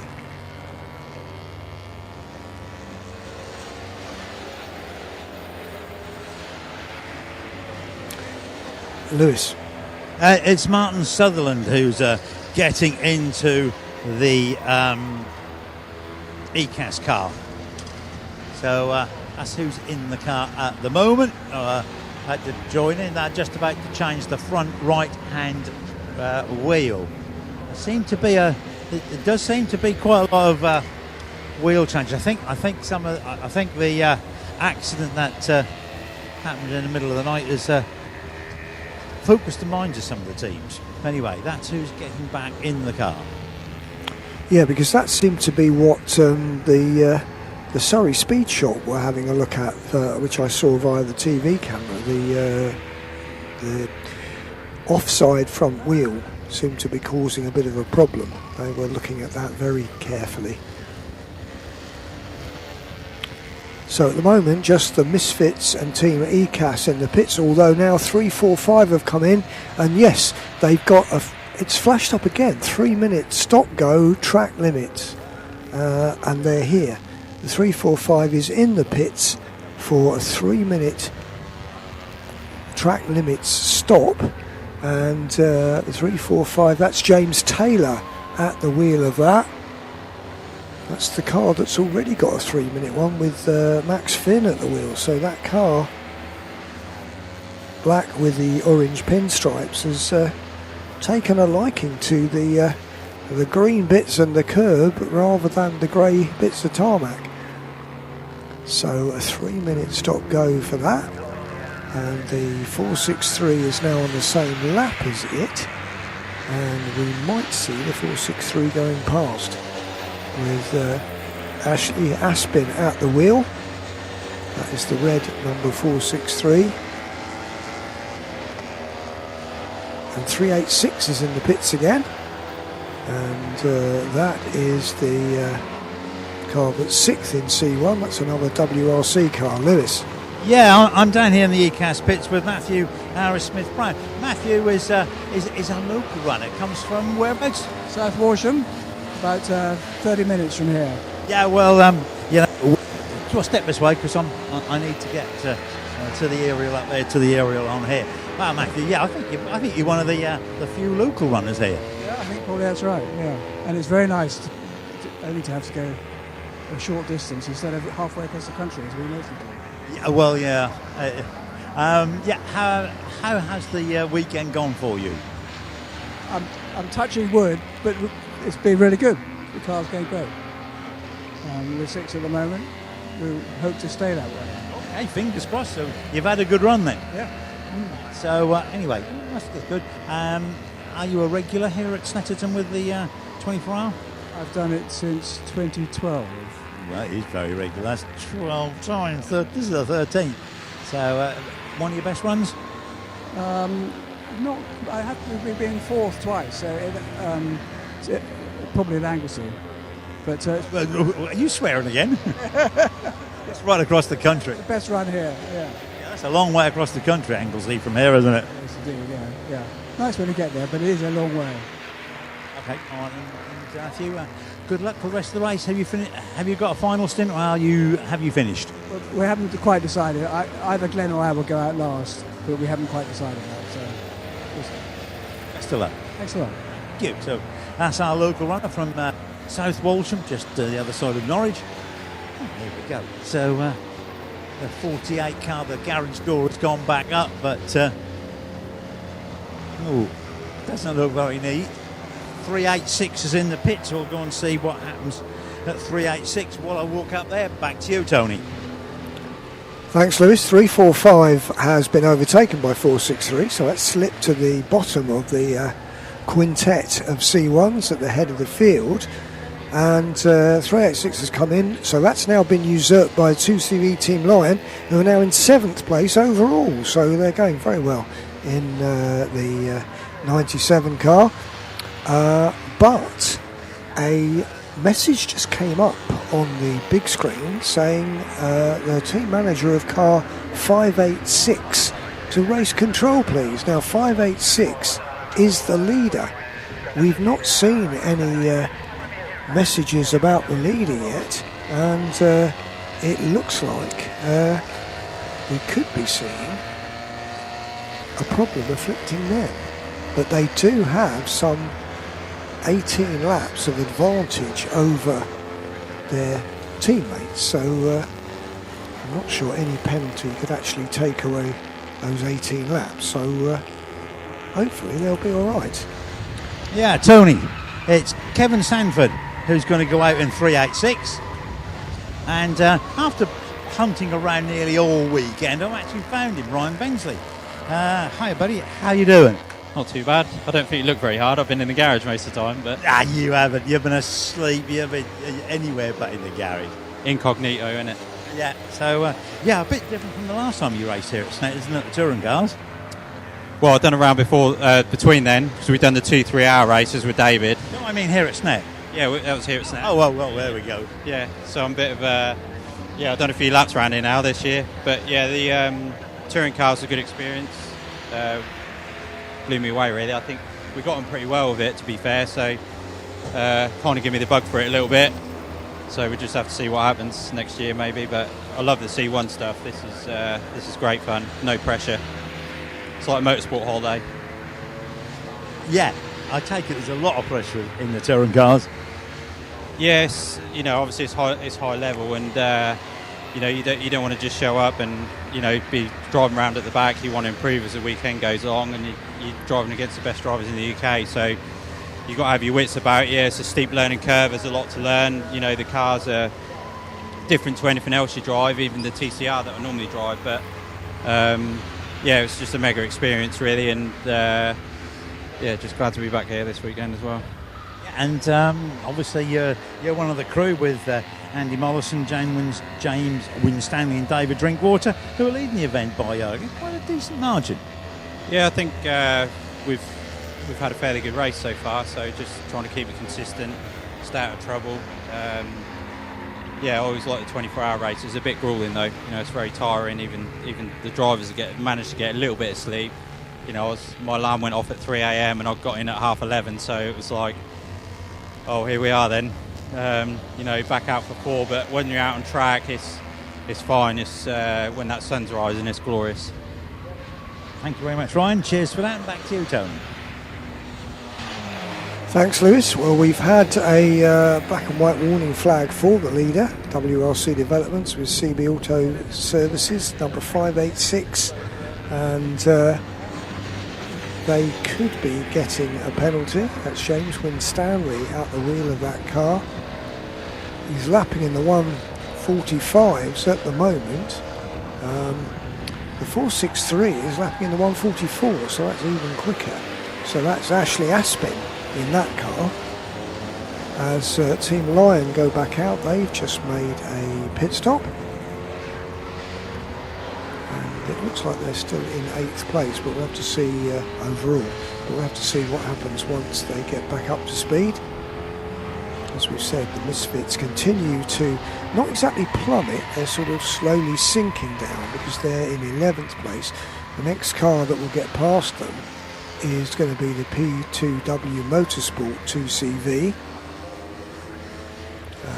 which will move up to 11th, except that they've come into the pits now. So car 89 from 3rd in class has come into the pits, P2W Motorsport, and that's Nick Crispin at the wheel of that one at the moment.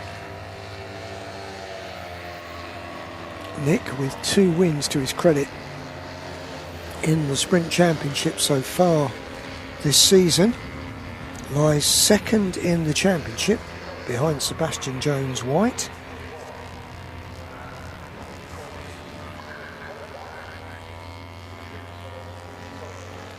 So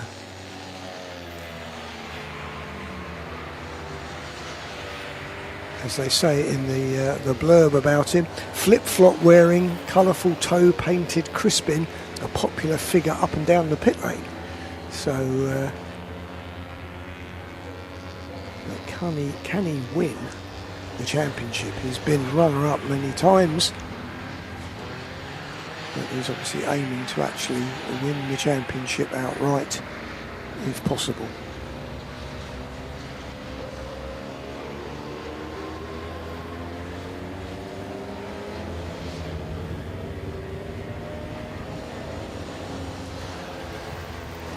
Now the 495 Emax is up to 7th place. It's 6 in C1.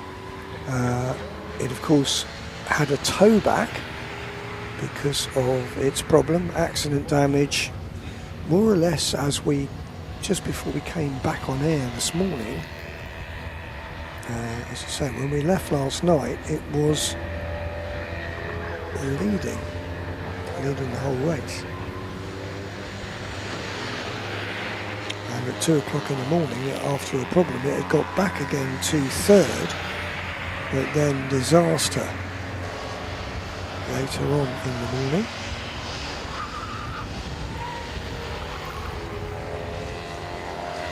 So at the moment you've got 2 cars in fact the XC89 just going back out again.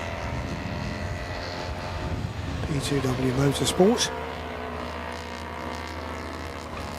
Misfits of course are still in, that's going to be a long job. They've slipped down to 12th place now, and then also in right at the bottom of the timesheets it's the Pork Pie Racing 96, which we think has got another engine problem. I seem to remember them saying Chris Hall will be going out in that eventually once they get the engine sorted.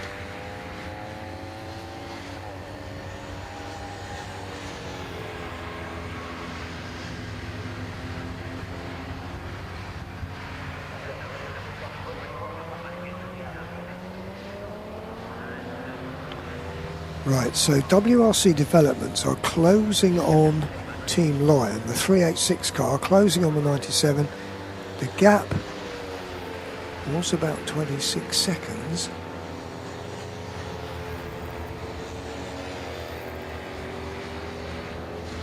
So we'll watch for that. When we see the 97, the class leading 2CV go through, then somewhere behind it will be the 386 WRC Developments car. That is the red machine.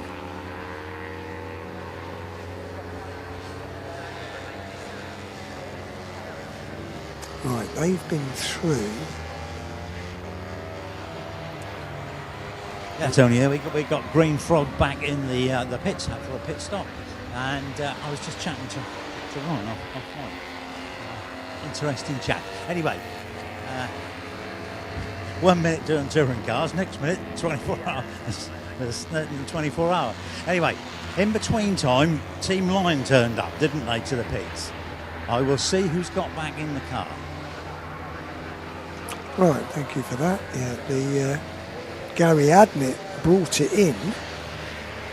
Now, if they're going to try and do this sort of approaching 3 hours, it could be Sparrow in the car.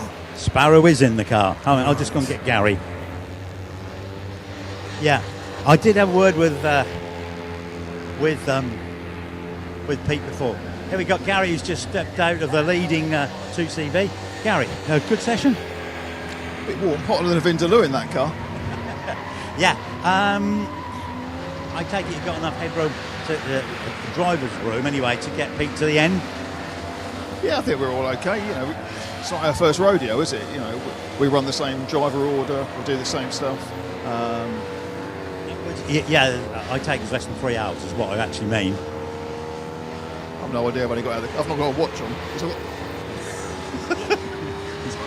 I don't know. Hey, let's ask Tony. Tony, what's the time? Or how long is there to go?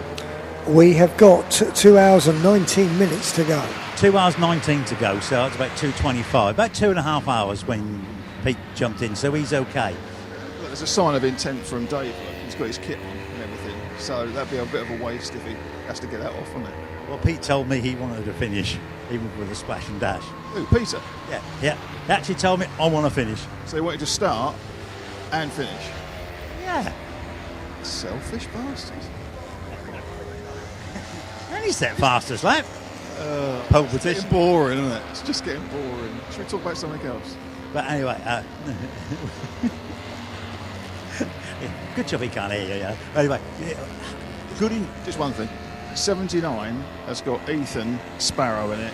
It's got Louis Tyson, and it's got Sam Archer. I'll just give them a shout out for 3 next generation drivers coming through at night when we were running together, full chat. Those guys were amazing.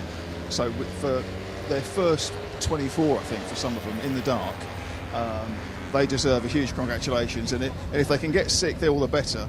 But I thought Louis had won it. I thought Louis had won it at KT. I won't be surprised. But the age thing, I mean, you know. But I think it's certainly Sam's first 24. I'm not sure Ethan either. No, Ethan did it last year, didn't he? But not that competitively. So to run with people like Pete, Dave, and I, you know, it's a credit to them. The car hasn't got a scratch on it. They've just been plagued by jetting issues. So I just want to give a shout out to them as being. That's good. Yeah. There's been some Callum Grant. Pete was saying how well Callum Grant was going in the pink car.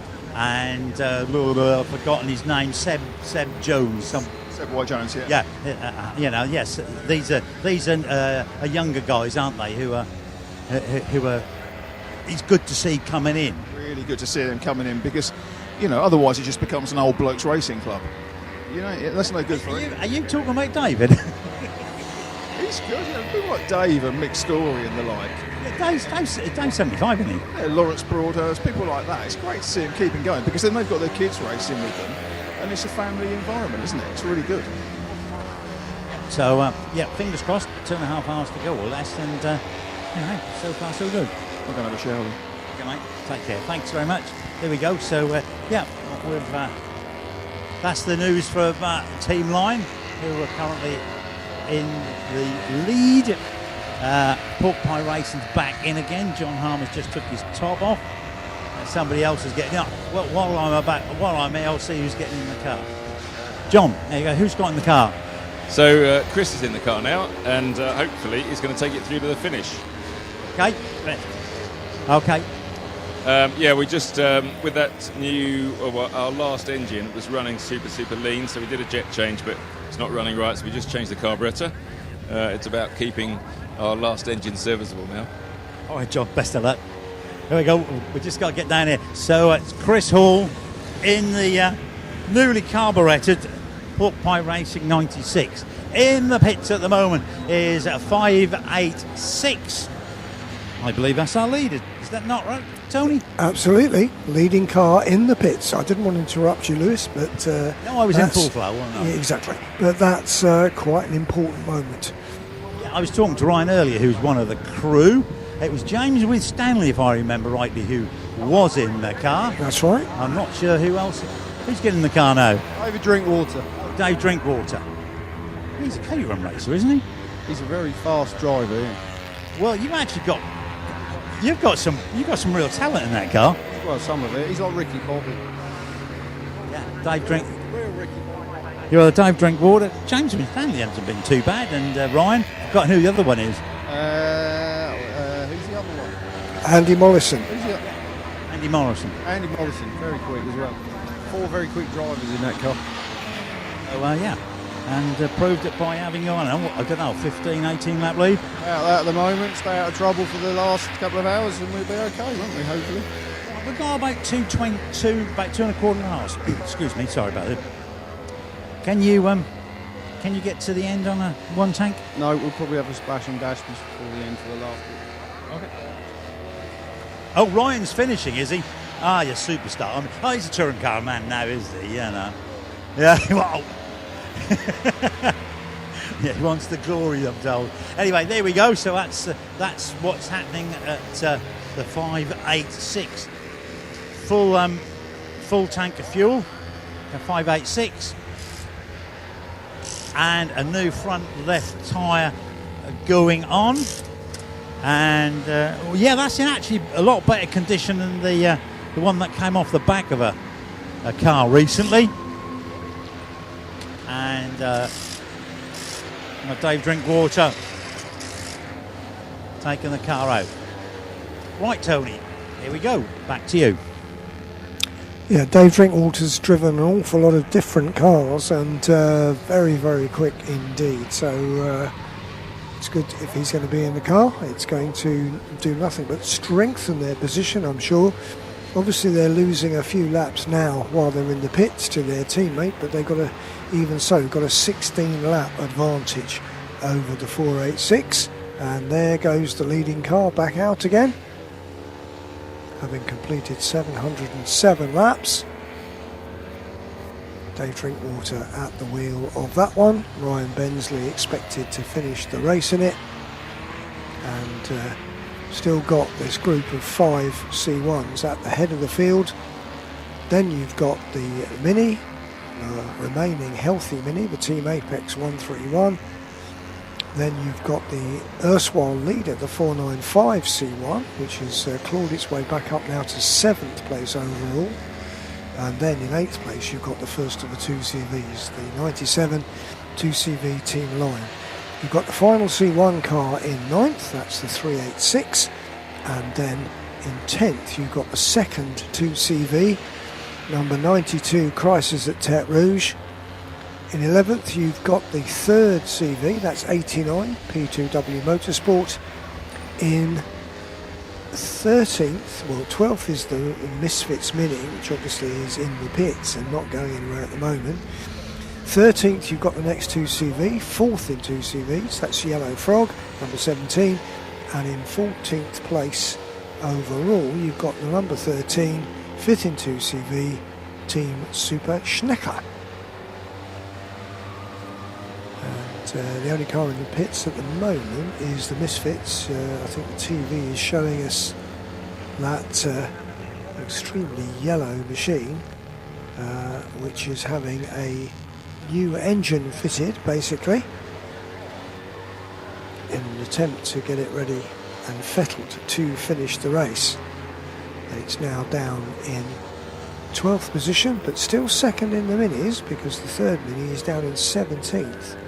And whereas the 107 has done 651 laps, the 116 has done 620 laps, so it's got a 31 lap advantage over the third Mini.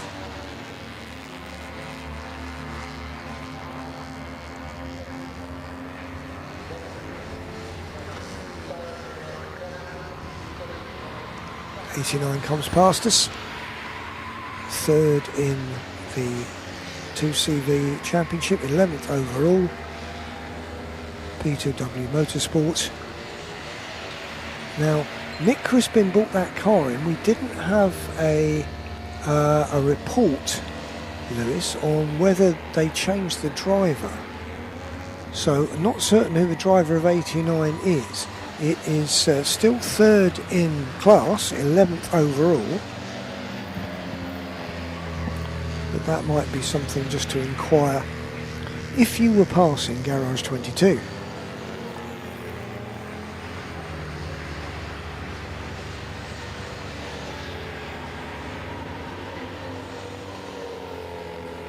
Two Team Lion cars go through, 79 leading 97. We know that Pete Sparrow's in 97. In 79 it is Sam Archer, who is the novice of the Rookie of the Year.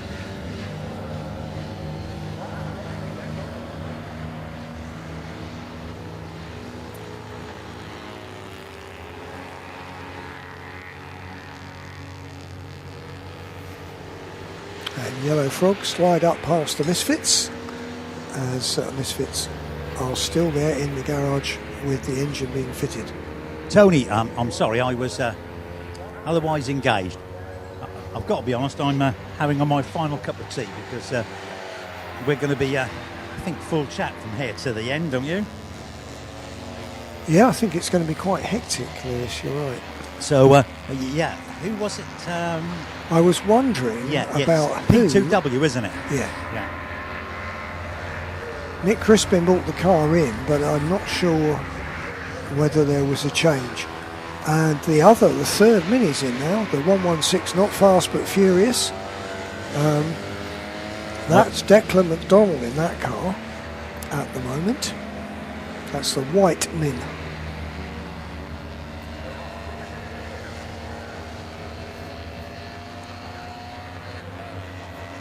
So 2 Minis in the pits, that's all you've got at the moment. The leader, meanwhile, in his 710th lap, goes around Coram.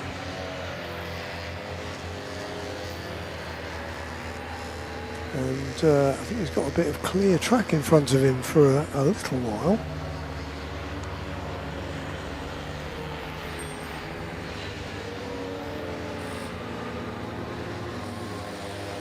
And yes, here he comes now. This is the leader coming across the line to complete 710 laps. He's got a little bit of respite from having to lap slower cars for a moment. Right, just a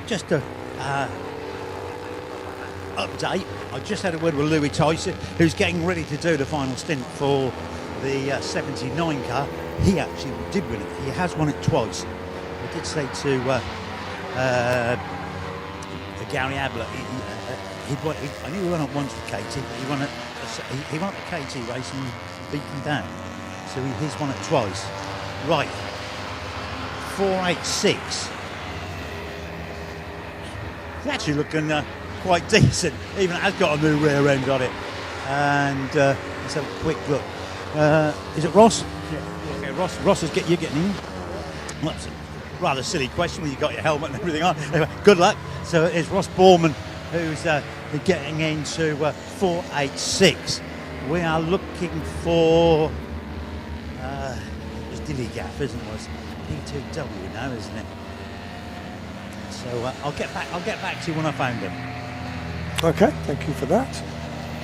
And yeah, it's either Darciel, Sidley, or whether Crispin stayed in.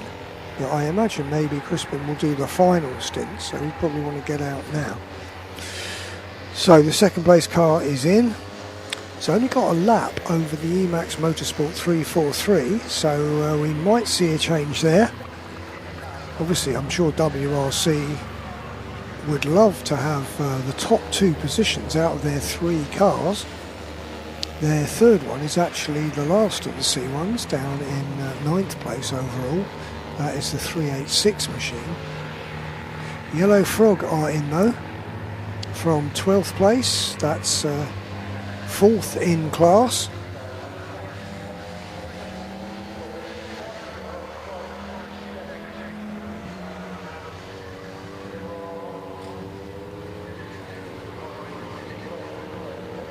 Team Apex still the leading mini. In fact, their position in the minis is pretty insurmountable, I would say now, providing they don't get any unforeseen problems.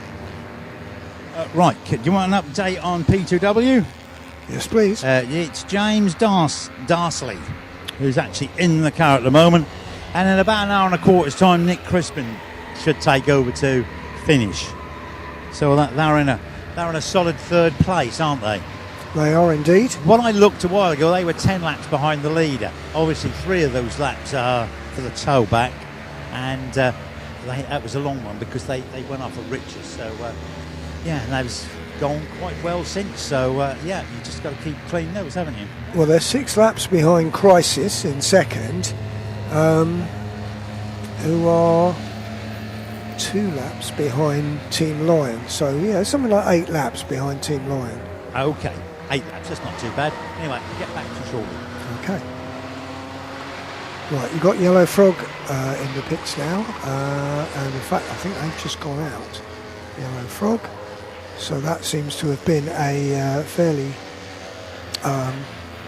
routine stop. 79 are in though, the Archers Lion, the second of the Team Lion cars, that's come in as the second place car 486 goes out, and it looks like it's maintained its second place over the Emax Motorsport 343. And because that's a black car with white pinstripes. There it goes. There goes the 343. The gap is now just 20 seconds between second and third, so that's close. That's the closest we've got on circuit at the moment. So we'll see when the 486 beds in with Ross Borman at the wheel, whether the 343 being driven Oliver Knight. Sorry, we've got the 79 car at the other end of the pit lane. That's the Archer Lion racing car. That was Sam Archer in it. Now Louis Tyson's getting in. How long we got to go, Tony? We've got 2 minutes and 2 hours and 3 minutes. Yes, right then. So they should be able to get to the end, shouldn't they? They should. Yes. Literally, Crisis is coming in, which is the 92 car, isn't it? Crisis at Tech Rouge. Yep. And Ian Gibson's in the car, isn't he? Gibbon. Sorry, Gibbon. I do beg your pardon, yeah. Gibbon. And Brian Healy is going to get in there any minute now because I actually can see the car coming in the pit lane as we speak. I was asked a question earlier by someone, has the car been weighed? And I can tell you it has been weighed because there's a weigh sticker on the car. 665. 665 is the answer. So Brian Heary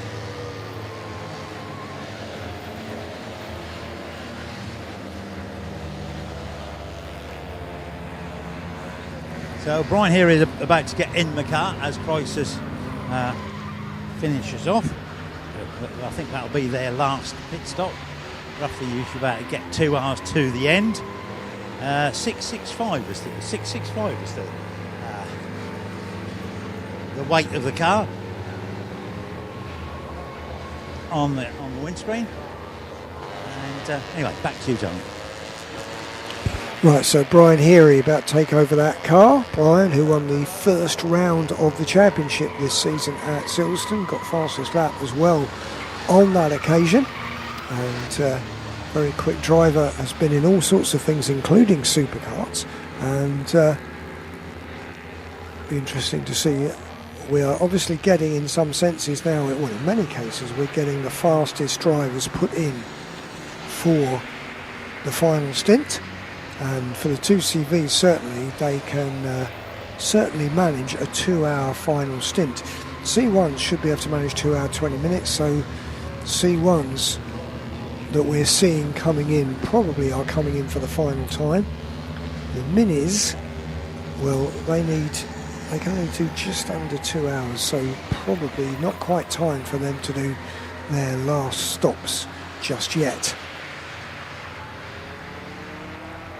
But we are coming up to the 2 hours to go mark, and as we do, we see the 586 WRC developments with CB Auto Services in the lead. They've done 714 laps, and David Drinkwater is now at the wheel of that car.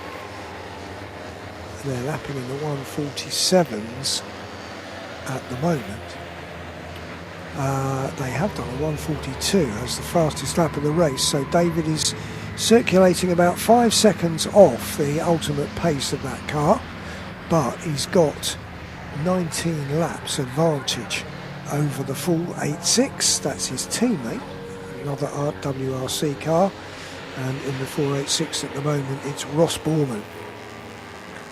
Third place, it is 343, which is the first of the Emax Motorsport machines, and that car is driven at the moment by Oliver Knight, and that, I think, well, that will, I'm pretty sure, be making a pit stop before too long.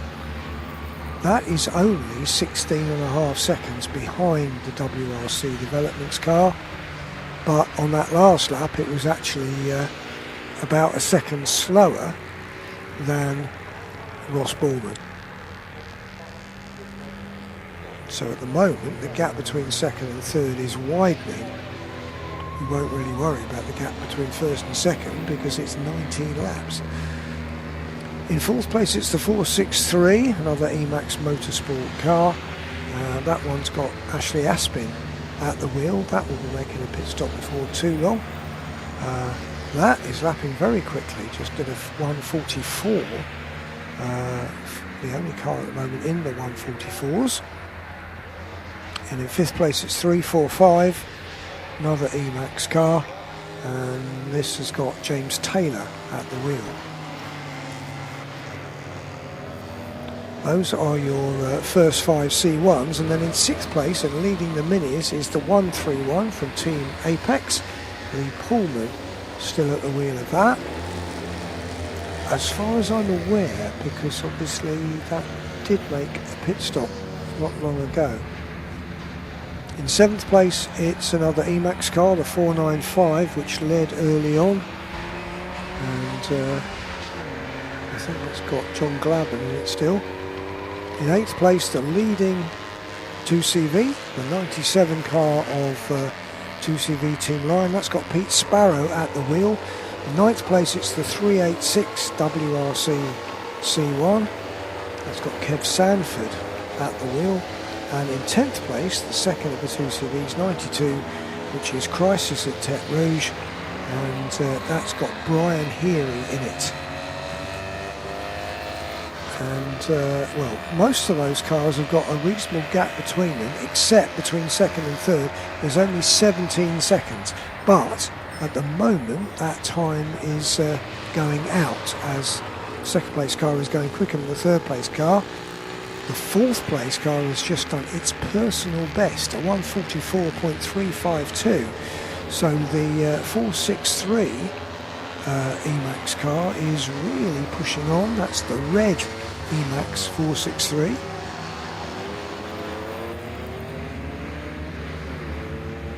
What other close gaps have we got? Well, WRC's 386 is only 11.5 seconds behind 2CV Team Lion. So that's an overall place that might change. There's the 2CV Team Lion getting a slipstream from its chum, and now we're looking for the 386 WRC car to see what the gap is between them. It was 11 seconds.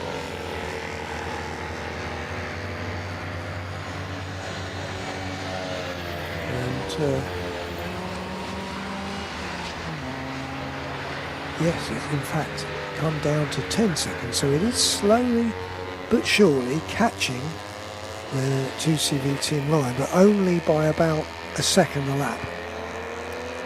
And there's a 10-second gap. But we've got just under 2 hours to go in this race. 91% of it completed, and yeah, the safety car has been called. According to my screen, yeah, according to the yellow flags at the marshal's posts. It's not coming up on the gantry, but it's on my screen and it's on the marshal's posts, and there it goes. So I'm actually seeing it with my own eyes. The safety car comes out. Now, why is that? Looking to see if there are any triangles anywhere. Then looking at the CCTV to see if I can see any cars by the side of the road, and I can't at the moment. TV screen is showing me through a marshal's post what looks like the sideways view of number 17. That's Yellow Frog, which was 4th in the 2CV category, and the view from the TV, the live stream, was a marshal's post, and through the windows of the marshal's post you could see the front of the 17, and looking at the Armco, it looked like it was sideways on. So yeah, we've now got a warning triangle by number 17. Now that is disaster. Flatbed's coming out, and because basically that car was 4th in the 2CV class, 12th overall, going brilliantly well. Disaster. That car being driven by Giles Owen at the moment, shared with Max Wire and Roland Wire and Plier, and that grey and yellow car 17 has come to a halt, and that looks as though it's off the track at Nelson. It's partly shielded by the marshal's post.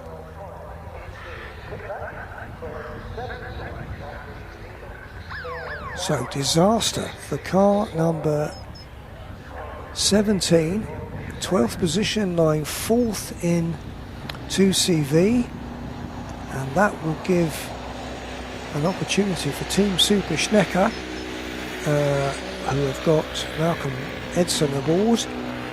They are only 1 lap behind, and the Yellow Frog, of course, will get a 3-lap penalty for a tow back. So we've said this before, that nothing is, it's not over until the portly lady sings. That's what we have to say now.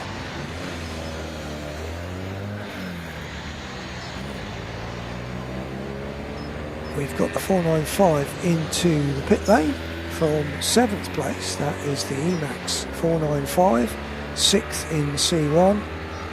The car that led early on yesterday. Blueberry Muffins are in as well.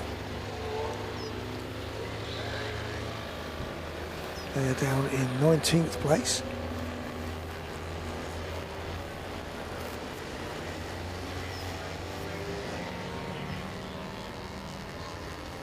'41 has been in the pits as well. Team Twin Snails. Green Frog are in the pits.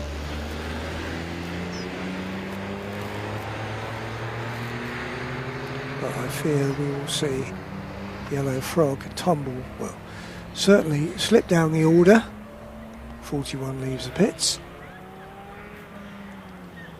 I'm almost certain Yellow Frog are going to lose their 4th place to Team Super Schnecker.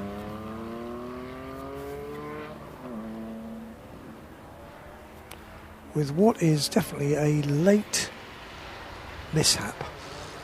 Now I don't know if it's a mechanical thing or it's a driver error.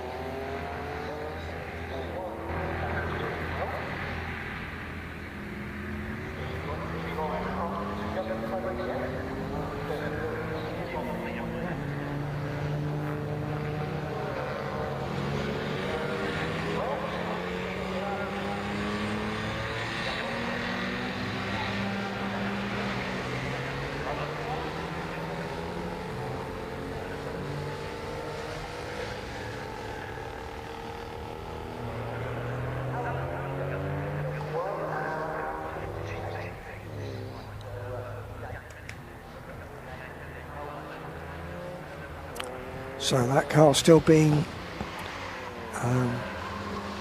rescued from Nelson. We've got the 495 in the pits there. Slipped down to 9th place, the Emax Motorsport C1. Slipped down to 7th in the C1 category as well. So you've got Team Lion up to 7th place again with the 97. Lewis. You want me to find out who's in that car, don't you? Well, let me think. Last time it was John Gladman. Yeah, it was John Gladman, 495. I'll go and find out. Thank you very much. Been chatting to, I've just been catching up with some gossip as usual. Obviously. Getting ready for that. Right, how long we've got to go? There we go. 1 hour and 48 minutes. Right, so 48 minutes, and we've only got 48 minutes for tailbacks to happen, haven't we? Because there's no tailbacks in the final hour. Also, I've gone past Emax, haven't I? So it's 495. Hi there. Ash, isn't it? Ash beer. Beer Ash. Doesn't matter. Who's in the 495? Rob Newman. Rob Newman. Okay. So obviously, arm 45 to go. Go right to the end. Yeah, straight to the end. Has it been a good weekend for Emax? Yeah, I think so. We're all going to finish, so jobs are good, isn't it? Yeah, it's been a challenge, but you got there. Yeah, it's always challenging. 24-hour racing, as everybody knows, up and down the pit lane is challenging. But you group together, you pick it up when it all goes wrong, and you carry on and you fight to the end. All right, mate. Good luck. Thank you so much. Income. Super Schnecker. Yeah, Super Snickers, isn't it? Schnecker. That's it. And they are poised to take over 4th place in the 2 CVs because of the disaster that's befallen 17. Yellow Frog is now on the trailer coming back towards the pits. Well, that's really sad because the Frog teams, we're not being rude because that's what the French teams call themselves, isn't it? Yellow Frog, Green Frog, Blue Frog, and sometimes we end up with Pink Frog, don't we? And the Yellow Frog was running in 4th place. That was the best they've performed here, so it's really sad for them. Let's have a look who's going to get in the car. Callum Grant. So Callum, there you go, big grin from Callum, who's going to get into the 13 car, being checked over. Chris Tovey and is out there giving his all. Rolls Royce mechanic, Rolls Royce engineer. The only thing about the thing that I looked at the 17, I think it might have lost a near side front wheel. Ooh, yeah, well, that's drastic, isn't it? This year seems to be wheels that seem to be failing. So that's a bit of a problem. I do know. I've noticed some of the. Put it like this. I noticed that the Crisis Tech Rouge team, they just nip theirs up and then torque the front wheels up. They torque the wheels up. If you run them up with a big whiz gun, you can overstretch them, and that could cause some of the problems. But Callum Grant is out. as I said, we've got also in the pit at the moment Blueberry Muffins, and I know the shape of that car. That gentleman, that's Chris Yates. Looks like Chris is going to be getting in the car.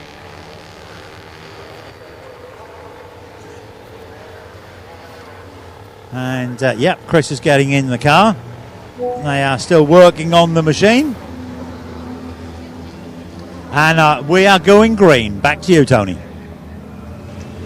Thank you, Lewis. Off we go. We have got an hour and 3/4 left to go. So as Lewis pointed out, that means only 3/4 of an hour for legitimate towbacks, because after that, if you break down, you do not get towed back, which is the whole thing about this P2W Motorsport push to win. And that's all you can do, push it back. And of course, it's I'm not sure, it hasn't been done for a long time, but there are some very famous people who have pushed cars over the finish line. Jack Brabham did once, Nigel Mansell did once, but I'm not sure if you can still do that, because there were a couple of incidents where the outcome was tragic, basically, with people pushing cars or attempting to push them. So wasn't there one in Argentina? Ignacio Chunti was killed, a Ferrari driver, and I think Beltoise was involved in that. There was one at Brands Hatch, Martin Raymond was killed. So, you know, it's not a great idea to try and push your car. It's been a long time since that's happened. So, obviously it was a little bit of a drama last year, wasn't it? Right. So, Chris Yates roars off in Blueberry Muffin. That's car number 40. I've got 3, 4, 5 ahead of me at the moment. Alex Port, James Taylor, Aaron Grizzly and Max Finn. Not really sure who's getting into the car, but certainly I'll tell you one of the helmet, one of the drivers here, it's a JPS coloured helmet, John Player Special, Elf Renault, so that's a low, someone's into their Lotuses. It looks absolutely stunning, I have to say. Not sure who's getting in. 463 is also in, and I can also see on the apron is the Misfits car. Looks as though the engine change is being done. Right, what was that? The 463 car. Ted Reddick. I could see a gentleman there with Ted on the side of his helmet. Ted Reddick to get in 463. Not 100% sure who's going to get into 345. Hi, what's in that? I like your helmet. I think that's great. Oh, it's Aaron. Aaron, yeah. It's a terrific helmet. How are you doing? Okay, yeah, well done. So it's Aaron. Absolutely stunning helmet. He's just got his name a little bit on the side of it. But yeah, so 345, Aaron Grizzly getting in the car. Terrific helmet. I'll see who's going to get in the 116 car.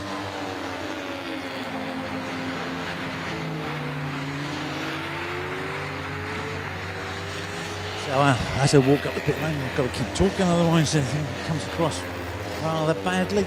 So who's getting in the car? I'm not sure. I'm not really sure who it is. Steve. There we go. Someone shouted, Steve, get in the car. 116. No, is it? No, it can't be Steve. Sorry, 107. I beg your pardon. Steve Rideout. Okay, is that ready to go then now? Yes. Oh, right.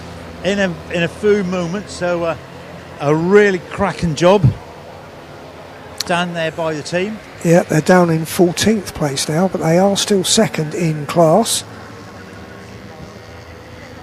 And yes, the 463 and the 345 were in, and you've given me the drivers for those, Ted Reddick and Aaron Grizzly.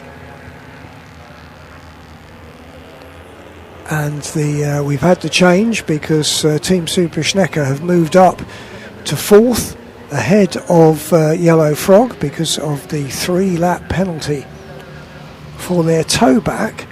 But what that also potentially means is that Team ECAS are only 4 laps behind Yellow Frog.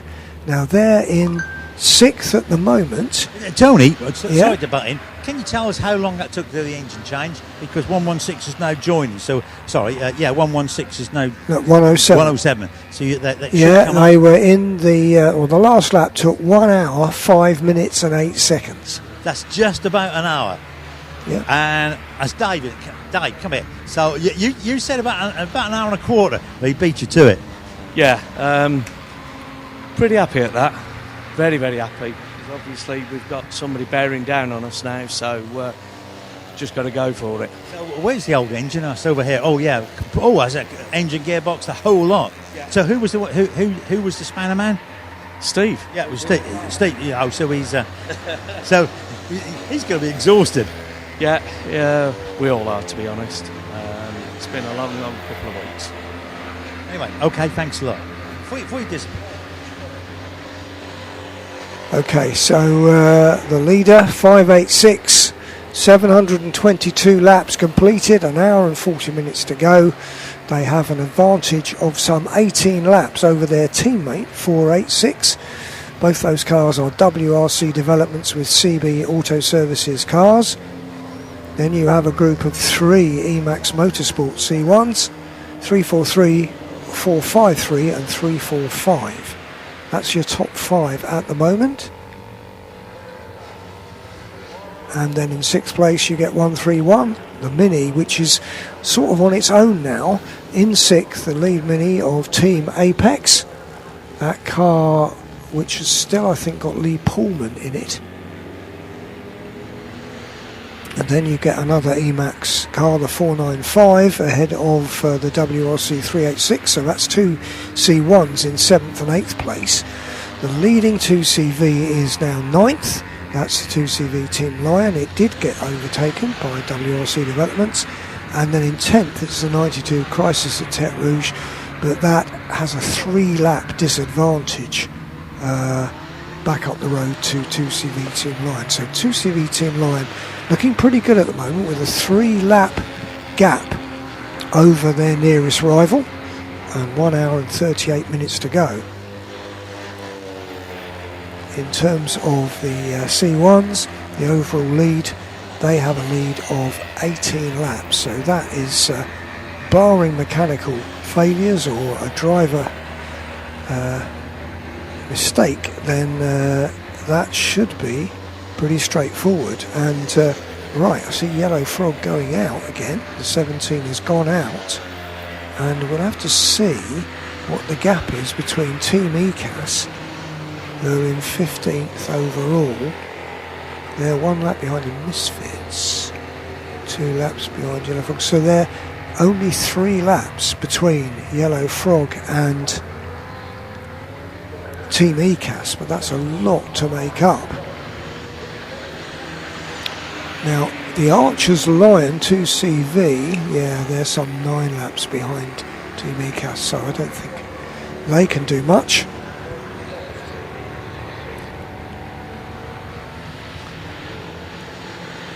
In 7th and 8th, though, the 2 C1s, Emax's 495 is only 13 seconds behind WRC's 386.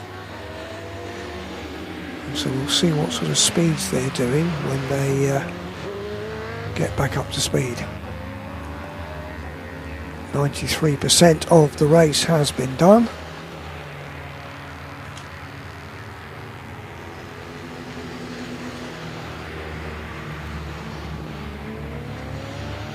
And at the moment, with just over 1.5 hours to go, things fairly static for the lead of the 3 categories. 586 in the C1 lead, 131 in the Mini lead, and 97 in the 2CV lead.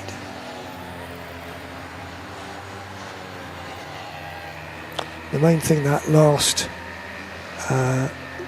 safety car did was to see the number 17 Yellow Frog slip down to 5th in class behind Team Super Schnecker, so they'll be pleased. Super Schnecker, who have got Callum Grant at the wheel. Now, what's the gap between Super Schnecker and Team 2PW? It's 11 laps.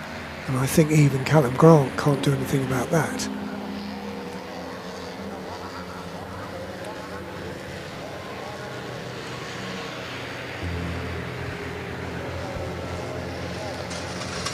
Lewis. Right then, Tony, yeah, I'm going to say we must be to.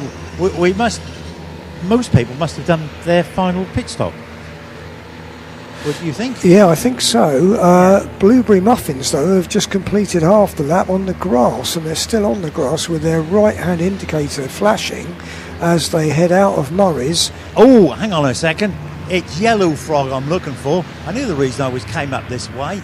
Yellow Frog is what I'm looking for. They came back. You said Yeah, they've lost. No, yes, I thought a wheel had come off. I can't see Yellow Frog. Well, they're back out again. Oh, wait a minute. Okay.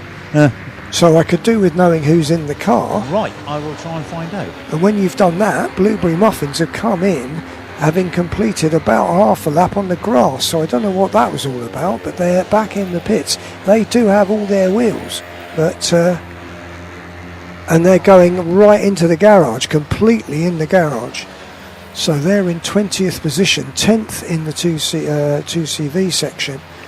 But a problem for the Blueberries, and that's Chris Yates in that car. So, some drama at this fairly late stage going on, particularly for car number 40, who certainly rounded Coram and all the way back from Coram on the grass.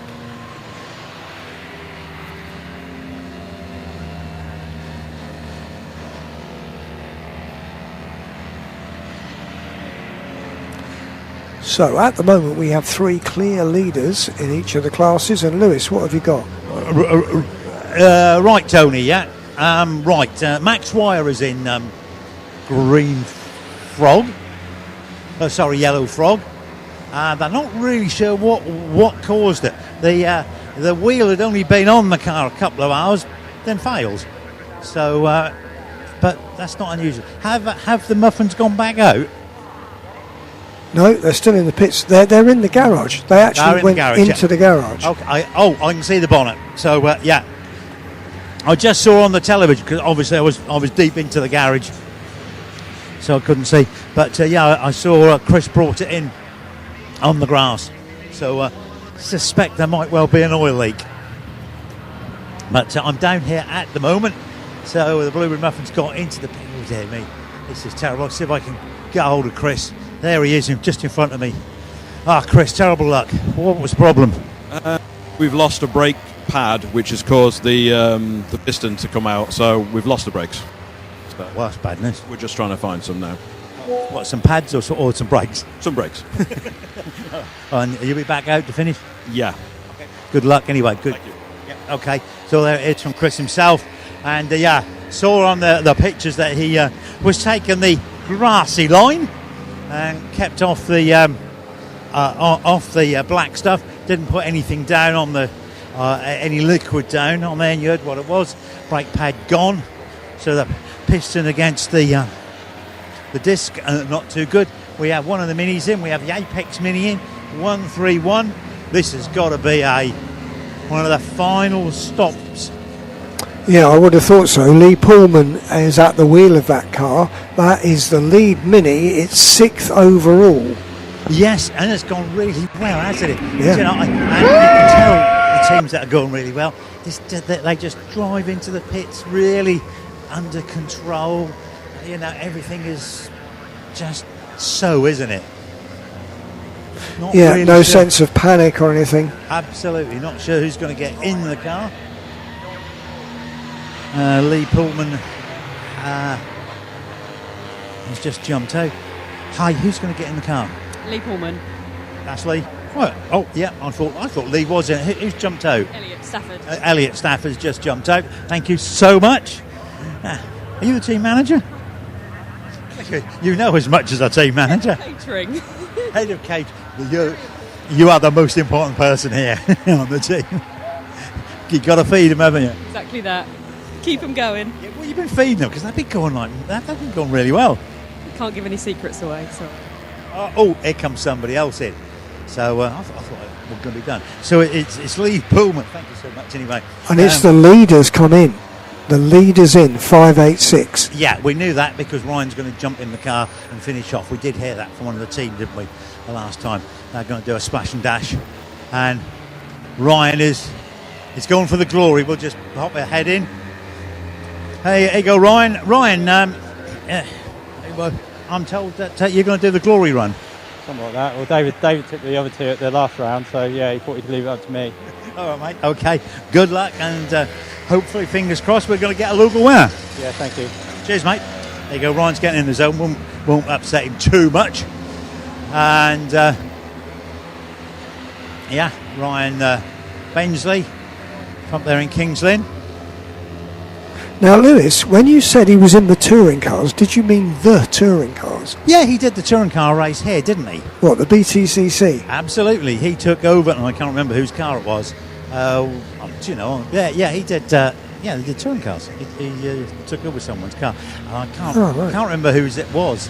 So, he did the. I forgot. No, slipped my mind. I might have been one of the accelerate cars. But I'm not 100% sure. I might go and ask someone in a minute. But I don't want to. Ryan's getting in the zone. He's not about to get in the car. I'll find out. Great. So a real superstar in our midst, and driving the car which is looking like it's going to win. It's got a massive advantage with just an hour and a half to go, and so that car's done 727 laps. It's 17 laps ahead of its stablemate, and Ryan Bensley gets into the 586, the Citroen C1, which has been in the lead basically since 7 o'clock. Right, I got there. I'll answer your question. Yes, it was an Accelerate Hyundai, and it was Michael Crease's car. Oh, right. Okay, brilliant. Mike, I don't think Michael could raise the... Yeah, I think finance. it is a difficult thing to do. The budget for British touring cars is pretty heavy. That was what I was talking to to Ryan about off mic. Obviously, to raise a budget to race in touring cars is a considerable lot of money. Actually, it's not as much money as I thought it could be. But we've certainly seen a few changes, haven't we, during the season where people... It was Michael Crease. I don't think Michael could raise the budget, and Ryan could, so he stepped in and took over one of the accelerator cars. And of course, he normally races in TCR, doesn't he? Yes. Yep. He was actually saying is that there isn't actually a lot of difference speed-wise between a touring car and a TCR car, but the budget is about 4 times as much. Yeah. But of course, then if you've got a sponsor, you get an awful lot of exposure on ITV4, and so I suppose that balances it out, doesn't it? Or should do, anyway. Well, yeah. See if you can get Howard to raise the budget. If he sort of maybe cut down on his expensive breakfast cereal or something like that, he might be able to find a few quid to do it. Well, some years ago, back in the day, and I know someone, I knew his dad really well, because I grew up with him literally just down the road from here. I think this was probably, about 18 years ago, might have been 20 years ago. They had to find £300,000 to do the Independence. Yeah, that's a lot of money. And that was them, but that was 300 grand. And he used to tell me every time I turned up, I had to give the team owner a £30,000 check. 10 races, 30 grand. Yeah. So I was told about 5-6 years ago what the budget was, but it hasn't actually changed an awful lot. So, but it's still a lot of money to find, isn't it? Yeah, I mean, I was talking to Adrian Reynard at Brands Hatch, not about touring cars, but about sort of single-seaters. And he told me about someone who, when he was in Formula 2, the team actually, or his management, hired the Hungarian.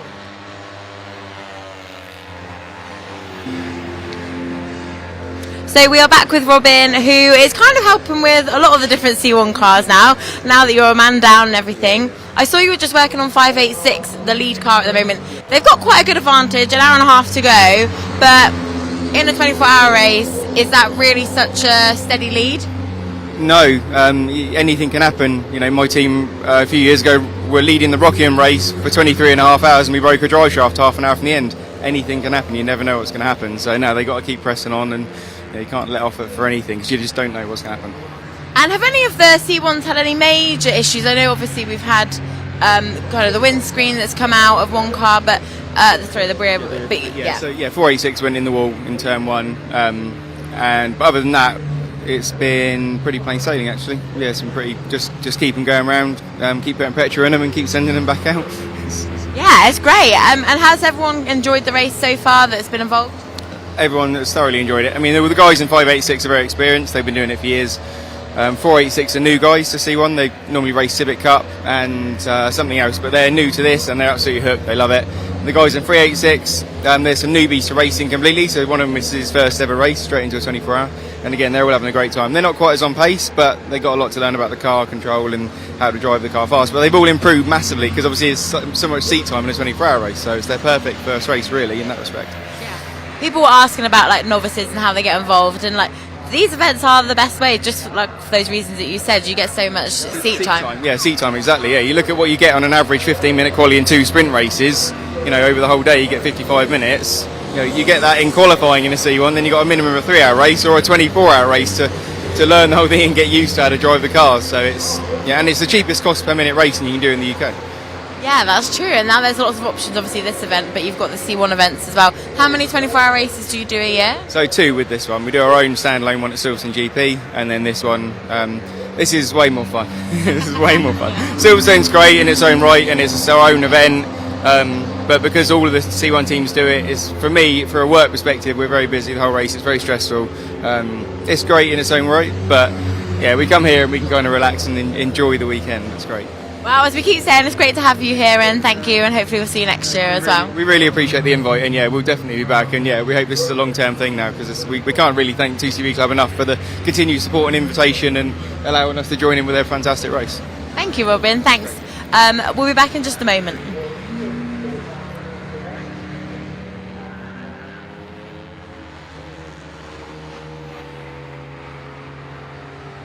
Well, Blue Frog has now come in, the 19 car. So where's Yellow Frog now? If that lost 4. Right, Yellow Frog is 13th overall, 5th in class. Oh, they lost a place. Yeah, to Team Super Schnecker. Yeah, and I have to say the Yellow Frog. That's the best the French boys have done. I know it's got an English crew in it, but yeah, they've done really well in that car. I'm not 100% sure who's in the car at the moment. Oh dear, looks as though Blue Frog is going to need quite a bit of work. It's going to be pushed into the garage backwards. It's Roy Eastwood, 4-time winner of the event, and 692 the car weighs. But I'll ask one of the guys here. Hey, what's the problem with the car? Some kind of vibration. We've had it for a couple of hours now, and it seems to be getting worse and worse. So, don't know what it is. We couldn't find it earlier. We'll see if we can find it this time. Okay, best luck. Is that gearbox related, you think? Drive shaft, diff? I think it's steering, but we'll soon see. Okay, all right, there we go. That's what may well be the problem with Blue Frog. But it's certainly in the garage at the moment. Big Jack being deployed. Fingers crossed. Everything goes all right. Can't be there too much longer. too many more pit stops to be made, I thought. And we're coming up to the 23rd hour, and after that, no more tailbacks. So let me, anyway, we'll go and have a look at the screen. Back to you, Tony.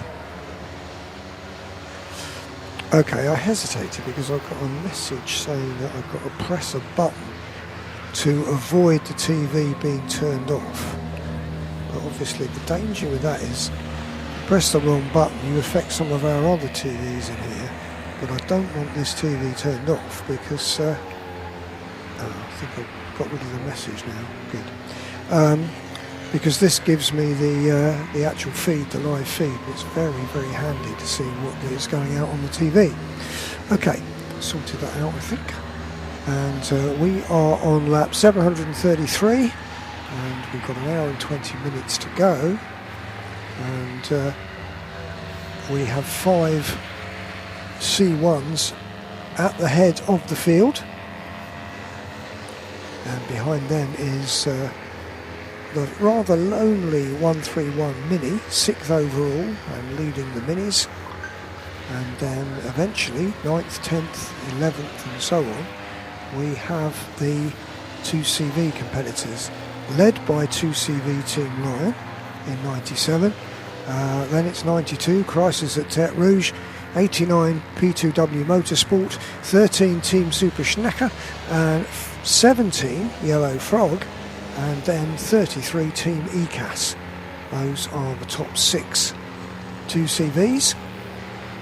The Misfits Mini has joined in the middle of that in 14th place, and well, that's what it lost, because basically it was 7th overall. It dropped to 14th with that hour-long pit stop for the engine change.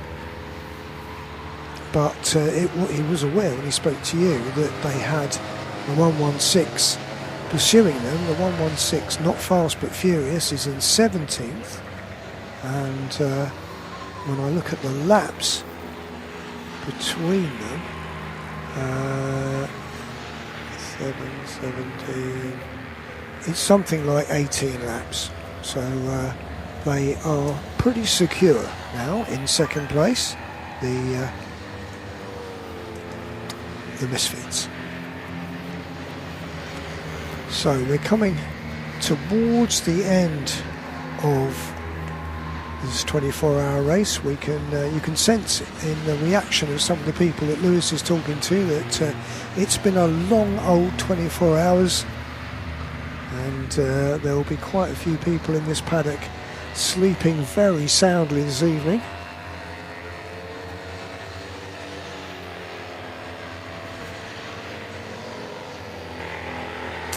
I imagine a few cans of energy drink consumed before they make their way home. So we are down back with the Blueberry Muffins, car 40 in the GCVs, and you can see they've got another unexpected pit stop here. We'll find out in just a moment what it is, but it looks like there could be some dirt in the car, but they're just trying to clear that out now and see what's going on. They've obviously had issues. They've just come in via the grass to try and get in, and they've been back out. They've had thumbs up out the window, but now they've lost power now completely. It looks as though a wire has come loose now on the Blueberry Muffins car. So they're just kind of investigating that, see what happens. It looks like it's something to do with the fuel. I'm just having a look to see kind of how this is going to affect their race a bit here. So we've got people from other teams coming down to help, just to see if there's anything that they can do. Obviously in the pit lane, they're just not too many people can work on the car around here.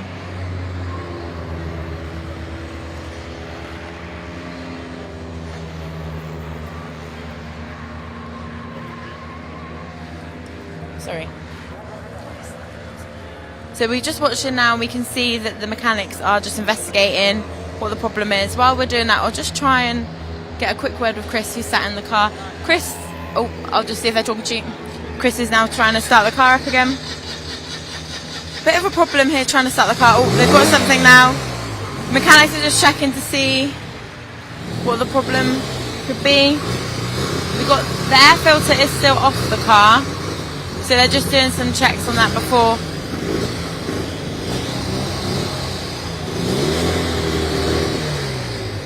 Do anything? We'll just see if anyone knows what they might be doing. Oh, and we do actually have the 495 C1, which is coming as well, just coming in down the pit lane. I'll just speak to Martin, who's kind of watching. What do you think, from what you can see, that they are doing here? They're looking at something to do with the carburettor by the looks of it. Sounds like a misfire, so these are pretty fickle things sometimes, so I think they've got a bit of a misfire. It might be just some muck in the jets and stuff, but it seems to me what they're looking at. Yeah, they've got the air filter off and they're trying to sort out, is that the fuel cable there? He's also looking at the fuel pickup now as well, so it's definitely some sort of fuel issue, definitely, yeah. So we'll go and try and chat to Chris, who's in the car as well, to see kind of how we notice the problem. He's just getting ready to start the car up again. Looks like they're just changing over the fuel pipe there. They've got it undone, getting the new one put in, and Chris is on standby to test the car out in just a moment. So the Muffins car, who are currently running in position 11th in class, so they are 2 laps behind Regimental, and this obviously won't be helping their efforts to overtake Regimental. But Regimental do have one more stop left to go, which costs them about 2 minutes, about a lap. So depending on how quick the Blueberry Muffins can get this car back out and on track, it could be a close battle to get into the top 10 eventually. We can still see that they're just having a look at what they can do. See, and Chris is on standby again to try and get that car started up. So no change at the top with the C1s. We've still got car number 586 in the lead by 17 laps, car 486 in second place, and then the E-Max car 2 laps behind that, car 343. For the minis, we've got Team Apex in first position, car 131. We have got Not Fast But Furious is third in their class, and then we have Team Misfits are second for the minis. And for the GCVs, Team Lion have got quite a significant lead for the GCVs. In second place, we've got Tech Rouge, so we'll go and talk to them because we'll see if there's anything they think they can do to catch up. And then we have P2W Motorsport, who are currently running third in class, and they're 5 laps behind Crisis at Tech Rouge. As we can see, the Muffins car now is starting up and they are on their way back out. So we'll see kind of what the problem is there and if there's anything else that they're looking at. We can see the team are just investigating something over there. And what we'll do in the meantime is we'll head back through the garage because we can see that car number 13 is due to come in now. So if we head back down to that garage and then we'll do some investigation on the Blueberry Muffins and see kind of what they're doing. But car 13, I believe it's Callum Grant who's behind the wheel, who we spoke to before the race. Doesn't look like this is a planned stop. He's not got out of the car, but we've got a bit of heat in that engine, it appears. So they'll just be investigating to see what's going on. Looks like maybe something could be rubbing. Chris Tovey there, who's done a lot of work on the car, looking in to see what the problem could be. Callum, a very experienced race driver, first time in a GCV, first time in a 24-hour race, but lots and lots of experience, so would have kind of felt that there was a problem. Chris is there just talking him through maybe what that could be and what he needs to do. As Callum told us, all he's doing this weekend is listening to Chris about what could be going on. So Chris, we were just seeing there, Callum, all he said all weekend is like, I'm just listening to Chris, I'm just doing what he tells me, and I see you just had a look under the bonnet and you've just explained something to him. What did you see? Well, he came in saying that you can hear that the drive shaft CV joint's making some clunking noises, so it doesn't, the boot's still intact, there's still grease in there, there's nothing we can do, we're not going to change it, so I've just told him to just super steady, and we'll just have to nurse it, and it'll be what it'll be. And I presume he's aware there's no toe backs in the last hour, and are you confident that, if he does what you've told him there, that it'll be fine? Yeah, he knows there's no toe backs. I think it's probably worth the risk, so we're going to go for that one. Brilliant, thank you, Chris. So car 13 all okay there. Again, it just shows kind of the experience of the drivers that's in the car. Never driven a GCV before, but absolutely fine. I was just checking next. We've got the really car coming in. I thought it might have been the muffins. The blueberry muffins are back in, so it looks as though whatever the problem was hasn't been resolved here with the blueberry muffins. So Chris is back in. Chris is the owner of the car and has done a lot of work in preparation for this weekend. So they're just going to have another look at what it is. Looks like they're taking the air filter back off again, so it could still be that there's stuff in the car.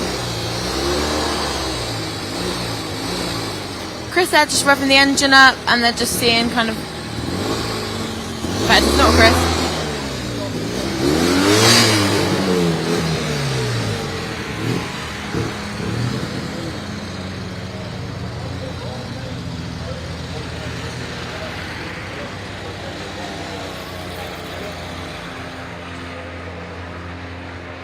So we'll keep a look on this, and once we get some more information, we will come back to the live action on the track for just a moment.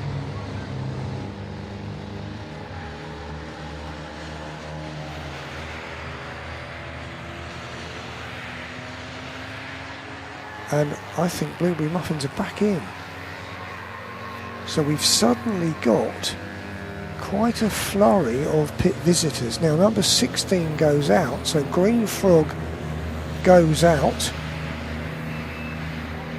Not sure if there was a driver change there or whether Francois Bouvet is still in there.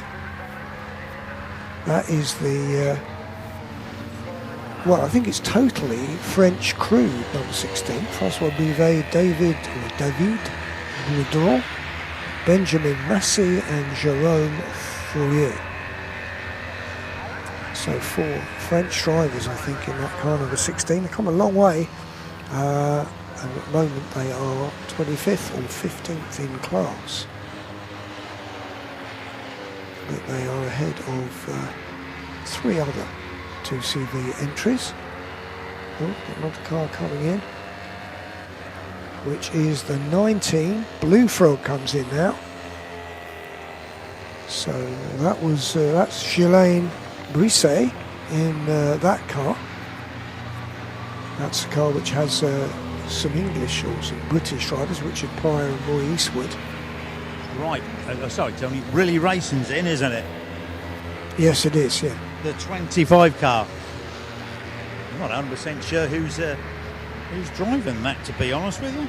Well, I thought it was Craig Patrick, but I'm not yes, certain. Yes, it could be. I'm not. And someone's out. Not sure who's got back in. I will have a look. John Paul Wilkinson's out and Craig Patrick's going in to take the finish. Oh, Craig is going to do the finish. Okay, so there we go. Craig is going to do the finish. It was John Paul Wilkinson who was in there previously. We haven't actually talked to him. How's the weekend been going for you? Remarkably, I mean, we don't want to jinx anything, but yeah, we're using the same engine we started with, and we've only really had a couple of minor issues. We had a throttle cable snap. I had the bonnet flip up on me going down the straight in the dark, which was fun, but other than that, it's been fairly smooth. So a couple of carb issues, but yeah, we just kept it running, kept it out there. We're not the quickest, but it's a marathon, not a sprint, so we're up in, I think, 9th at the moment. So your name is? Sam Gregory Smith. I'm the third driver. Gregory Smith, Sam. Okay, Sam. So you're quite pleased with the day so far? Yeah, it's been so much fun. I had so much track time, and yeah, we've put in a lot of effort, kind of all the preparation. Hadn't raced for a few years, so yeah, it's really good to see it. We just need to survive this last hour and a bit. Right, Sam. Thanks very much. Best of luck. Thank you. Here we go. We got from Sam, and the muffins. Did the muffins go out or not? I think they went out and came back in.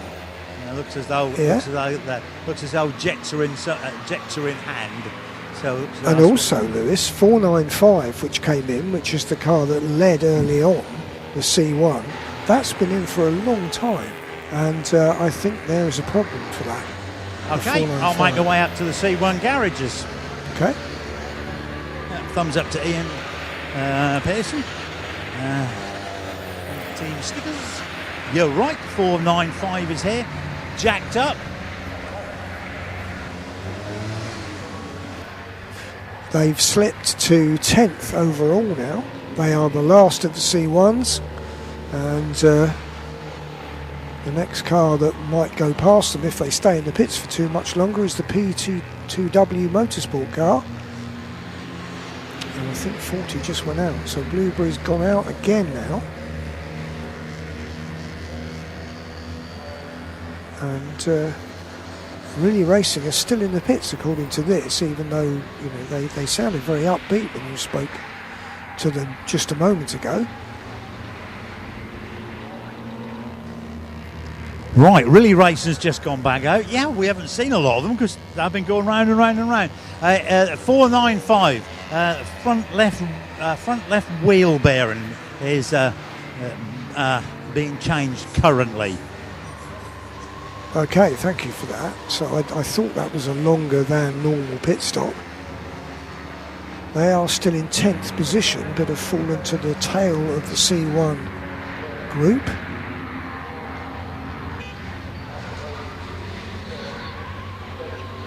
And they've got P2W Motorsport, I was going to say bearing down on them, but it's more like a lurch really, lurching down on them.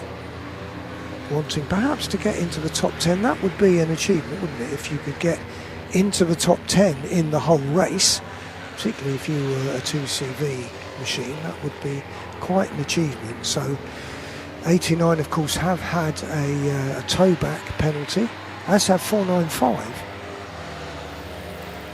so we're waiting to see 89 is continuing to burble round and getting some laps back. There it goes, in the middle of the two Team Lion cars now, 3 abreast as they go into Riches, and 89.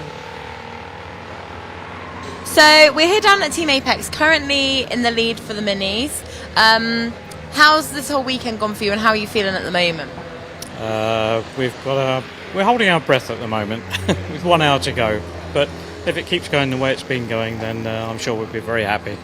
And your son's in the car at the moment. I presume he's done this before, or has he? Or how is that? Done it a couple of times before. He built the car as well, so yeah, it's a bit of a family affair going on, really. Who else is here from the family? Is it just you two? Anyone else? Just the two of us. But obviously the people with him are close friends, and all the supporters with us, the caterers and other friends that help out. It's all people that Lee knows from. And is it quite a proud father moment if your son out there leading the minis in this long event? One of many proud moments. I have to say that. Brilliant, thank you so much. Thanks for talking to us. We hope the rest goes well for you. Great, we'll go back to the on-track action. We'll be back in just a moment.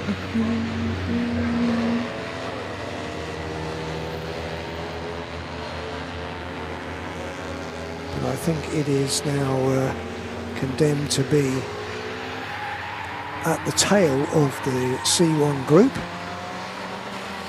despite having gone so well yesterday at the start of the race. It led, it swapped the lead back and forth with the 586, but whereas the 586 continued up the front, the 495 fell out of the top 3, got back into the top 3 at 2 o'clock this morning, and then at about 9 o'clock Tony, it's crashed. Rob Newman. Sorry, I interrupt you. Rob Newman's behind the wheel of 495, which has just gone out after a wheel bearing. Okay, thank you for that, Rob Newman. I was saying that car was very similar to the leader 586 at the start, and they swapped positions, and but its fortunes have been virtually the opposite of the 586, which has run so reliably all day.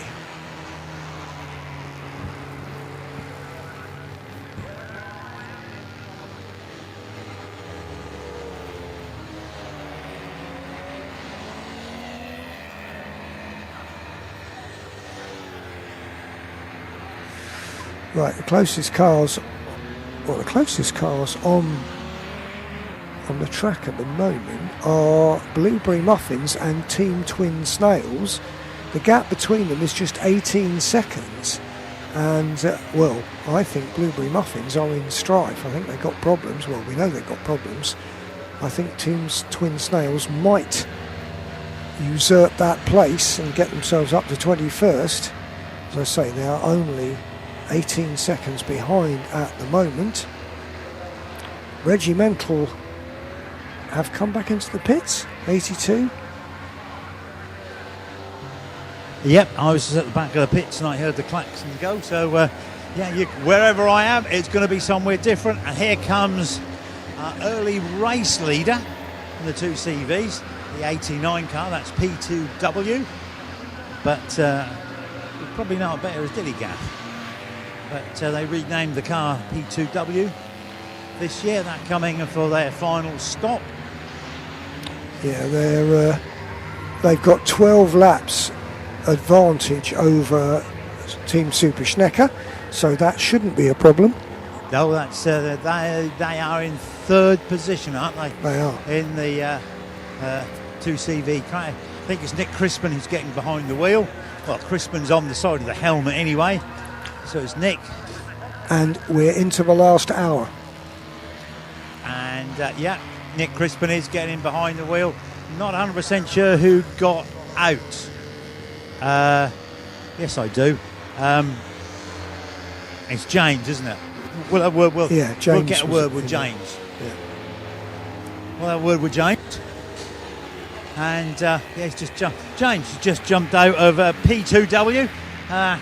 Solid 3rd place. You were looking really good until the wheel issue. I know, it's such a shame, isn't it? I'd say just about. But I know. I mean, trying to beat Lion is really, really tough, and you were holding your own. I mean, fingers crossed we have no more problems, but that was our only one. If we lose it for that, that's a real shame. There have been 1 or 2 wheel issues right up and down the paddock, so not necessarily. Yeah, Yellow Frog, who just lost the front wheel, the same one as we did. So I don't know. SL Racing lost the wheel. Yeah. Keep.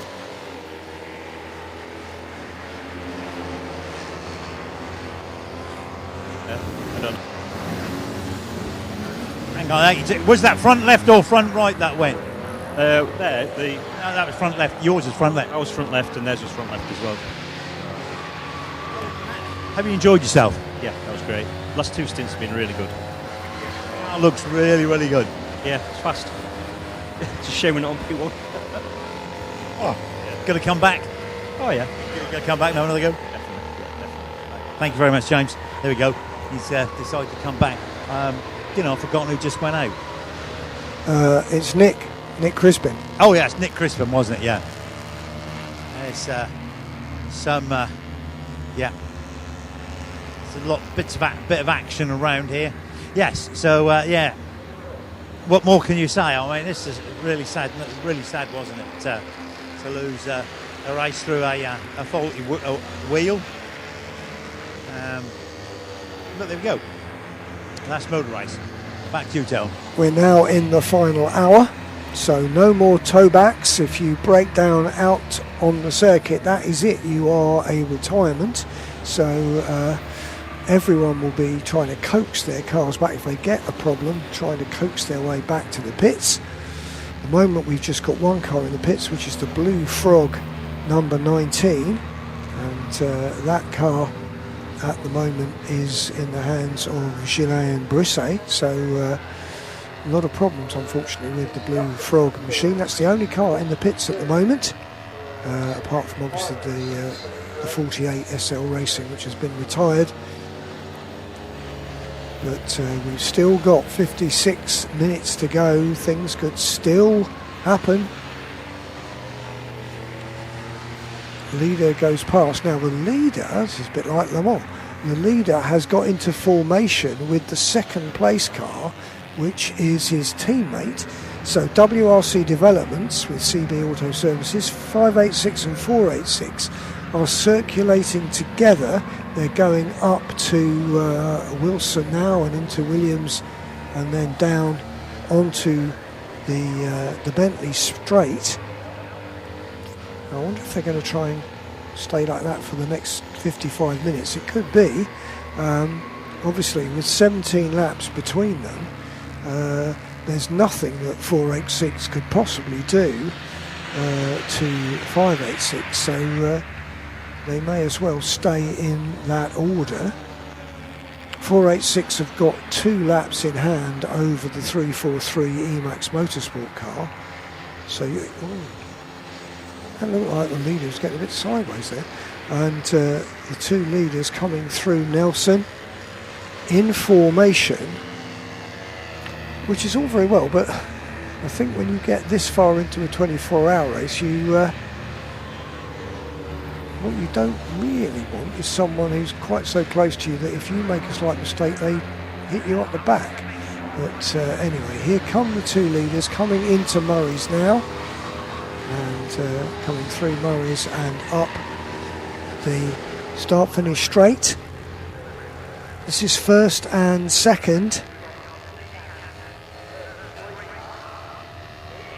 And second's got his headlights on, which I don't know. Not quite sure what's going on there, because if you were the leader, which is Ryan Bensley, whom we know is very, very quick, you wouldn't necessarily want, I think, is that still Ross Ballman? You wouldn't want the 486, the second place car, with his headlights on right in your mirror. The ECAS and Crisis Tech Rouge cars are in. They share the garage down the bottom of the pit lane, and I'm at the top end looking at Blue Frog, who are inspecting the right and left-hand rear wheels. I seem to think there's something wrong with the right-hand rear wheel. I can't really see what it is. They've had a mysterious vibration. Maybe there's the rear wheel bearing is going or something. But anyway, we've got ECAS, the 33 car, in the pit. That must obviously be their last one. And Crisis have got 5 or 6 laps over the third place Dilligraph car, which is P2W this year. So maybe they've just brought it in for a splash and dash to make sure that they can get to the finish. I believe Line have got to do a splash and dash as well, with Pete Sparrow in it as well. So who's getting in the cars? I'm not 100% sure. We'll wait and see who's going to get in, so we can see a name on the side of the helmet. We can. So, what's your name, sir? Glenn. Yep. Oh, thank you. Right. Refill. Glenn Osmond is getting in the car. Don't recognise him with his helmet on. But, he's going to finish the ECAS car. Not sure who's going to finish the Crisis car. We'll ask Paul Robinson, team manager of the 92 car. Paul, who's going to finish off for you? Mr. Rhodes. Okay, Nick Rhodes, yeah. So, Mr. Rhodes. Is that what you call him? Not normally, no. He's a driver. I call him all sorts of things. Anyway, yeah, good solid second place. We've discussed this off mic, but what hasn't gone your way, has it? No, it's not the first time. I'm sure it won't be the last. 15 years is a long time waiting, though. That Sparrow bloke's just too good. Yeah, puts together a decent car, doesn't he? He definitely does, yeah. And drives it well as well. Yeah, I think he used to drive with us at one time. Indeed, didn't he? He did indeed. But anyway, good luck for the rest of the race, and hopefully you're going to make that.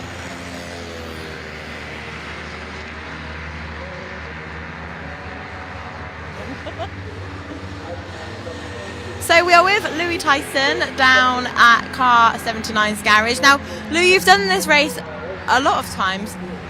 is it your first time in this team? Yeah, it's the first time in this race with the Lion team. I've driven the car elsewhere before, but never here, so yeah. And you've got the rookie of Sam Archer and Ethan, who's relatively new. Both very good, though. How's that been? It's been really good. It's been great to see Sam get some time in the car, and obviously it's a really formative experience the first time that you race a 24-hour because he gets so much seat time. So he's been getting faster and faster and faster. And obviously Ethan was already extremely fast. You've probably already spoken to Pete, but at the start of the race, Pete couldn't shake him, so he's got the Sparrow genes. Yeah, that's fantastic. They're both amazing.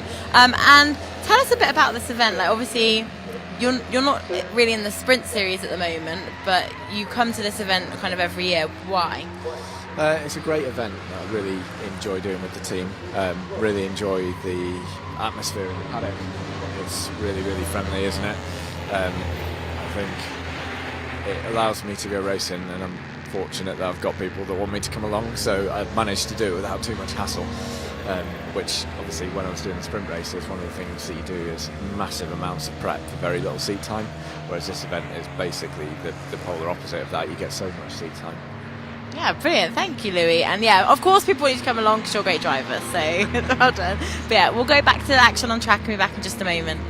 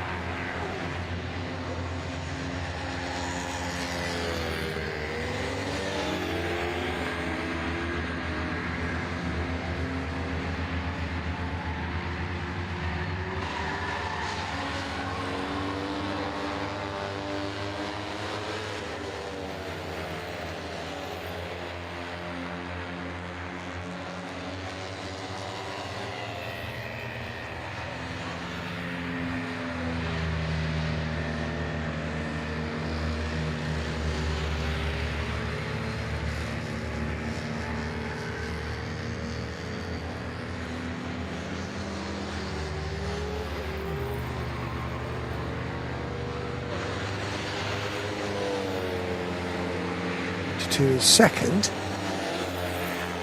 so the green and blue car actually ahead of the pink and grey one, or the orange and grey one.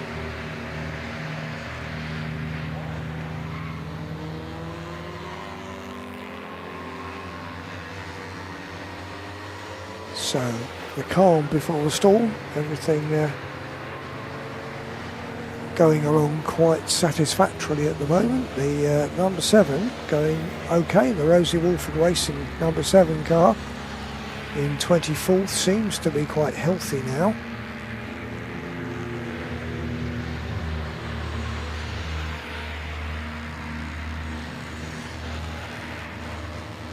Now Emax in 10th place, the 495, is running quite a bit quicker than Crisis and 2CV in front of them. Those two 2CVs are doing 154s, whereas the Emax C1 is doing a 147. So 7 seconds a lap quicker as the two leaders go past, with 47 minutes of the race left to run. Blue Frog back in the pits, so they're really not having a good time, and Shalane Brisset obviously not happy with whatever the car is doing.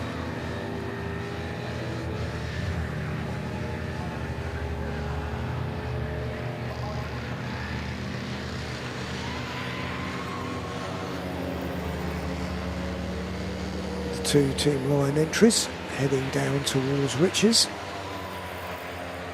and they're separated by quite a bit. The 97 car is first and the other one is 7th. Lewis.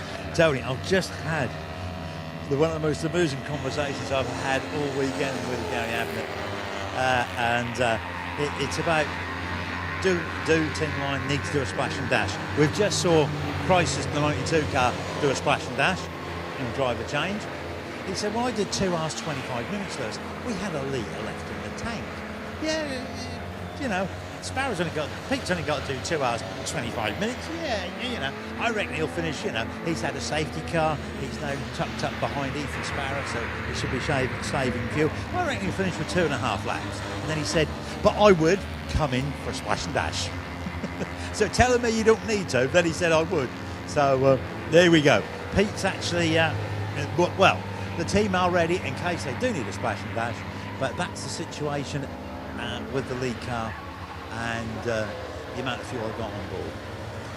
So take your pick. Back to you. Yeah, I mean, they've got a substantial lead, haven't they, over Crisis at Tete Rouge? They've got 4 laps in hand. So perhaps it's not worth risking it if there was any doubt at all that they might run out, run short. So, well, I think if it were me, I would come in.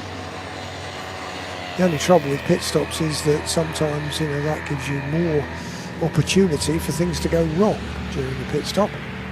And if you're pounding around quite happily, it's sometimes better just to carry on doing that.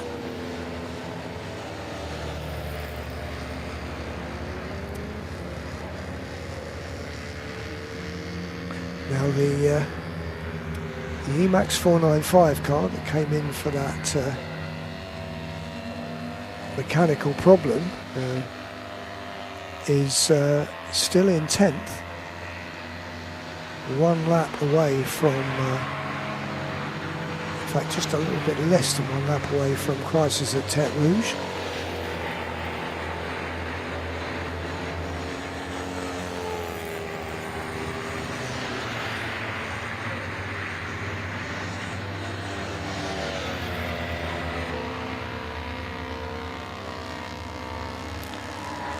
So the 2 leading cars, which are lapping in formation, are doing well. Last lap it was a 1:43, this last lap was a 1:45.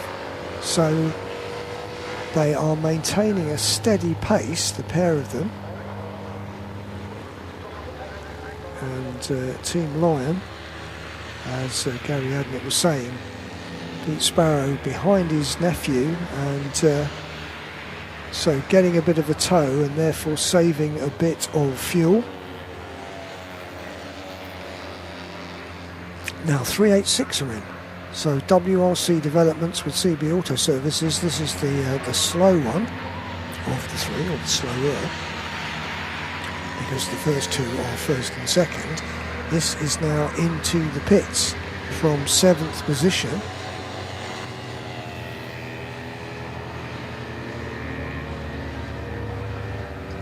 Tony, they're not letting the others sit down, are they? These guys just won't let me have a little sit. The 386 car is in the pits, as I could say. I think we're going for a driver change. What position are they in, did you say? They are in, well, they've just dropped to 8th because 97's just gone past them. And as far as I know, it's Kev Sanford in that car at the moment. Hi, Kev. Who's got in the car now? That'd be Josh. What do we call him? Josh. Josh, yeah. Okay, Josh has got in the car. Thanks, man. Did you have a good session? Yeah, loved it out there. 2CVs have been really fun to play with. Minis have been fun.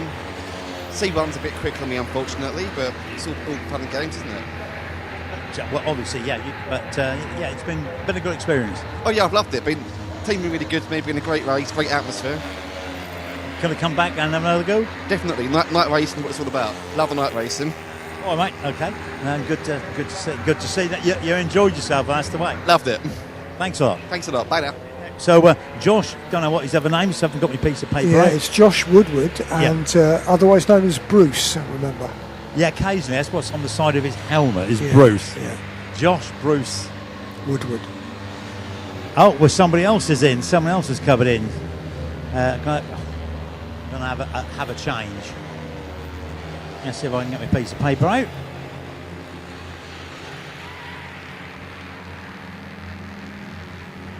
Back to you, mate.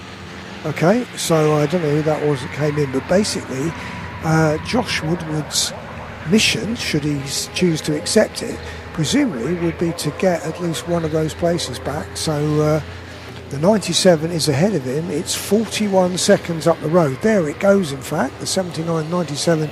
97 almost breathing down the back of the 79.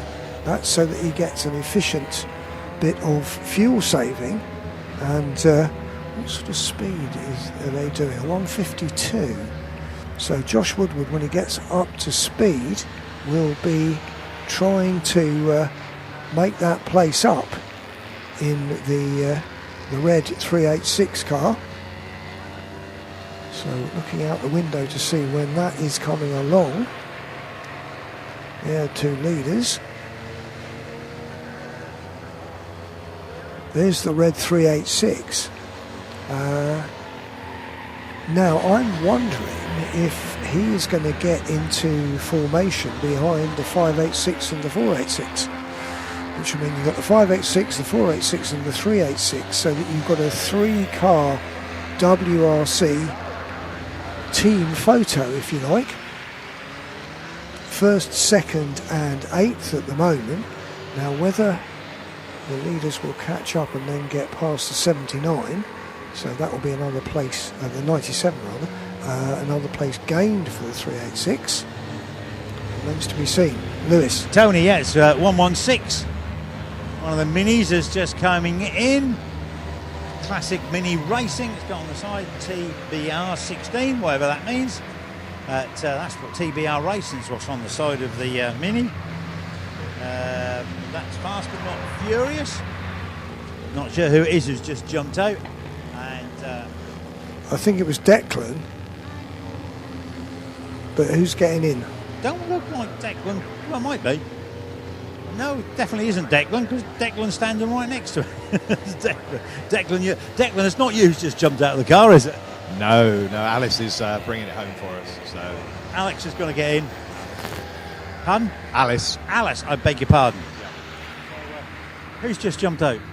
Alice. So she's we're just doing a splash and dash just to get it home for the last 3/4 of an hour. So it's Alice's car. So we'd like her to finish it. Right. So sorry, got there. So she jumps out and she's jumping back in. A splash and dash.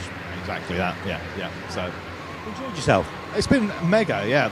The car is absolutely mint. So unfortunately, we did a engine mount and clutch plate in the night. So that's cost us 90 minutes in the pits, and we were 3 laps up at that stage. So I think we've been quickest out of 3 teams. So we feel morally victors, but unfortunately that doesn't count for an awful lot. Great to see you here anyway, and obviously good to see you back. We've seen you racing here all, but we were talking about that yesterday. It was 20 odd years and more, 25 years I'd imagine. 21 years since I've been sat in one of the old minis, and it's been absolutely mega. The car, a lot of memories come back from that period of time, and it's been really, really fun to drive the car. It's been brilliant fun, and the team have been great as well. Yeah, it's good to see you and that. Well done. Thank you. Thank you. Cheers now. So, Fast But Not Furious has just rejoined, and it's Alice who owns the car. Alice has got back in the car. And that was Declan McDonald, who has been a constant racer here at Snetterton over the years. Back to you, Tony. Right, thank you, Lewis. So, Alice Hughes in car 116, and yes, that car, 7 o'clock, that was in the lead, and it stayed in the lead up until 1 o'clock, where it slipped to second, and 1 o'clock in the morning, and then by 2 o'clock it was last, and quite a long way back in the whole field. So that was the 1.5 hours in the pits that Declan was describing, which really stymied their efforts. So we've got 37 minutes to go.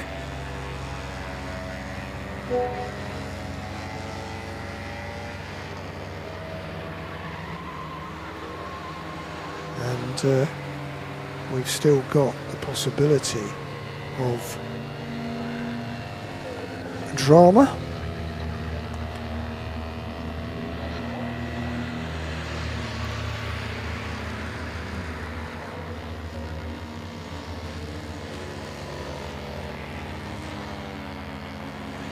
but with 36 minutes to go, 36 and a half minutes, and still the two WRC development cars, which are now Let me know if you want me to say anything. line astern. Can I talk? So we're down here with. So we're down in car 97's garage. Not too sure what the problem is at the moment. We will ask as soon as we can. Pete Sparrow has got the car back to the garage because at the moment there is no tow backs at all. So we'll have a look. But this is. They've got quite a significant lead with regards to where the GCVs are and how that's all going. But it depends how long they're in the pits for. I'm just looking at how far behind. So actually Crisis at Tete Rouge are 2 laps behind GCV Team Lion.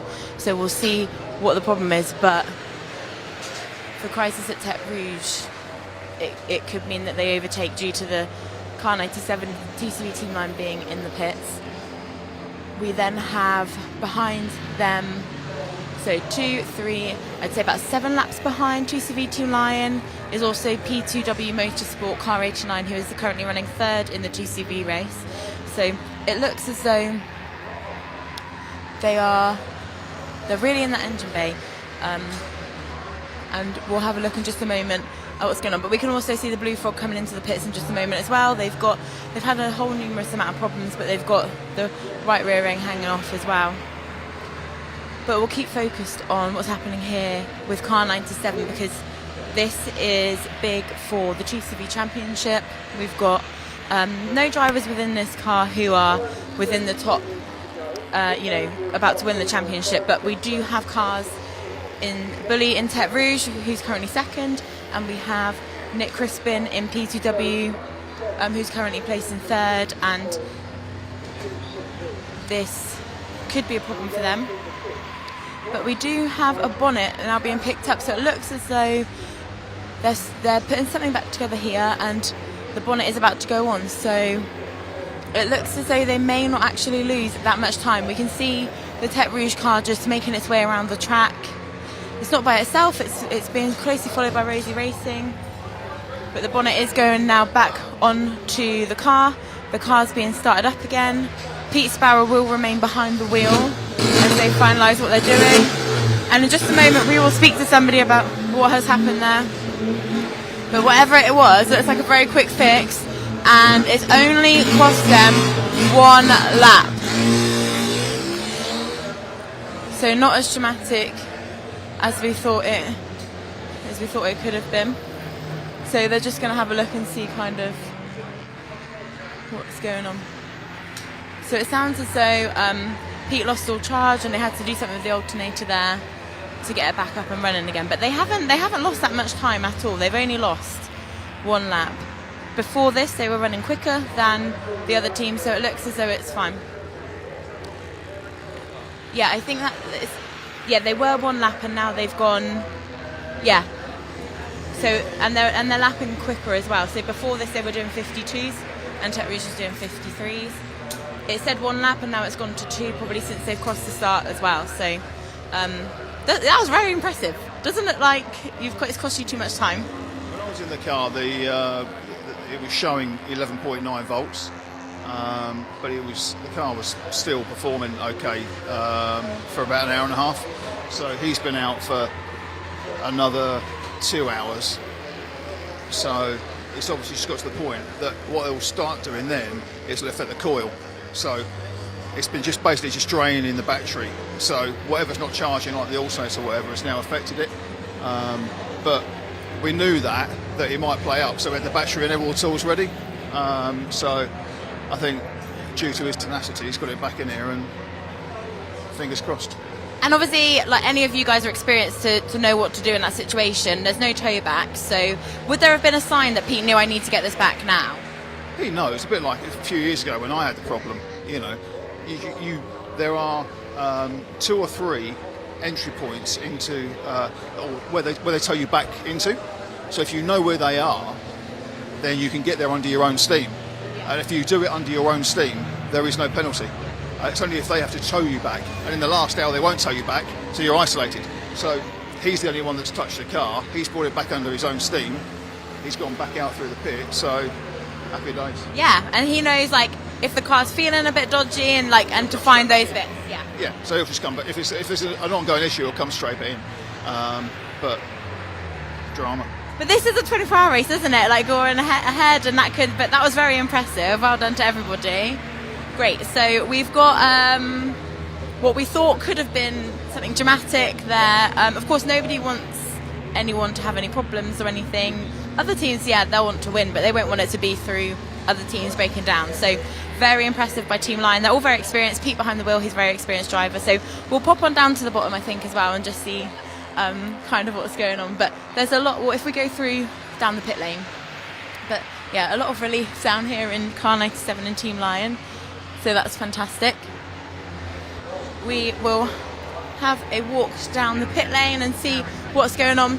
We can see that the car, Blue Frog, car 19, in the garage here. So they've got that, both wheels off at the back there, just seeing what's going on. A few ongoing problems for them, but they'll get those fixed and make it for the end of the race, I am sure, because that's what we want, is we want everybody to finish the race. We can see car 495, we've got a 1 minute stop and go penalty, so I'm not sure what that's for, but we'll see them in the pits shortly, I'm sure. Just see kind of out on track. I think I can see just from walking down here, car, it's either 97 or 79, let's have a look. Going round absolutely fine, so that is good news. Yeah, that's car 97, so the car in the lead of the GCV race is going around the track absolutely fine. We'll just move out the way because we do have one of the C1s coming in. Looks like it could be 495 now coming in for their 1 minute stop and go penalty. So there's been a bit of confusion over this about where to stop, but we'll see the car we'll see the car being driven right down to the bottom of the pit lane where they're meant to go for their stop and go penalty. Oh, a bit further. They'll find where to go eventually. So yeah, we'll head down to see Tete Rouge now and see how that has all gone for them, because that was a bit of drama. It may be that they weren't that bothered by it, but we'll go and have a look. As I can see as well, car 89 coming around the final corner. Nick Crispin's car currently in third place. We've got some paparazzi. But yeah, we're nearly there now. It's Team Sea Lion are right at one end and Tete Rouge right at the other end, so there's a bit of a track. So I'll see if I can find someone who will talk to us. Let's have a look. I think it's all quite serious in there at the moment, so we'll give it a little pause and I'll see if there's anyone who's free. Yeah. We'll leave that and we'll leave it just a moment. But we know that the stop there for 97 is something that could have played into the hands of Tete Rouge. Of course, like I say, that's not how they would want to win a race, but it's very tense at the moment. So we'll have a look back on the on-screen track, and as soon as we can speak to somebody, we'll come back.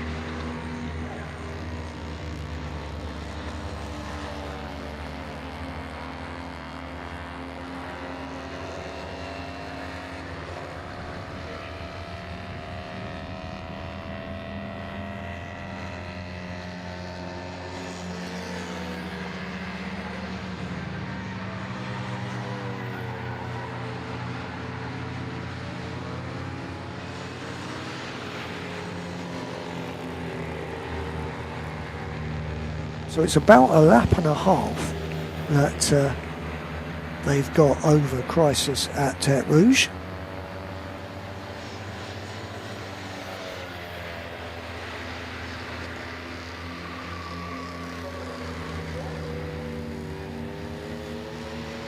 So waiting for the end, most of the teams now, 26 minutes to go, but fingers definitely crossed in many of the camps that their cars keep going. There's the second Lion Racing machine, which is in 16th place overall, 7th in the 2CV section. Leaders continue to pound round, and behind them on the circuit, the next car up is the 97, the 2CV leader. Pete Sparrow at the wheel. Battery hopefully is strong enough to do the job.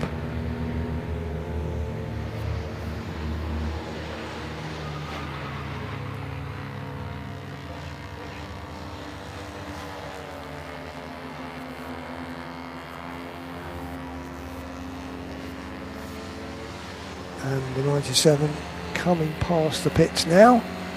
25 minutes to go. And what sort of times is he doing? Well, his last lap was a 1:51.4. Crisis's last lap was a 1:53.5. So at the moment, Pete Sparrow is doing enough to maintain that gap back to the 92 car. The 92 car, which has Nick Rhodes at the wheel. Nick, who's another regular competitor in the championship, had a 6th at Pembrey earlier in the year.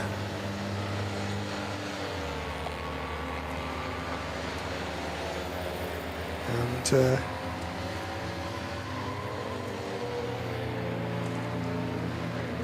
so we know that he is a known quantity and very experienced in 2CV racing. Tony. Lewis. Yeah, I've just been talking to the team line mechanics. They're just kicking themselves. They reckon they should have pushed started the car and not used the battery power. So, yeah, what happens under stress? Because obviously starting the car uses a lot of battery energy, and they're not recharging the battery with the alternator, is what they're saying. So fingers crossed for the Lion team. Yeah, I suppose it could have been a good idea just to save it a little bit more.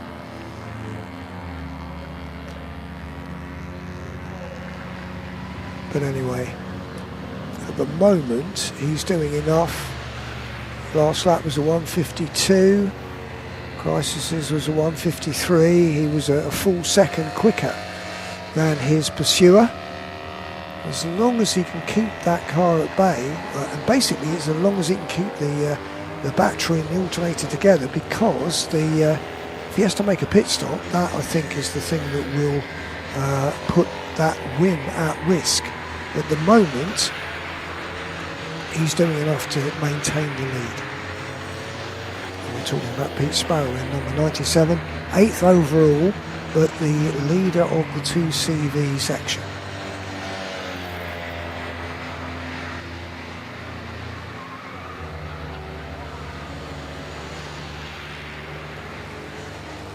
Now, we don't expect any pit visitors. Blue Frog is down as still being in the pits. So, correct there, Tony. Yeah. I've just walked past it. It's jacked up on the driver's side, under the bonnet, and on the scrutineers. Jeff is scrutineering it, keeping an eye on it, making sure everything is okay. As has he and the team been looking at the cars. Well, it's a sad end for Blue Frog because they're 27th and now effectively last in the race. 48 retired a long time ago. Yeah. How long to go? I should be able to see. It's 21 minutes, 21 seconds, I think, on the big clock. That's it. Yep, that's it. So, only car in the pits is number 19. We don't expect any more in the pits. They certainly don't want to break down on the circuit because they won't get towed back.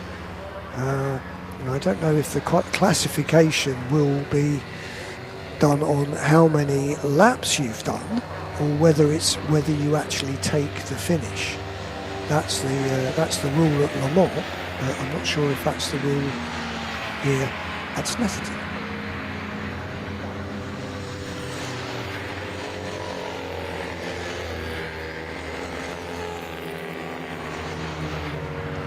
So Lewis, I was hoping you'd come in there and say no, you have to take the finish, or no, it's just a count-back thing. I'm not making any comment. Ah, right, okay. That's very diplomatic for you, Lewis.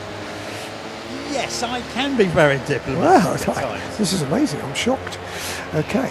Yeah, they're at anyway, I agree with you.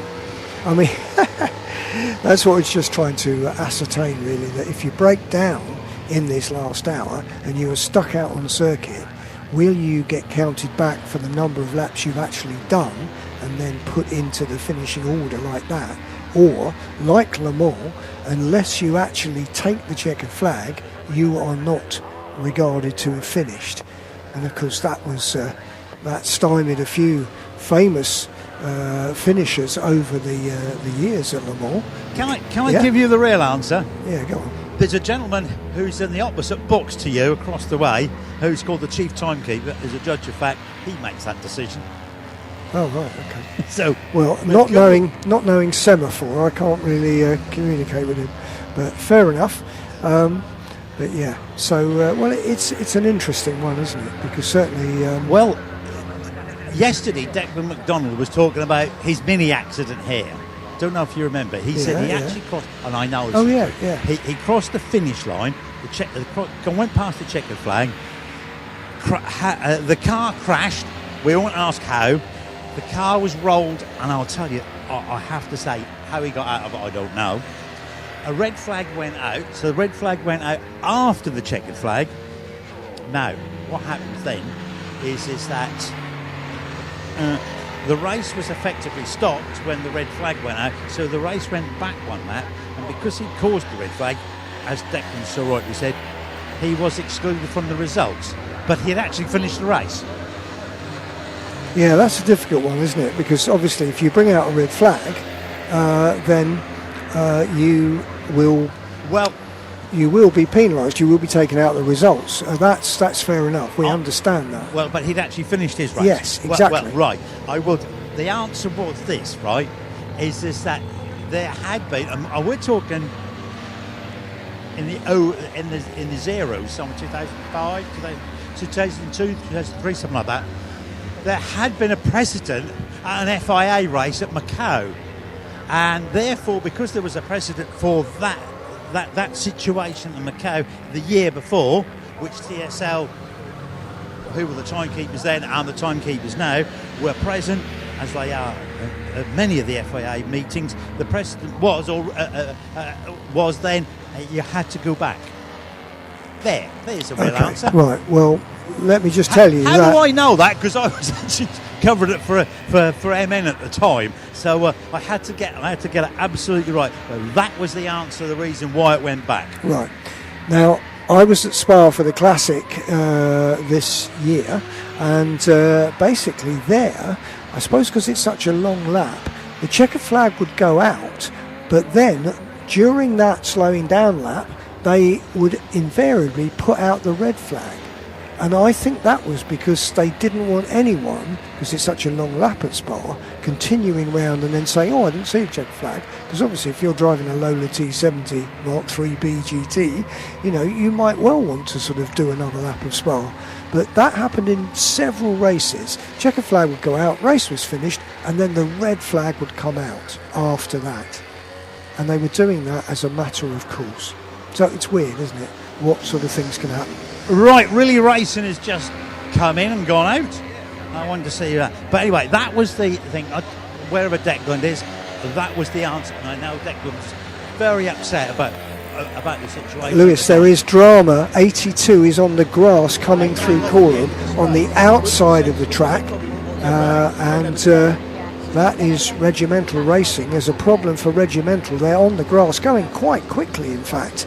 But now they're trying to come across the track, and they've crossed it, gone onto the grass on the inside, so they can get into this. But it's almost like an auto grass machine. It's really hammering round the 82, absolutely speeding along on the grass. Yeah, I can hear. Yeah, I can hear people have been warned in the pit lane. Yeah, Regimental are coming in. Slow down. Yeah, some of the cars are hopefully 82. What position were they holding? Right, they were in 20th because they'd taken over from the Blueberry Muffins. They moved up into 20th when the Blueberries had their problems, and now they've come into the pits, and Team Twin Snails are behind them in 21st. They might get another place. Well, it looks as though the problem is actually in the cabin. Right. I'm trying to find Really Racing. Is Really in here? Yeah, okay. Hey guys, Really Racing? Yeah. You just beat. Who's got in the car? Craig Patrick's out in the car. Who? Craig Patrick. Craig Patrick, I do beg your pardon. Your finished driver, we put him out to manage the crisis that has very quickly ensued because I think the gearbox has given up on us. So we've got 2 gears left and no oil in the gearbox. So we're leaving him out. He's just going to have to manage the problem. Okay, so so only 2 gears, no gear oil, and a lot of fingers crossed. We've run out of bananas basically. The citronness will get that joke. Okay. Well then, so there we go. That's Really Racing. But Lewis, the car that was on the grass was Regimental, number 82. But that was Really who came out just before. Yeah, they're 19th. Yeah, and Regimental are 20th, but they are in the pits. Regimental just in front of me. I've got a funny feeling we may have a throttle pedal. Yeah. I just saw it over the shoulder. Yeah. Lots of nothing. No matter how hard you press it weren't going anywhere. Well, the only way to do it is wind the idle up and do 1 lap at the end. Well, I've just had my foot up. Oh yeah, I see. Yeah. So, sorry, I've forgotten your name. Andy, I beg your pardon, Andy. It's Andy Donaldson, isn't it? Who's was in the car, had his foot under the throttle to lift it up. So yeah, it looks as though it's a broken mount probably. And someone was saying there's no excitement in the race. Well, we've only got 13 minutes to go. We've had an awful lot of excitement packed into these closing stages. Regimental could lose that 20th place to Team Twin Snails. They're on the same lap now, basically.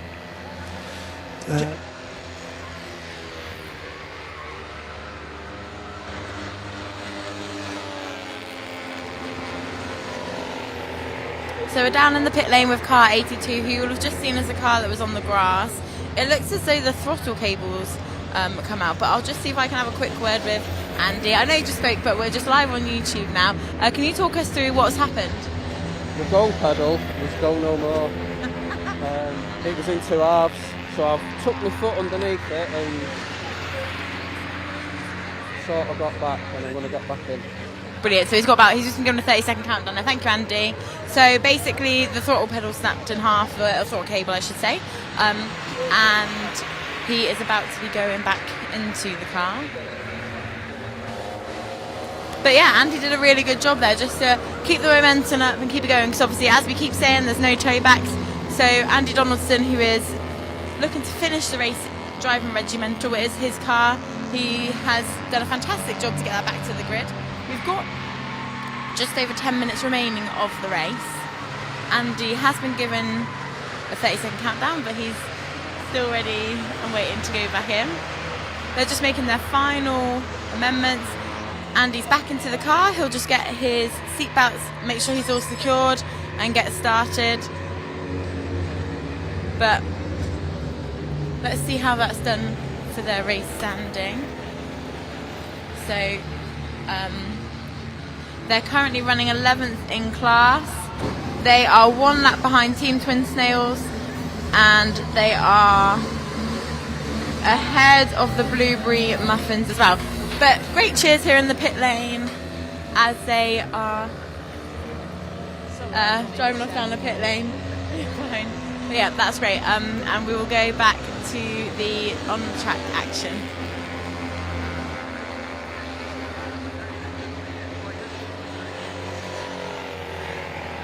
You've got then the Interloper, the 495 EMAX car, before you get the 89 P2W Motorsport in 3rd position, 11th overall. Team Super Schnecker, 13th. 13 car in 4th position. Yellow Frog, number 17, in 5th. And Team ECAS, 33 and 6th. We've got in the pits another. Oh, that's Blue Frog. I think they're trying to get Blue Frog out for the traditional Le Mans type, as used to be, crawling around to do the last lap job. And here comes. Is this Regimental coming out? Yes, it is. So Regimental rejoin. They are 21st. They've been overtaken by Team Twin Snails, who therefore get into the top 20 of the race. Less than 10 minutes of the race to go. And there's quite a lot of drama. It's happening in the lower reaches of the 2CV competitors.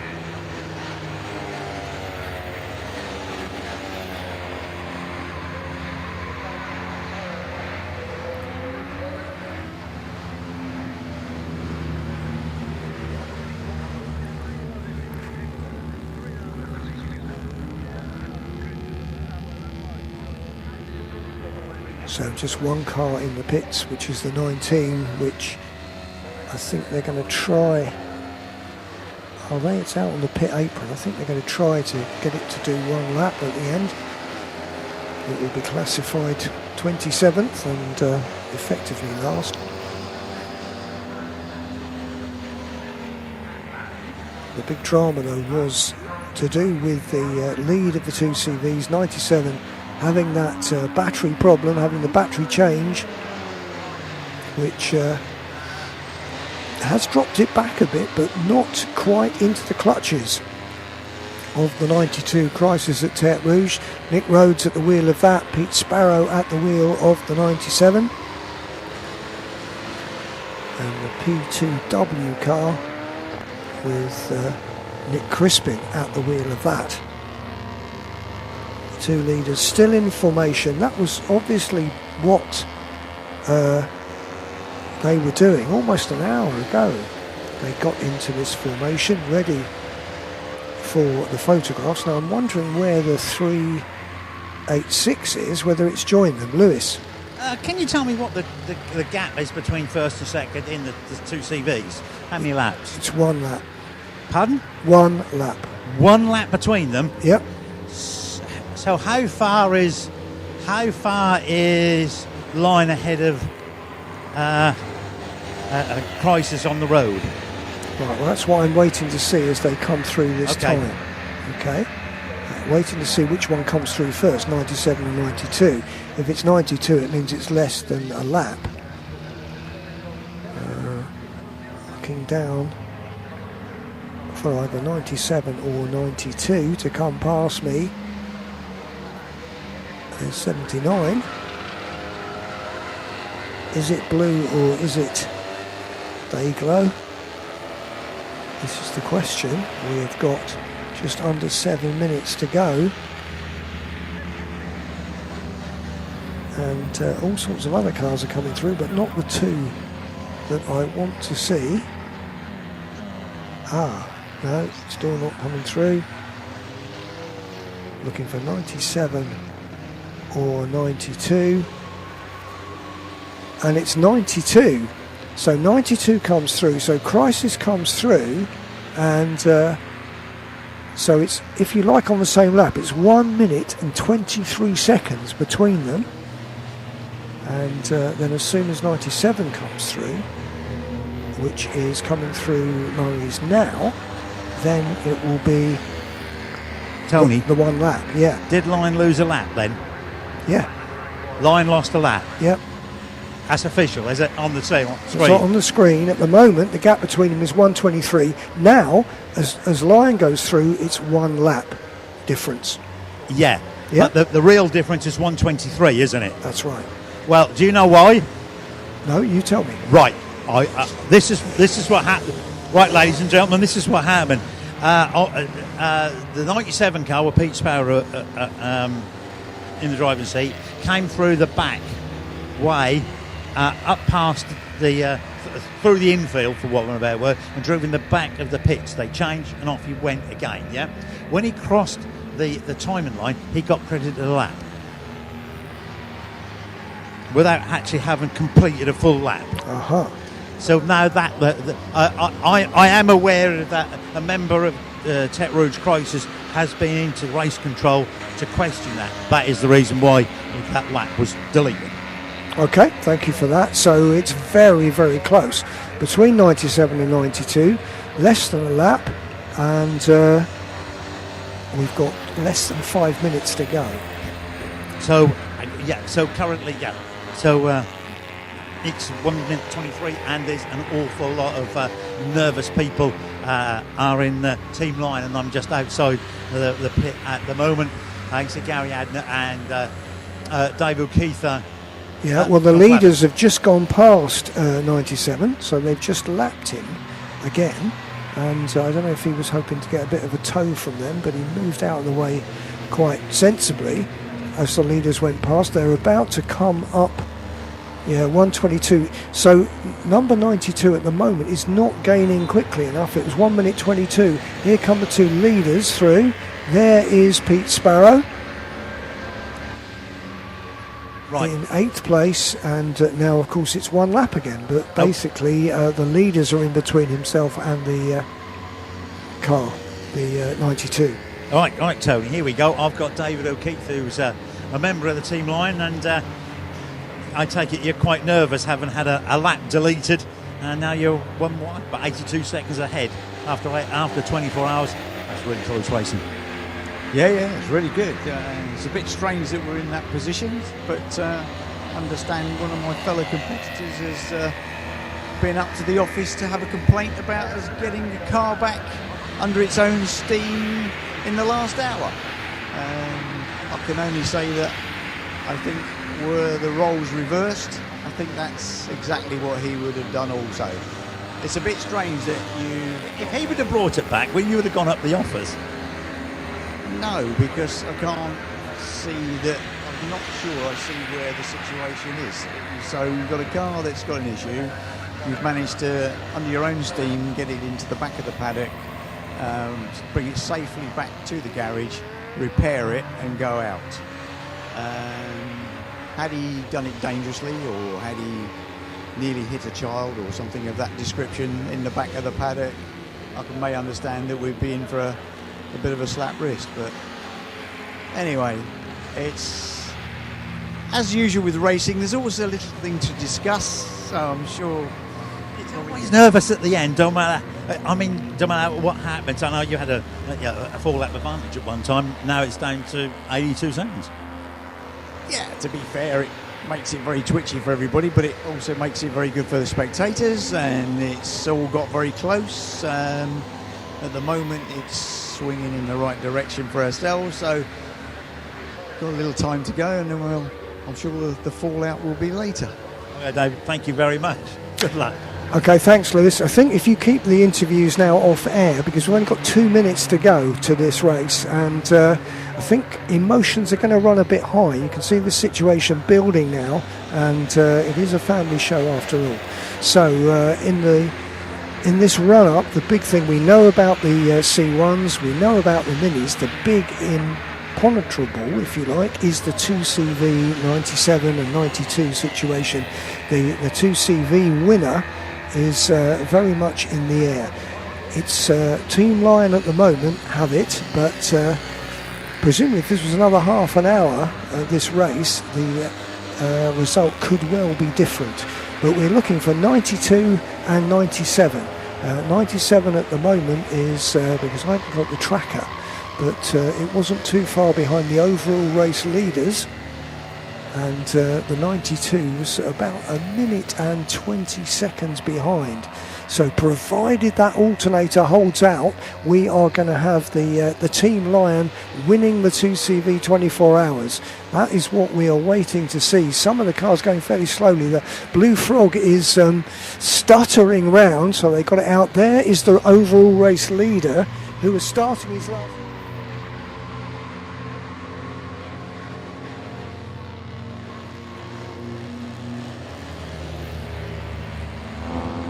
So we are live on the pit wall now for the very final lap of the race. We have people, if we look behind us there, just kind of getting ready to celebrate their cars getting across the line. It's a really special moment, this, because everyone's been through so much in the night, whether it's they've just managed to keep the car going, everybody's tired, emotions are running high. Lots of people have had lots of drama, and if you can see on any of the live images as well, you'll see lots of the teams. So there's only 3 minis here. They'll try and finish the race together. We know, here we go, we've got all the minis, and you can just kind of see everybody waving. It's such an emotional feeling to finish this race, and that in itself is an achievement. Of course, people want to win, and we know that, and everything will kind of all come to the end. We'll have the podium and celebrate that. But right now, the moment is just for celebrating the people who have actually finished this race, which is almost every single car, which is fantastic. We've got the Blue Frog there waving the French flag, which is absolutely fantastic because they travel such a long way to be here for this event every single year. We've got people on the banks on the other side celebrating all the cars coming across, and in just a moment, after everyone's last lap, we'll have all the cars coming down the pit lane. So let's just get these final results in on our screen. Let's have a look. So in first place we've got WRC Development car 586, the C1. In second place the 486 WRC Development, who had a very dramatic pit stop earlier this morning. In third place 343 Emax Motorsport. In fourth place is 463 Emax Motorsport, and the sixth C1 is car 386 WRC Development as well. Now for the minis, in first place Team Apex car 131. In second place for the minis we've got Misfits car 107, and in third place we've got Not Fast But Furious car 116 for the minis as well. And then of course all these results need to be confirmed as the Apex and the Misfits cross the line together, which is absolutely fantastic. All these results have to be confirmed, but first place for the 2CVs is 2CV Team Lion car 97. Second place is 2CV Crisis at Tete Rouge, which is car 92. And if we have a look kind of up the grid, in a moment you will see the cars coming down. And in third place we have P2W Motorsport, which is car 89. Now the top 6 do get trophies. So in fourth place, car 13 for the 2CVs, that beautiful pink car. In fifth place, Yellow Frog Racing, who has done absolutely fantastic in this race. And topping off the podium, sixth place, Team ECAS for the 2CVs. So this is such a special moment as well, as we can see all the cars coming down the pit. So right now we've got car 586, the winning C1, honking their horn, lots of cheers, lots of celebration. A very, very experienced team there, followed by 486, who are less experienced but have, to come second, and not a bad way to get started out and get your seat time going. Here we have the second place 2CV car, Crisis at Tete Rouge, car 92.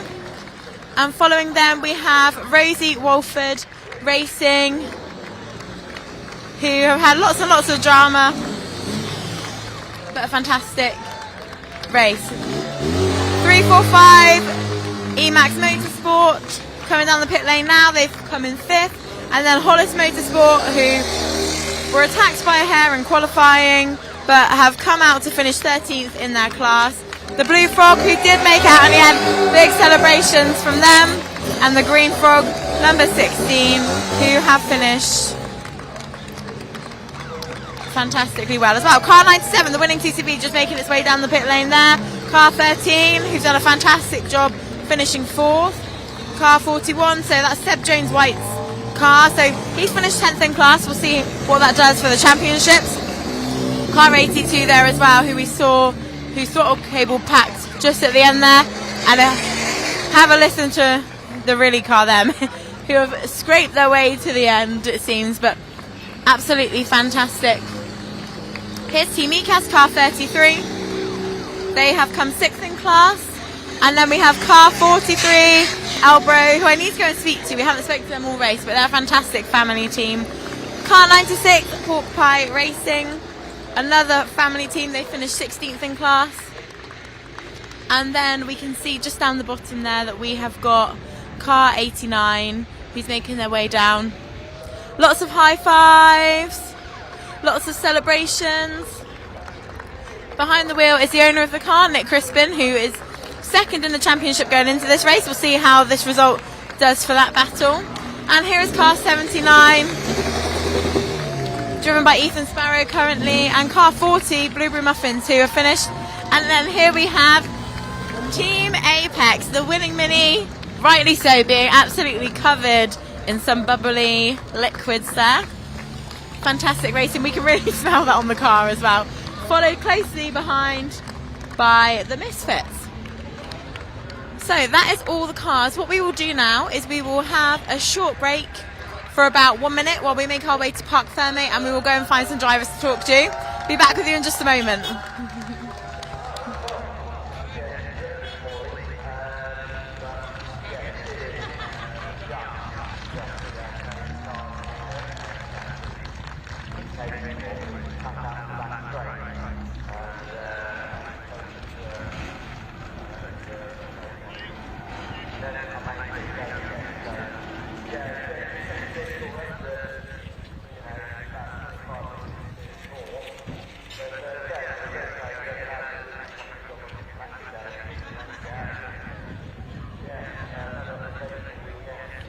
Number 92. Yeah, whereas before 92 was in front of the two leaders. Yeah. Okay, yeah. Right. So here is Mr. Sparrow. He's just getting out of the car. And many congratulations to Pete. Another victory, very, very hard fought. And you brought a sick car home as well. Yeah, she was a little bit poorly, but yeah, it did it just. We had no charging, so we had to change the battery. That's what we came in for, but it just cut out on the back straight, and I managed to coast into a gateway, and then I managed to get it going again. So yeah, it was a bit fraught. That was at about 25 minutes to 4. But yeah, no, we got it going again. The lads did a really cracking job of getting the battery changed, and we managed to get out again. So yeah, another eventful weekend. Yeah, you left it right to the last minute to have a problem, but that's always the way at 24-hour racing. You're gonna have an issue somewhere along the line. Yeah, I mean, apart from a couple of punctures, which is a bit weird, the car's been really good. The engine's been strong. We're on the same engine we started with. So we're really pleased about that because we've had engine problems in the past. So yeah, I can't complain about it at all. It's done really well. Mate, congratulations, mate, and well, see you later at the prize giving. Thanks, mate. Cheers. There you go, that's Pete. We'll have a here's our overall race winner, Ryan Bensley. Many congratulations, Ryan. Yeah, victory, and you look as though that was hard work.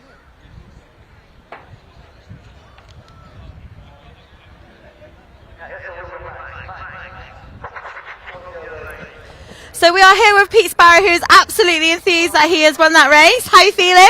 Very tired. Enthused, yes. Very tired. a bit of a stressful last couple of hours because we had to try and work out a fuel strategy to get us to the end of the race. Didn't want to do an extra stop, which we were sort of going to do. So a little bit of a help from our sister car to drag us round for a bit, and that saved us a bit of fuel. So we managed to do it with a bit to spare. So all good until about the last half an hour when we had a battery. Car wasn't charging, so we had to swap the batteries, but it cut out halfway around the back of the track. So yeah, just not as relaxed as I would like, but we've got there. So You've done it. Congratulations. I know your team are waiting to celebrate with you, so I'll let you go and join them. Oh, yes, sorry, Pete. I'd just like to say thank you to all the marshals and the organisers for putting it on. Marshals have worked really hard. They never get enough thanks, so thanks, marshals. Yeah, very important. Thank you very much, Pete. Thank you. Right, let's go and chat to Team Tech Rouge, who are in second place currently. Definitely a big thank you to the marshals, because we couldn't do any of this without them, and they go all through the night. It's so tiring, and they're not paid for this, so it's absolutely fantastic. Sorry?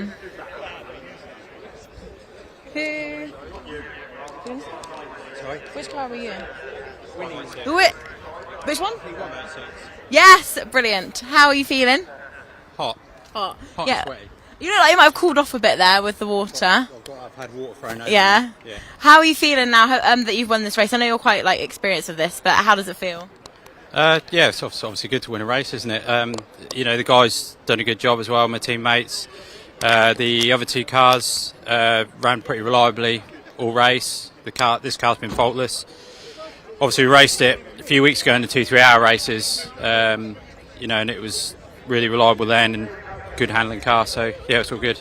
Brilliant. Well done. Well, congratulations. I'll let you continue to call off with your teammates. I think Nick Rhodes is currently being spoken to at the moment, so we'll just look for the third place car, who I know is Nick Crispin, and I think he is a bit further down here, so we'll just walk through Parc Fermé and go and find him, as we can see kind of all of the teams celebrating with each other down there. Let's see, where is Nick Crispin? We can see his car down here. Well, I can see his teammates' areas. Getting lots of hugs and jubilations there for finishing third. So we'll go and talk to him very quickly. Celebrating with all his teammates. Hello. Oh, God, here we go. Hello, sugar tits. Hello. Thanks for being so happy to see me. How are you feeling? Horny. Brilliant. We're live on YouTube. So where do we go? Data. You know, yeah, him. we You've met him. Oh, it's someone's name. You're right. Yes. Thank you for clarifying that. So you've come third. How does that feel? A bit disappointing, if truth be told. Why? Because we were winning. Yeah. But coming into this, would you have liked to have been third? Oh, I would have taken third all day long. You know that. Would never have imagined that we would have been in the lead anyway. So it was all a bit of not a shock, it was a surprise when we were. But then, as each stint went on, we were there on merit. Not just through a fluke or other people's misfortune. For once, we were actually there on merit. Car's been faultless all day, apart from the wheel coming off. Yeah, and then I guess people haven't had other big... you fixed that quite quickly and people haven't had those problems. Well, obviously the 3-lap penalty for a tow back doesn't help. And then it took... Obviously the car had to be put on a flatbed, so instead of just a tow back, it then has to get... And then it had to get scrutineered because it wanted to make sure it was safe to go back on track and everything. So we lost, including the tow back, we lost 11 laps. Oh, okay. Wow. So not too bad, but no one else, I guess, did. And did you hear about Team Lion at the end there? Yeah, I got a sign from the pit wall going, get a move on. And I started pushing and pushing and pushing, but apparently Pete got mended or whatever. But I didn't see Dougie when he apparently said slow down now or whatever. So I'm like coming around going, I can't see anyone or whatever. So yeah, so I heard that he had a battery issue or something at the end. But yeah, that's it. Yeah. Congratulations, I'll let you celebrate with your team. Well done. And we'll go find Nick Rose now, who is in the second place TCV car. Now, let's find him. He was just being spoken to. But he is up the top here somewhere. I don't think he's down there. Such atmosphere being in here. We found him. Hi, Nick. Hello, congratulations. I know you've just been spoke to, but we're just live on YouTube. So this is what you get for coming second, okay? How are you feeling? Yeah, good, really good. I didn't realise it was quite so close at the end. Luckily, I think. Because when I went out, there's like 4 laps, and I was on hour to go. So It was a bit dramatic in the pits there at the end because we were like, but we thought, oh, well, they're going to be in for more. Lion, we thought, well, they're going to be in for more than 2 laps, so you could overtake. But they got that problem fixed very quickly. Yeah, no, I wasn't aware at all actually, which is probably better. So yeah. Paul will be killing me because he said, oh, maybe you don't want to do the last hour. But anyway, we had. So. No, I spoke to him as well, and he knew it's the right thing. Like, you've finished, it's really nice. But how does it feel to be here now after a 24-hour race, which in itself, completing that is a victory, but also to be on the podium? Yes, it feels brilliant actually. This is my 18th 24-hour race. We started first year we were 32nd out of 33, so it feels good to be at both ends of the grid in 18 years. Still enjoy it. So. And you can really appreciate it, I guess, as well, because it's the work it takes to get here. Yeah, and the guys at Tech Rouge, that's where you win it in the garage, as they say. So that's the trick to it. So it's been really good. Thanks, Nick. Thank you so much. Great. Thank you. And we will just go and find Apex, who are just here because they have won. Hello. How are you? Hot. Yeah, hot. Anything else? How are you feeling like after just winning? Happy. So all the H's, hot, happy. Yep. We'll finish there, and then your car smells of this. So was that a nice surprise? Well, yeah, kind of, I suppose. Yeah, it's a nice surprise to win. I suppose we weren't expecting it, so it was nice. Oh yeah, that's brilliant. Congrats. We'll see you on the podium in just a moment. Let you celebrate. Thank you. Great. So I think what we will do there, leave it there for a moment. We know that we have the clerks and the officials of the race just have to have a look through the results and see, basically clarify they're okay. So we should be back in about 20 minutes on the podium with all the drivers. So we'll see you then.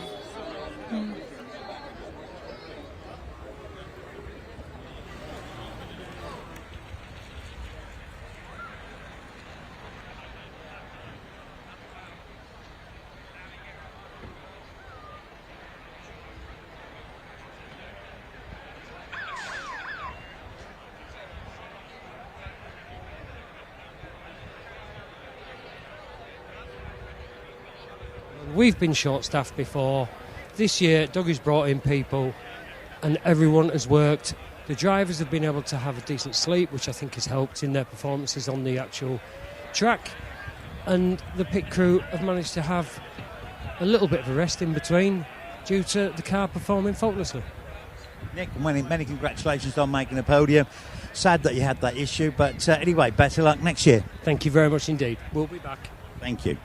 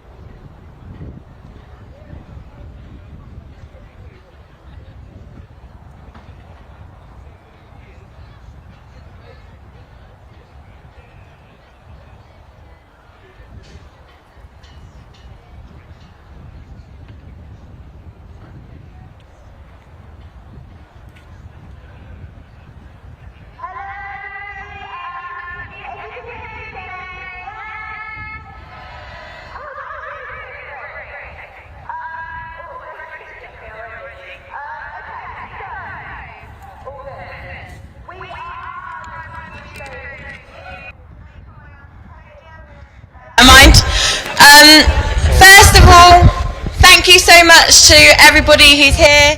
Everybody here, I'm sure, is absolutely exhausted. You've all worked really hard, so give yourselves a massive cheer and round of applause. Well done.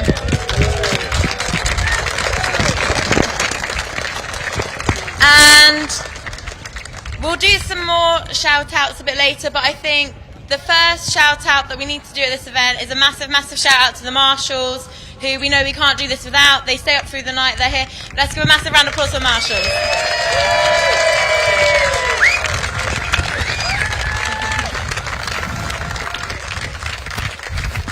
Thank you. So, first of all, we are going to start with the Citroen C1s. So, Robin is going to come up and do those awards in just a moment. But I can't see him now. Oh, my, right. There you go.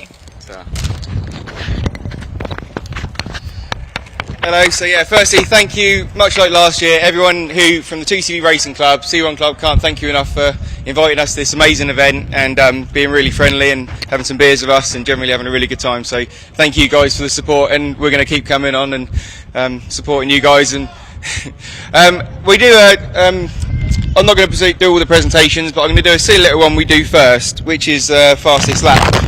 But you get some Haribo, and it's obviously a controversial thing, whether it's Star Mix or Super Mix. But David Drinkwater has got a fast lap of the weekend, but he's not going to get him this time because he always gets all the trophies.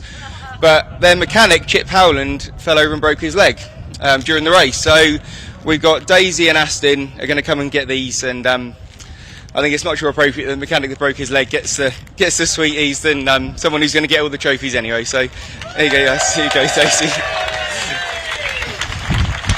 You're going to do this thing. But yeah, silly stuff. But yeah, thank you very much. And again, the support's amazing. We really appreciate the invite, and we'll definitely be back for more.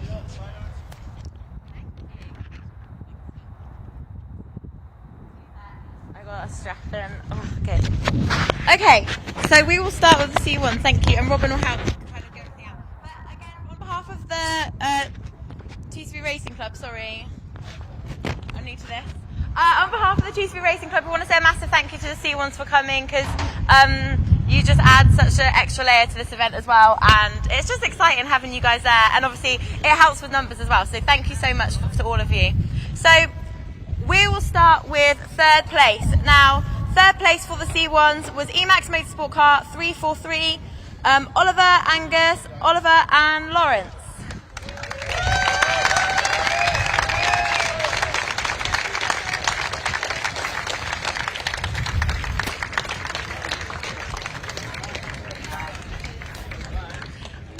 Here they are.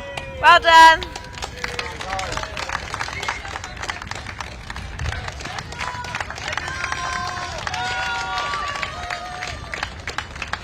Hello. Well done, well done. Hopefully you can all fit. Well done, guys. And in second place, with a very dramatic race, it has to be said, but still finishing in second, car 486 WRC Developments with CB Auto Services, Stuart, Ross, Jan and Jake. Well done.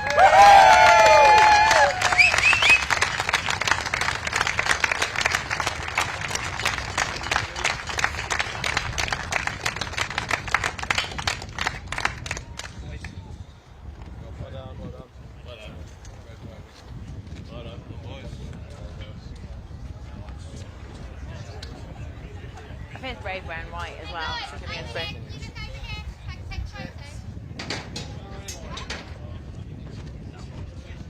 Yeah. And in first place, WRC Developments with CB Auto Services, car 586, Andy, David, Ryan and James.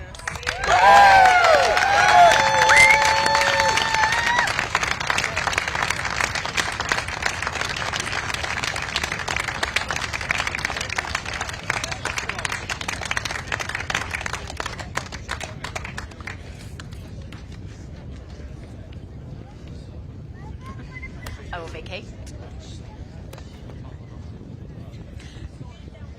Great, we'll just get some photos.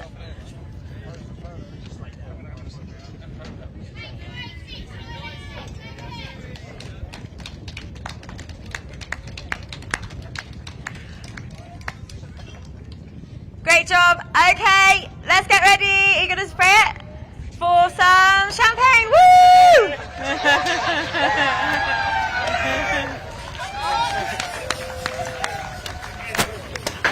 Oh, wow. That's the man who's done it before. Yeah. Frida, it's third, second and third for... Yeah, third, second, first, and then the overall trophy is for that. And yeah, so Minnie's next, yeah? Yeah, great, Yeah, cool. Minnie's next. Great. You thought of something. Great job. You guys are in the splash zone here, so well done. Okay, we will move on to the minis.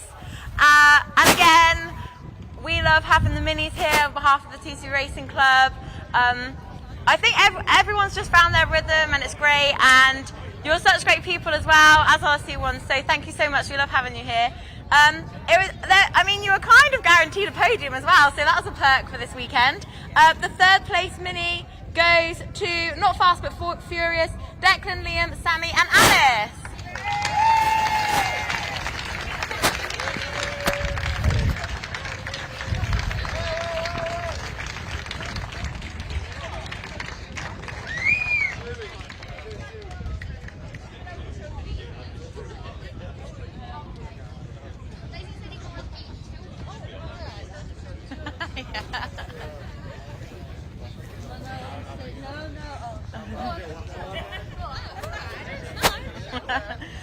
In second place is the Misfits, Nevin, Paul, Dave and Stephen.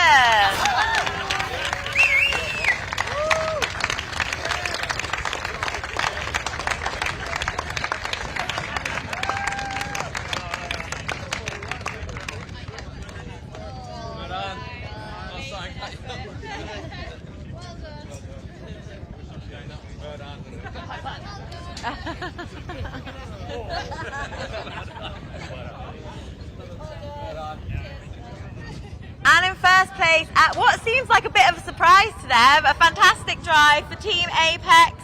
And in that car was Matt, Elliot, Tony and Lee.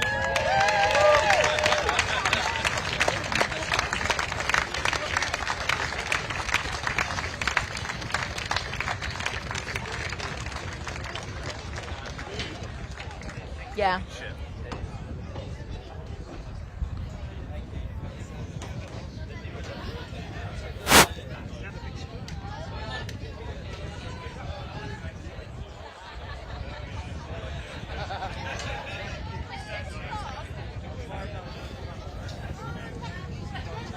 Oh. Great photos. Woo, put your hands in the air. Woo! Do you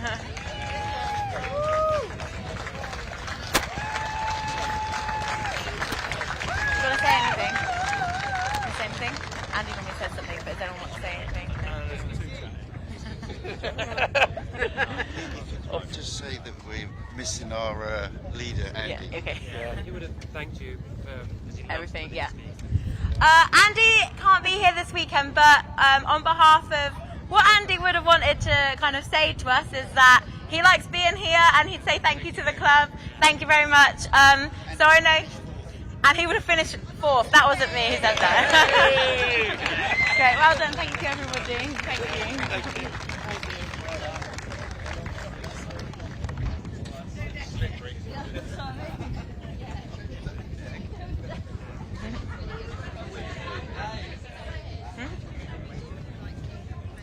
Yeah. Okay. Okay. So now we'll move on to the TCVs, and again, on behalf of the club, I just want to say thank you so much to our sponsors. So a big cheer for Hansgrohe, ECAS, Adrian Flux, Citroen, and Habitual Leisure Vehicle Support. Sorry, Anna, Billy. Well done. Big shout. Thank you so much, and a big thank you to BARC and all the officials as well who have helped put this event on. Thank you so much. Big cheer for BARC as well, please.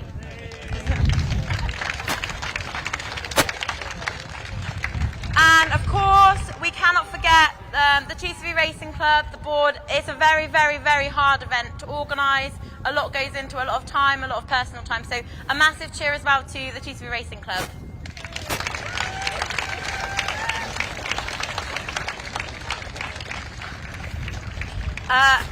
So we're going to move on to our 3 trophies, which aren't the podium trophies, but they're very special to us. So the first one is the spirit of the race. Now this goes to the car or the team that have had the spirit of the race all throughout, which I think could go to a lot of people in this race, it's fair to say. I don't choose this, but it has been decided to go to Car 7 Rosie Walford Racing for their numerous pit stops, their numerous engine changes, gearbox, everything.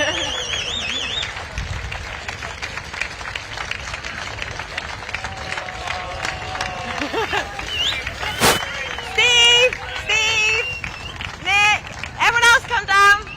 Guys, you can't give him this glory. Come and join him, please. Yeah, well done, Daniel. We've won something.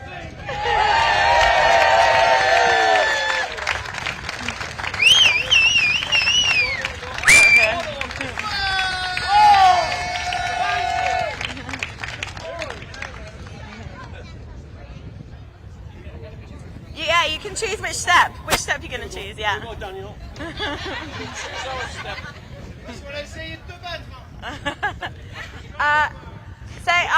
our next, our next trophy is for Le Premier Escargot Mort. Sorry if I pronounced that really badly. I'm not on the blue towel, so it's okay. Yeah, I will. I'll learn it.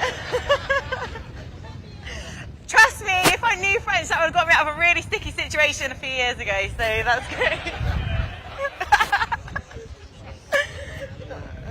Maybe it would, yeah. My dad just said he's not sure if it would, but anyway. Yeah, wrong. I'll tell you later. Okay, anyway, the first dead snail this year, who really did try to get the car back out, but it wasn't possible. They did try, and that is car 48 SLS Racing.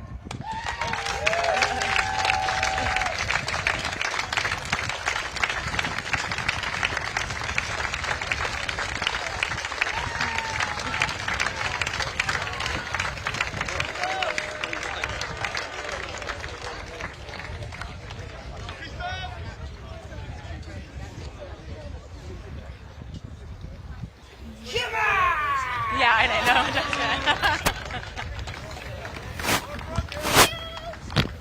We did save petrol this year. We saved loads of petrol this year. Those are our trophies. Look after them. Really, we'll be back to regain them next year. Don't worry. And finally, best presented car. It's awarded to a car that hasn't been out this season, but they put in so much effort to make it look spectacular for this race, and that is Regimental Car 82.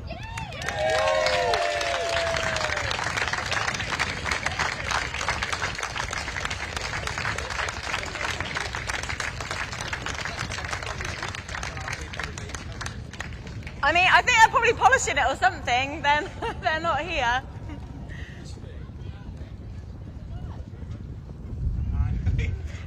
Candy!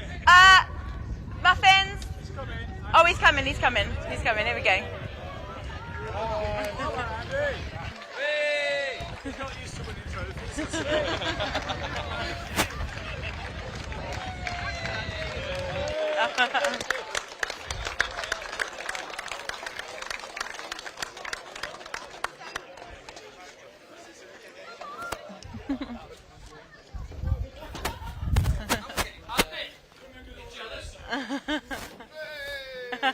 Well done, big cheer. Well done, everybody.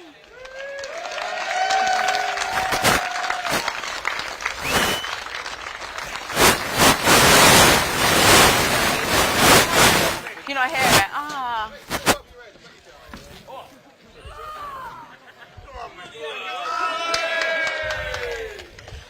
They're just trying to see this pensioner do tricks.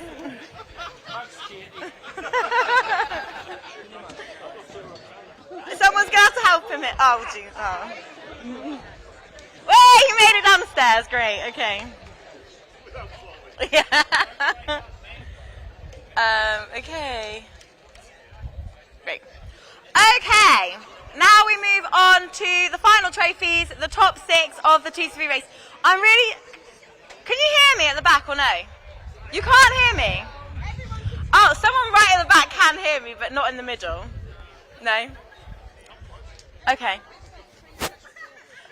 Yeah? No, they're reluctant. Yeah. I did shower, but never mind. Okay, so in 6th place, Team ECAS, which is Glenn, Martin, and Matthew.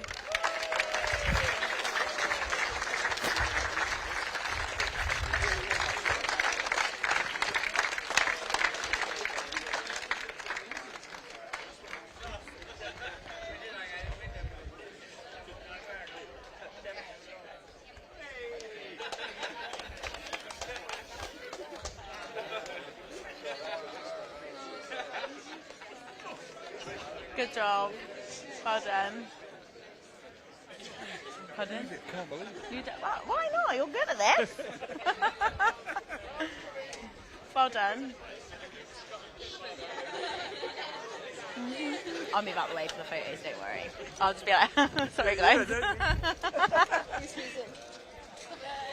And in 5th place, I think this is going to be a big cheer for Team Yellow Frog, Max, Giles and Roland.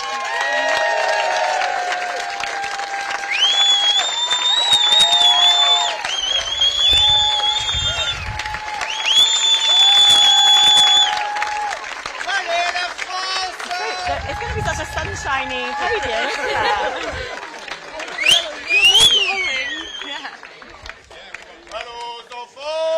Yeah. Right, you stand on the thing. Stand on it. Stand on it. Yeah. Yeah, stand on it. Yeah, stand on it. Yeah, go on. Yeah, well done. That's it.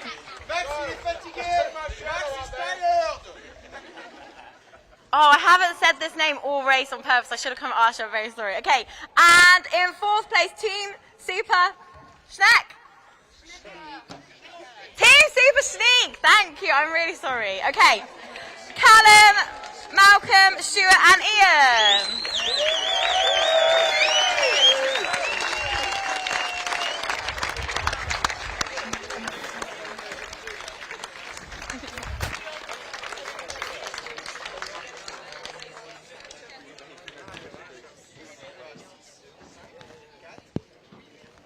Yeah, you will.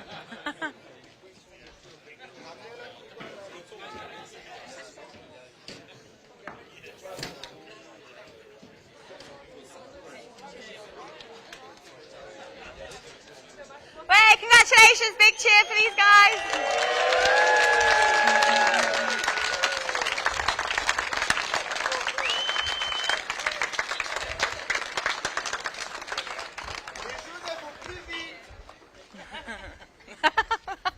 We need to learn French. Good job, guys. I mean, yeah, but you're taking a moment of glory, it's fine. But yeah, well done, guys. We'll do the top 3 now.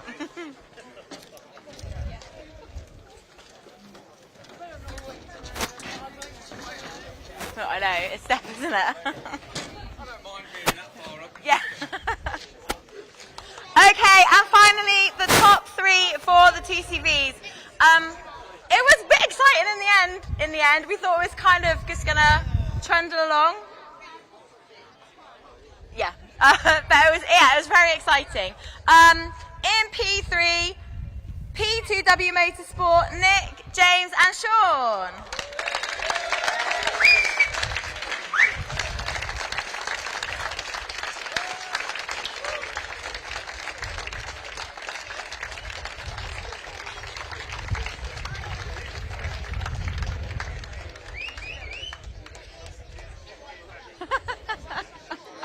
Hello. Nick was just taking his time, hugging everyone. As he does, yeah. Wait for Nick. Yeah. Oh, champagne.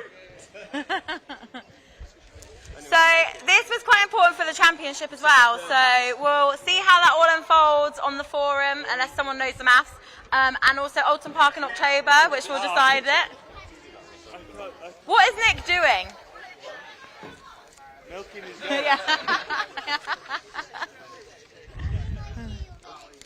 Is Frida okay?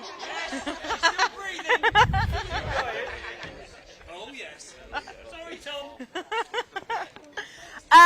In second place, Crisis at Tete Rouge, Billy, Brian, Nick and Ian.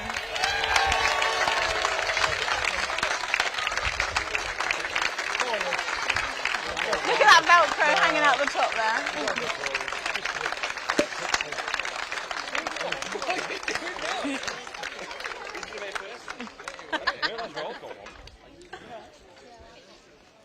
I'm running. It's actually quite nice. Sean says it tastes like Oh. Oh.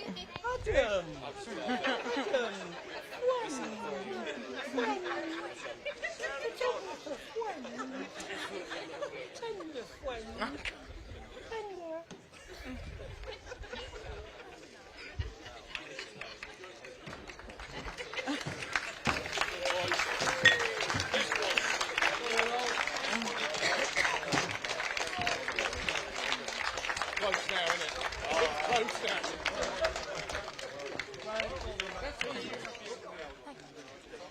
And thank you for that bit of excitement at the end to the winners. That is Car 97 Team Line, Gary, David, and Pete. Sorry.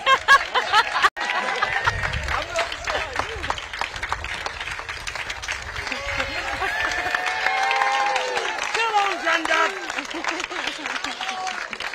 Can you make it up there, old man? Just showing you what it's like for Spa. Yeah, all right.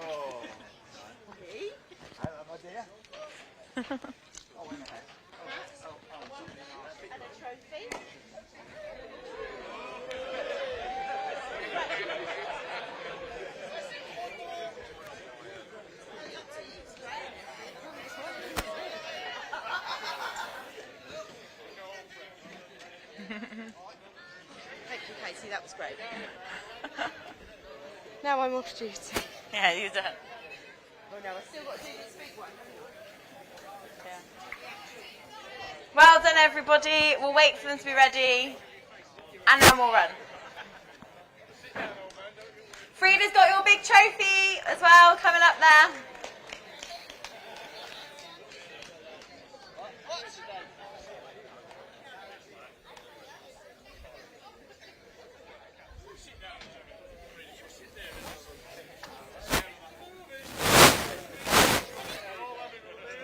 It's amazing that they won, which means they're the quickest, and they take so long to do this. Yeah.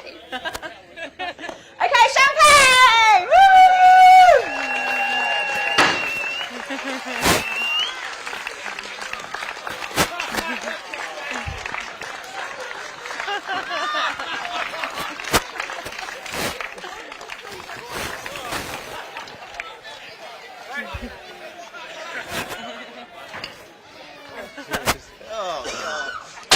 Oh, fuck. Do you want to say anything? That's horrible shit.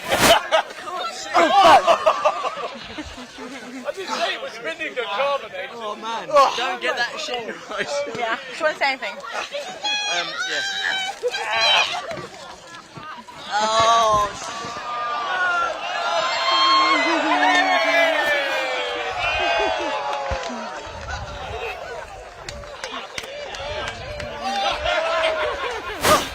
Bloody hell. I smell like vinegar. I think Pete will just say a couple of words and then we'll wrap it up. Just a quick one. Thanks very much for everybody that's here. Yeah. Which one? Thanks very much to the marshals for all your hard work and just putting up with us chucking our cars off into the scenery. Thanks to the minis, thanks to the C1s. It's no event without any of us here, so thank you all. Been a good weekend. Thank you. Great. Thank you, everybody, and everyone who's watched on YouTube. Have a good evening, and we'll see you all next year. Thank you.